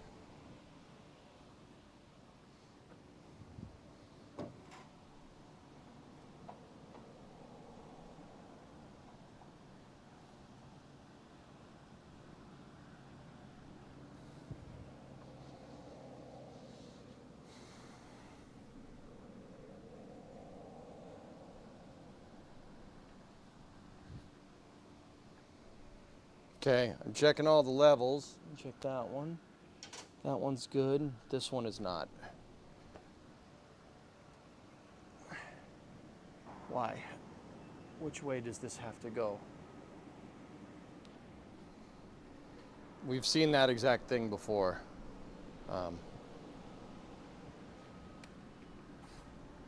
Just watching back the city stream from yesterday. Really do hope you play more. All right, Connor. Yeah, we'll be playing more, man. Yeah, we'll play more. So we gotta make sure that that sucker's level. So let me just undo the...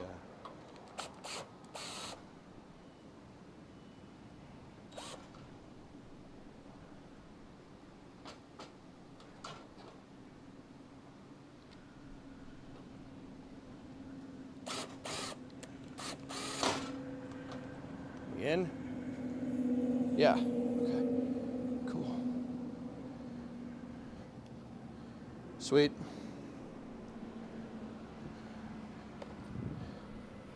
"90 degrees Fahrenheit." 32°C at 70% humidity is not good for me.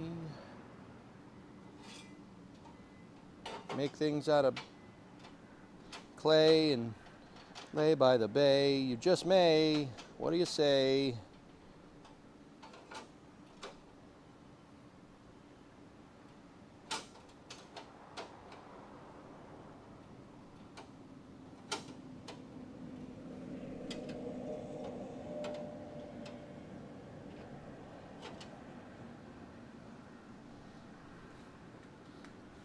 That was a song.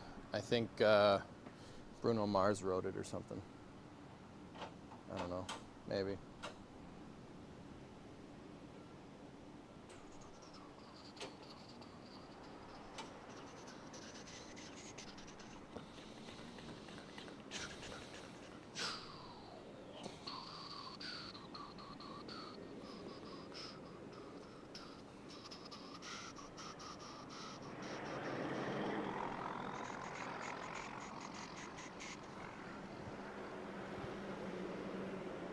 '96 at 44% here. It's only 44%, dude. 70% humidity. Look at me. I'm freaking sweating my balls off, dude. I have the worst swamp ass right now. It's terrible. It's terrible. Le lightsaber terrible.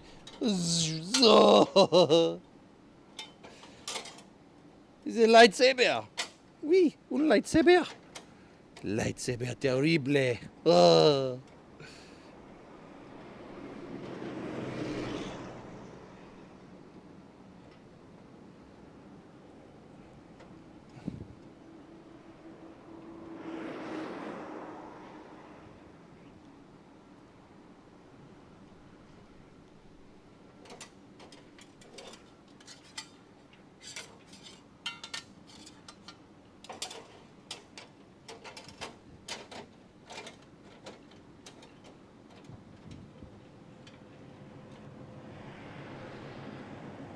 Ah. 95 at 60, you need to mow later. Good luck with that. 100 at 78, Block, you got me beat. Ah, dang, dudes.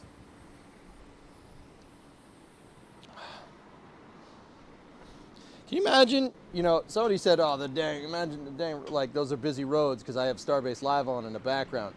Can you imagine, like, if you're stick welding out there? Imagine stick welding on the OLM right now. That would suck. That would suck. Like, suck. That would be awful. Everything around you is metal. Like, imagine if you're welding inside the OLM. Imagine how hot it is in that damn thing. It's quite actually a big oven. Big money, yeah, those stick welders. Industrial welders make good cash. I mean, you got to do it for a while, but yeah, they make pretty good buck.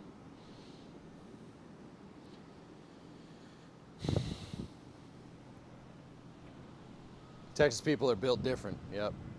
Nick, I just hit 90 degrees at your house, and I'm on the West Coast, no humidity. West Coast, no humidity. I'm on the West Coast, no humidity. I'm on the West Coast. I'm Nick. Meh. I have a tiny peepee. I'm in the West Coast. There's humidity. That's you. That's what you sound like. I'm the West Coast.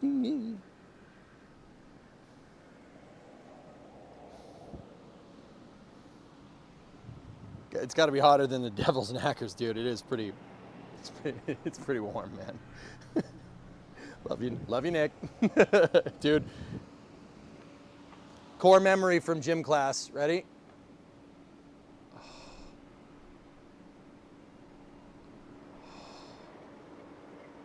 You remember doing this in gym class? Nice. Weather here is currently set to Florida, man. That's right. Don't you have AC in your office? Yeah, but the cold air doesn't stay in there from keeping the door open. You went to gym class? Yeah, dude, gym class was my favorite. I love gym. Guys, I like sports. I don't know, like I kind of slow roll that because it's this stream, but I do like sports. I've been watching a lot of baseball lately because the Red Sox are doing pretty good.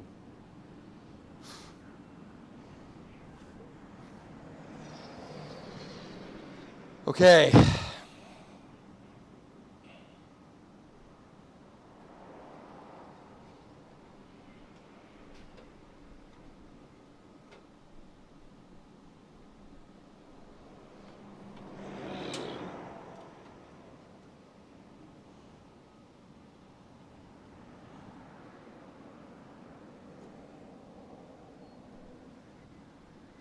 Now I gotta kind of figure out where this is all gonna live.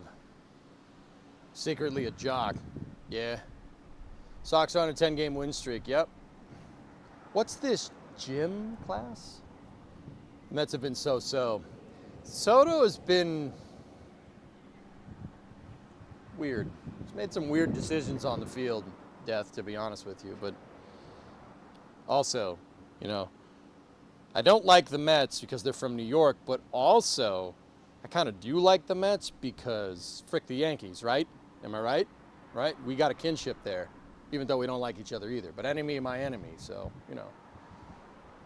84 at 70 article, yeah, it's pretty much same.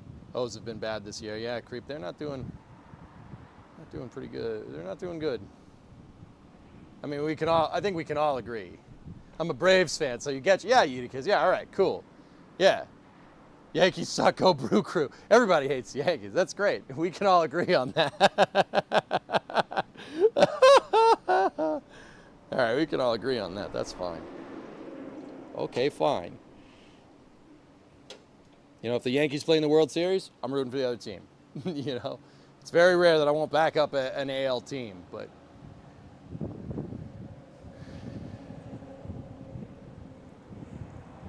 San Francisco Giants screw the bums in the Yankees. We hate Tottenham.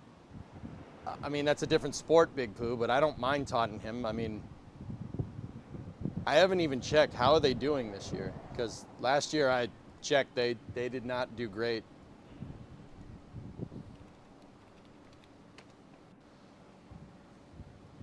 Thanks for Devers. Yeah, you can have fun with that.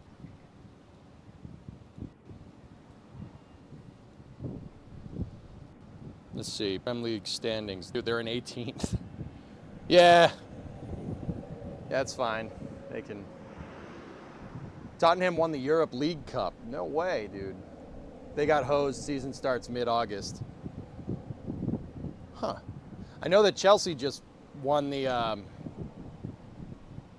Chelsea FC just won that thing that they were playing here and no one cared. They won that though.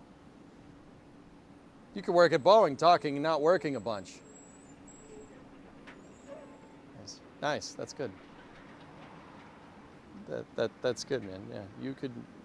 Yeah, it's easy to say from the peanut gallery, Brun.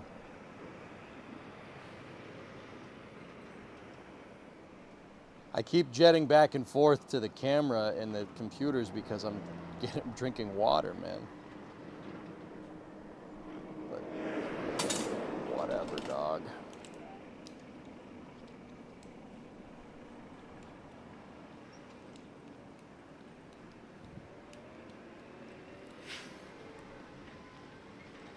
I love the pronunciation of Tottenham. Yeah, I know. Wouldn't it be like Tottenham or something? I don't know. Totter, teeter-totter, whatever.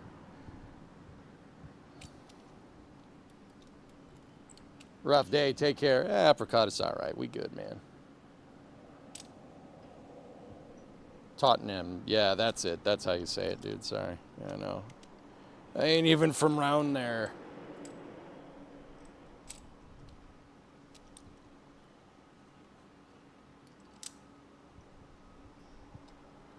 I don't mean to be disrespectful when I said it.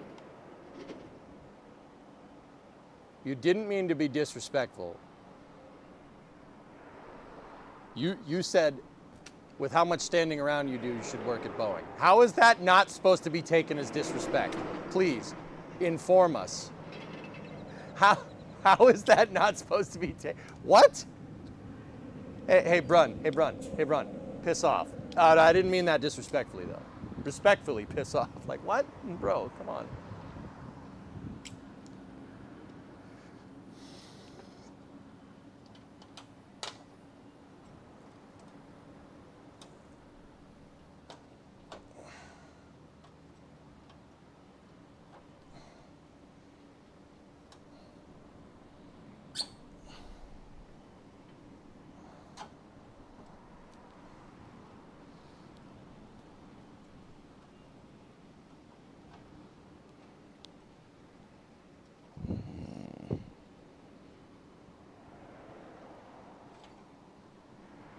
I may need to take a piece off of this.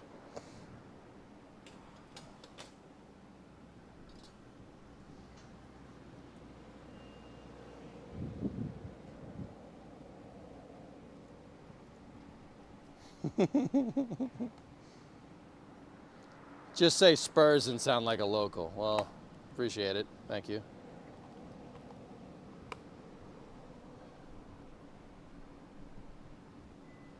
Aren't you from the Northeast? You could take a hit or nah. Yeah. Well, of course I can. But I'm gonna dish it right back, dude. You want to speak in the local dialect? We'd probably have to wait till after hours, man.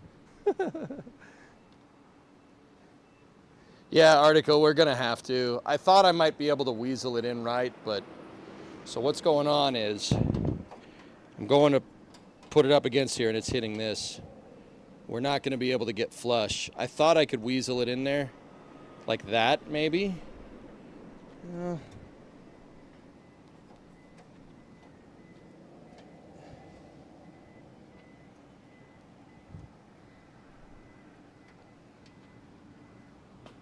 Yeah, I might be able to. We might be able to do it. Let me get the other set of clamps.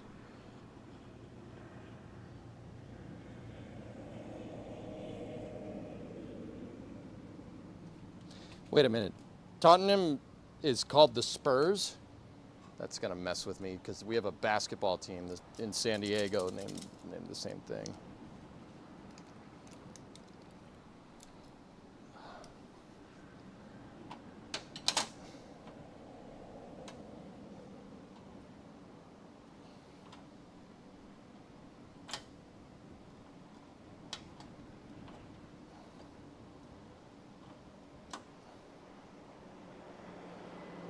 Article, that gets us pretty damn close.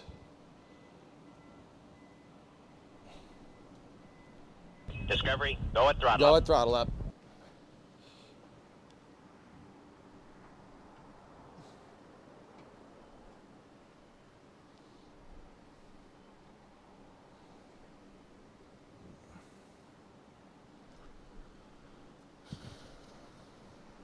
It's okay, EJ, you like Liverpool anyway. Actually, Bree, the people that lived here before us, Tottenham fans, I talked to them about it, and they, this is captivating, like some kind of cooking channel, love the content. Apricot, I'm not sure if you're being sarcastic or not, but I'm just gonna say thank you. I might, that could be me, I might be going through mild heat stroke, like, but either way. Thanks, man. Yeah, I'm rebuilding this 69 Coronet, and I think in the automotive market, this car would qualify as too far gone, to say the least. It was very rusty. There was basically nothing from here back or here over that was usable. I cut the frame rails back to usable, and now I'm to where they were at a point where they were usable, and now we should be good.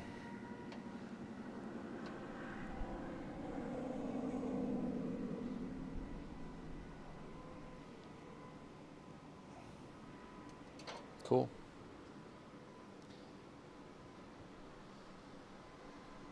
You're looking at touch red, any way to get more airflow. Standing over here is the other reason why I'm standing over here so much, because I'm in the fan.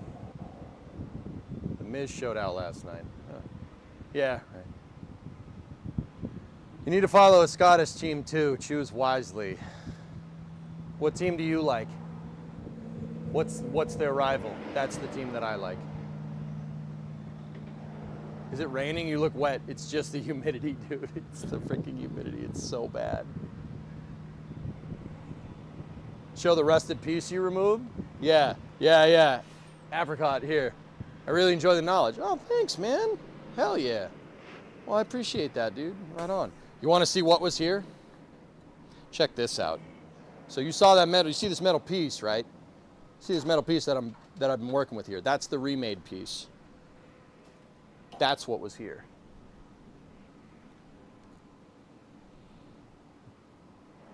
This was here. That's what I had to work with. This is what it was like when I pulled this part of the car open. That was that piece.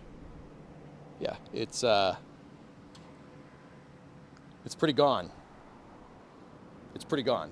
Yeah, pretty gone is the right way to say that. I kept it just to show people. I don't see a difference. You're doing work. Yeah, Brun, I got you, man. I know you're just busting my balls, dude, but I'm not. In New England culture, I will dish it right back. That's how we roll.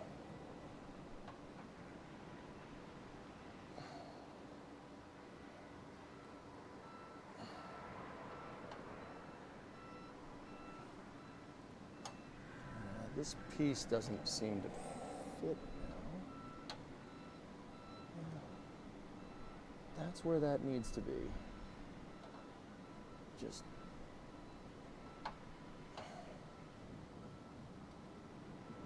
I don't really want to tack anything in, guys, to be honest with you. Maybe we'll do it tomorrow morning.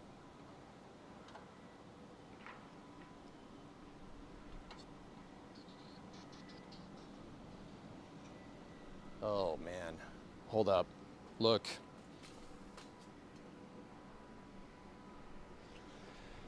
Yeah. See that? This frame rail is bent. At least this wall is bent. It's bent pretty bad. That should not be that far out like that. Oh my goodness.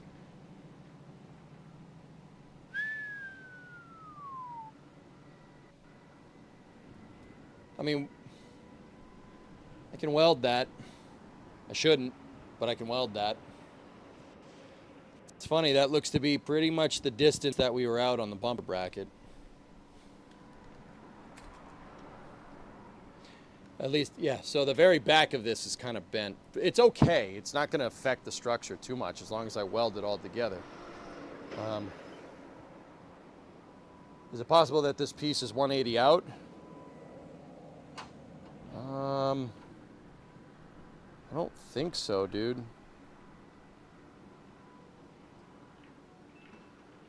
No, I mean, I can always bend it. We can bend it out.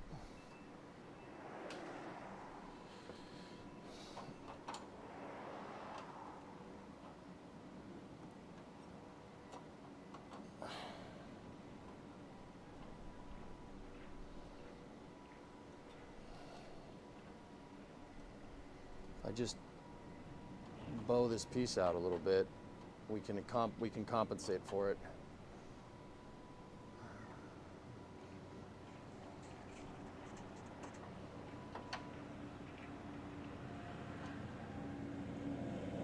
Now the top pieces, I'm not too worried about. I just want to get my sides flush.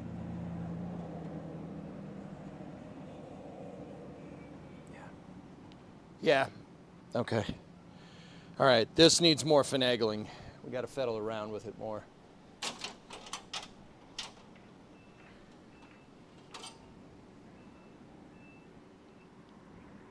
I gotta grind down some of this edge.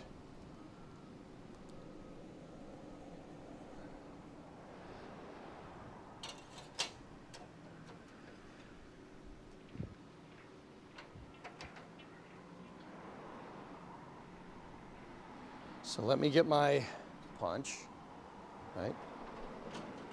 Let me get my punch, put this piece basically where we want.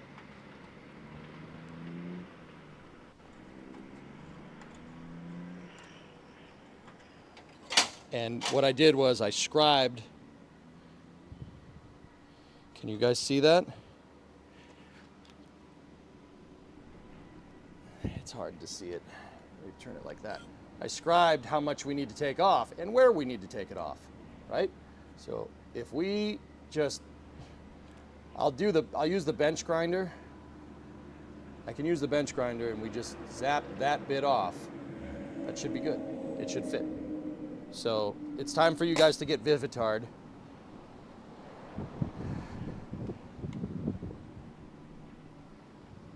Salty over here sometimes, not good for cars. Yeah.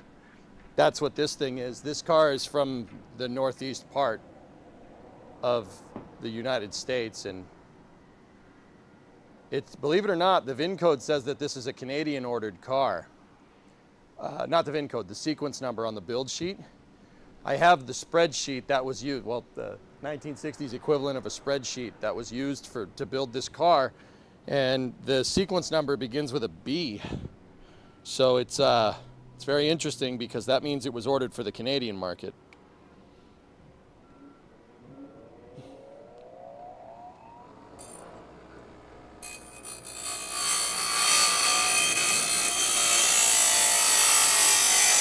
So it's been in areas that's salty. That's what I'm trying to tell you.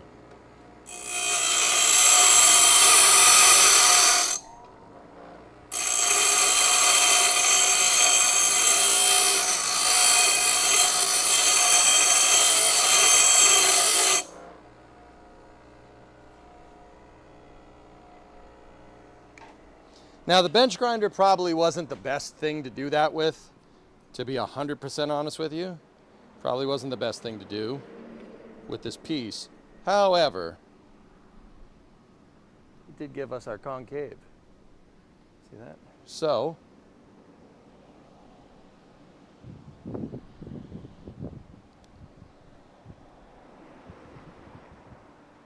Aberdeen, Celtic, Dundee, Dundee United, Falkirk, Hearts, Hibernian, Kilmarnock, Livingston, Motherwell, Rangers, and St. Mirren. That's them in alphabetical and unbiased form.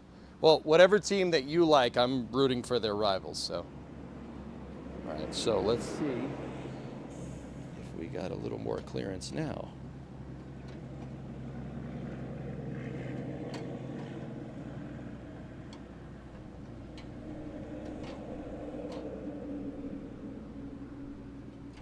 Yeah, I gotta go a little bit more. I also gotta deburr this thing.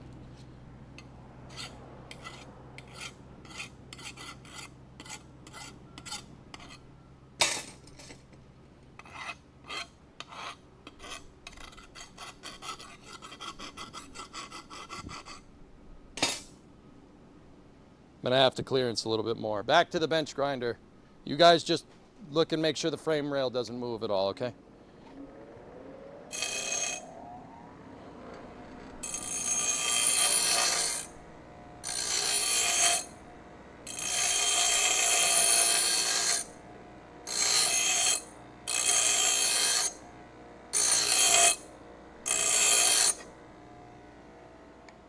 Okay, took a little bit more off. See?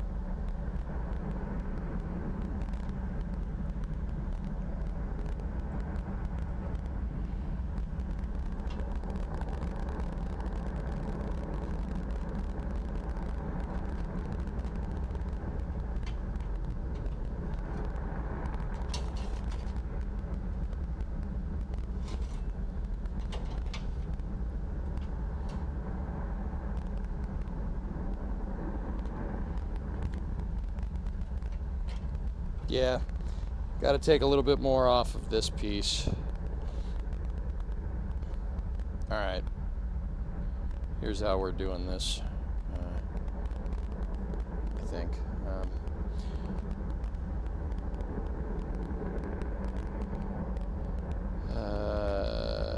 I could keep using the bench grinder. And you know what? I'll just keep using the bench grinder. Should be easy to take a little bit more.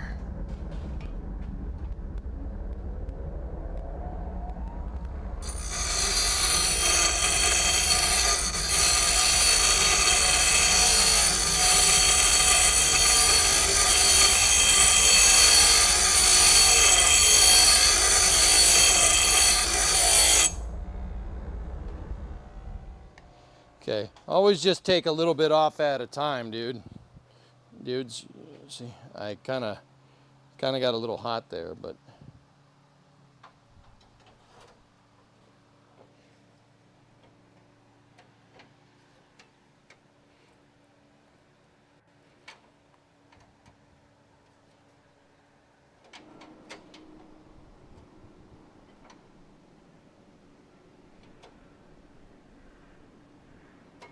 Yeah, it needs a little bit more.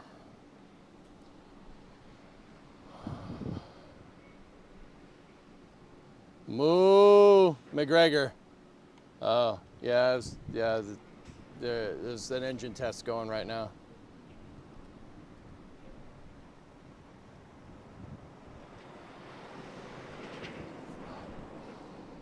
I'm trying to do an orbital simulation in Godot, but I don't know why the moon accelerates millions of meters a second in a single frame and then just goes.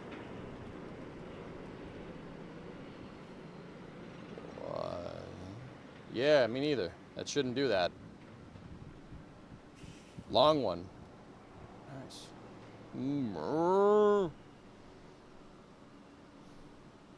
Now try and read out a list of Welsh teams. What's the Welsh team?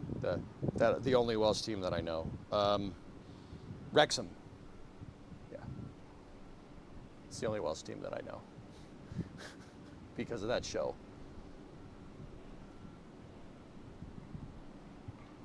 You wore the EJSA rocket tee to your corporate meeting today. They liked it. Did they know what it was?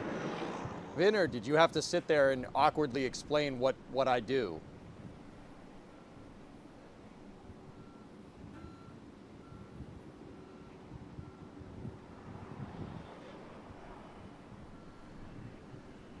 Surprised you didn't go for Cardiff or Swansea. I don't know, man. They like rockets. Oh, all right, cool. I know what you said, Tessa. Get Vivitard, nerd.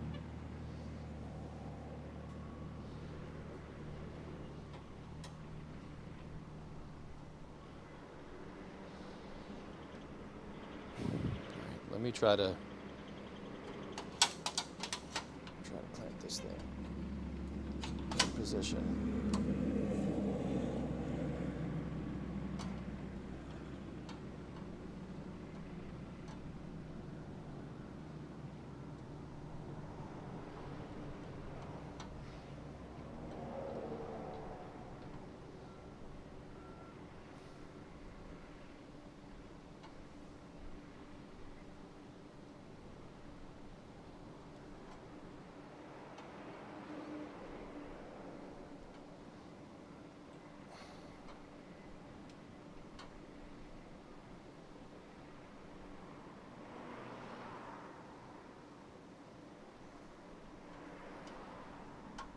Yeah, we can, when I go to, it's close enough, dude. We can just bend it when we go to weld this thing in position.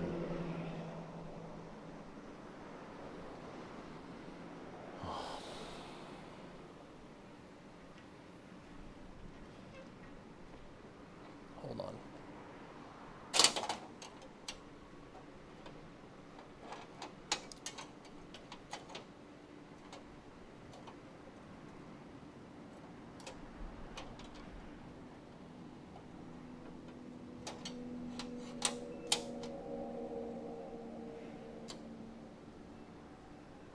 There we go. Actually, just needed to be finagled around a little bit. Look, article, how's that, man? Pretty good. We flush. We flush on both sides. Yep, flush here, flush here. Yep. There it is, man. That's it. Right there, and then we can make up the bends.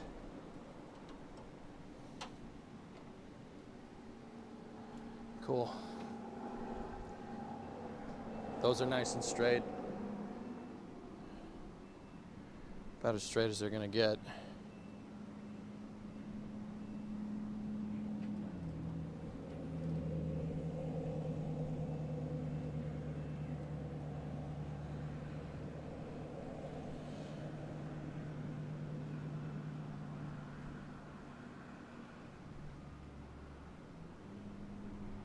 See if we can finagle this one around a little bit more.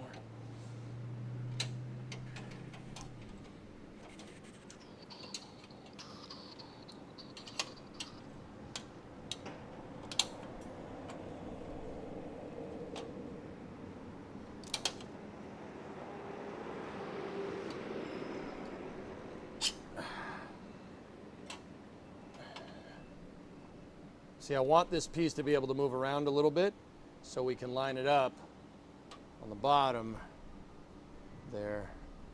There we go. Okay. Let me just make sure that everything is level here before we go any further.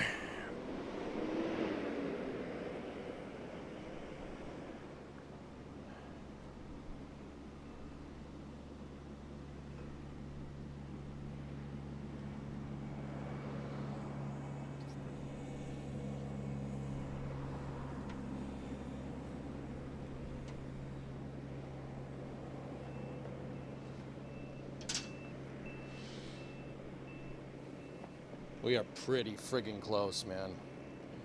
Everything is pretty damn close. Like, take a look. That one on the outer perch, she's good, right? What about in the center here? That one is pretty, it's a little bit to the left, but that's okay, it's fine, that's within spec. That one for the verticality of the rear cross member is good. That one on the right leaf spring perch is good. Dead center. We're good. Cool. All right, dudes. So, what should we do? Should we, not what should we do? I should tack this. I'm just gonna put 2 tacks on the top right there. Just to the back, just for the back panel. Just gonna zap it once or twice there. And then I'll double check everything tomorrow. 4:45, yeah. Jam that 2x4 in there? Oh. Article, I was gonna ask, should I weld with that thing there? I don't know if we should weld with that thing there.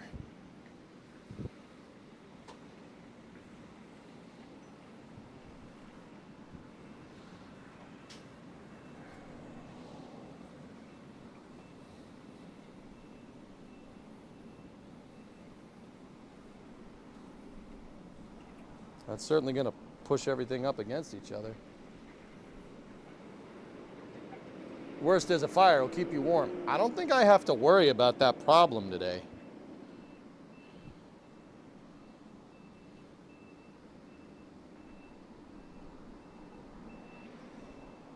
Good. Good. We're flush on both sides. Are we flush on the bottom? Now we are. We're gonna have to bend these frame rails up, or the frame rail flanges. They got to go up a little bit. See the gap right there? But we can do that when it's welded.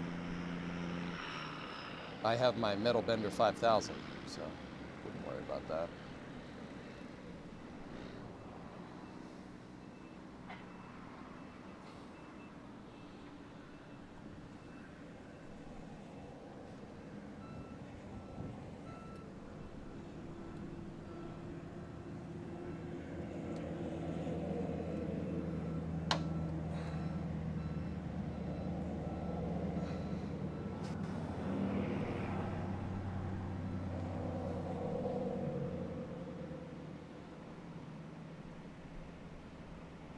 All right, we'll finish the day with 2 tack welds. It'll be fine? Okay, tacks are fine? All right, cool. IFO 35, dude. All right, let me turn the welder on, turn the gas on. We're just gonna put 2 tacks for the L brackets there. So welder is on, gas is flowing, flux capacitor is fluxing.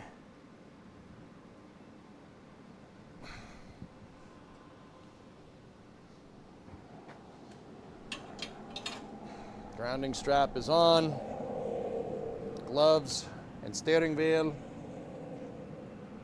Gloves and steering wheel. And last but not least, helmet. This is gonna flash the screen, dudes. The welder isn't particularly loud, but yeah, there's gonna be a flash on screen. Just make sure we're flowing gas. Yep, all right, cool.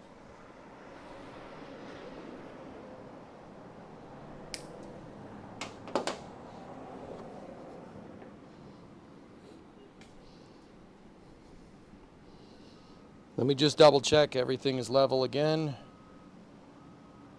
Okay, here we go.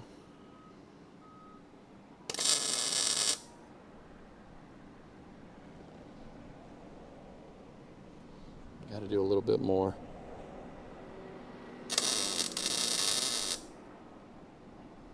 There we go. That one's burned in.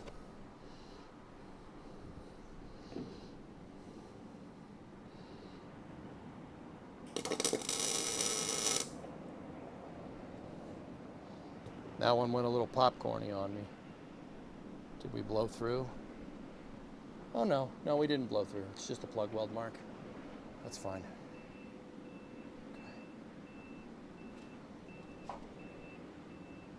There we go. They're in. So those are just two little small boy welds right there that are going to hold these plates in place. This thing should still be able to move. Good, good, cool.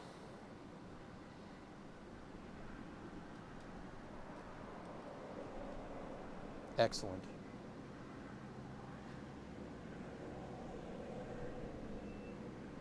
Yep, you guys need your safety squints.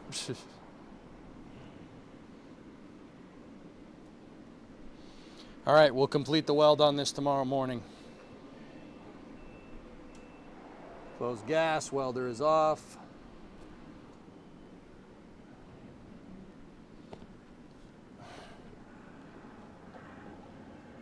Gloves off. Stick, gloves, shirt.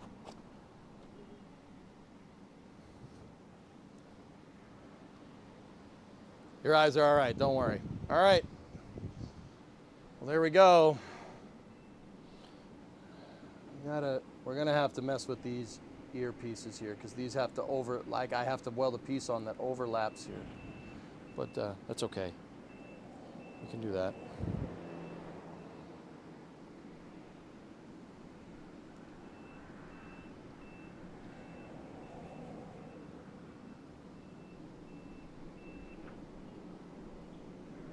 Everything's still level.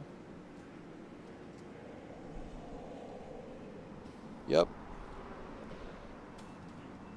Yep. Mm-hmm. Center.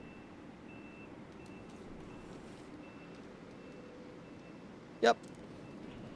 Outside. Yep. We're good. All right, dudes. Well, my neighbor has a pool. I'm gonna go jump in it before space news. I'm not gonna lie to you. What comes next? The trunk pan? Okay, so what comes next? Well, I gotta weld all that together. Both frame rails are kind of tacked. Both frame rail ends are kind of tacked in position. We gotta finalize all the welds. That's what we're gonna do tomorrow. Tomorrow's gonna be pretty welding intense. I gotta make the tabs for the ends of the frame rail so they adhere correctly. We gotta weld up, you know, we gotta weld up that panel. We have to make sure that's good to go. We gotta weld up that one, make sure that's good to go. If everything is nice and straight, the next thing that we gotta work on, the next thing that we do is this piece right here. This one should be easy. It should be 4 spot welds. I say that. This is the trunk pan cross member. It has a bracket that holds the top of the gas tank in place. So we have to really make sure that that's centered when we do that in there, when we get that in there. That goes right there in the middle of the trunk pan. And then I got to fill in some spot welds that I cut through over here. We got to fill in some spot welds. And then, yeah. And then it's trunk pan fitment, dudes.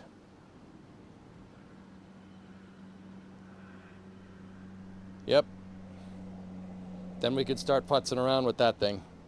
I also have to, before we put the trunk pan on, I'm going to go through the frame rail channels. I'm going to clear them out completely, and we are going to spray them down with undercoating and stuff. Or actually chassis paint. Chassis paint would probably be fine. And then all the gray that you see over here is just primer. So I'm probably gonna hit the whole thing inside and out with chassis paint before we put the trunk on. That's probably what we're gonna do. Yep. We should be able to take these things off here.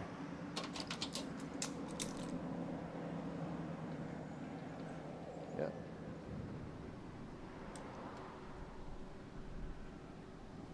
Cool. I'm gonna put them back on just because, but.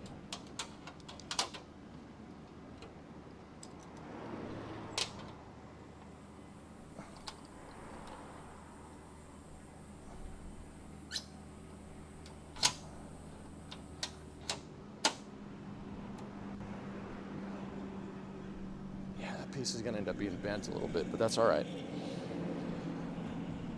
Cool. Send a screw hole through the tabs. Oh.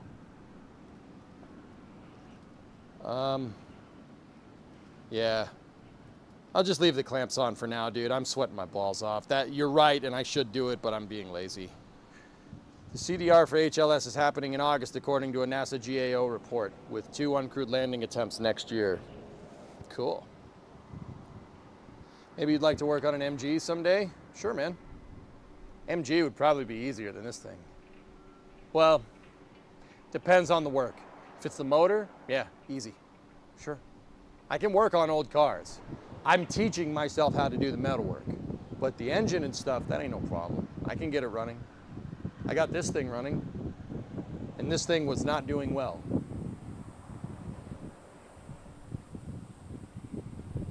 I still think you'd make a killing where you're at with a car-sized dunk pool of evaporust. Yeah. That'd be pretty funny. Bring the camera so we can rate your swimming on 1 to 10. Also, don't let a bee sting you. No. Man, all right. All right. Well, anyway, that's going to do it for for part 32 of the crew cab Charger build. Man, is this involved. But that was, if you remember, almost tripped on my impact wrench. If you remember, that's what this project was all about. This project was, okay, what does it take to fix that? What does it take to fix a car that's too far gone? So, part 32 of about 200. Yep, for real. For real, dude.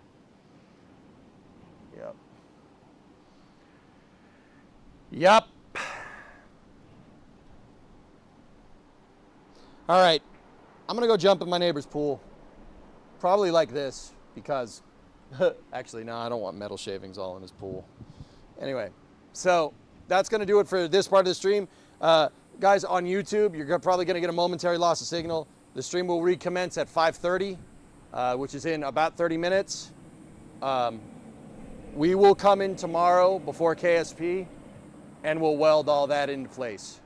We'll get all the welding done tomorrow. We know exactly what we need to do. We don't need to make any new parts. The only part we need to make is the frame rail tabs, and that's whatever. That's easy. Yeah.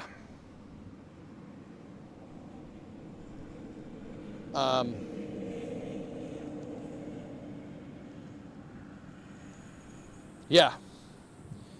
So I'll see you guys tomorrow morning for part 33, getting all that welding done, and then Kerbal tomorrow, and then probably Cities for after hours too. But there's still plenty of this stream left because we got the summer car special. Okay? Summer car special. We spend the beginning of the stream working on our summer car project.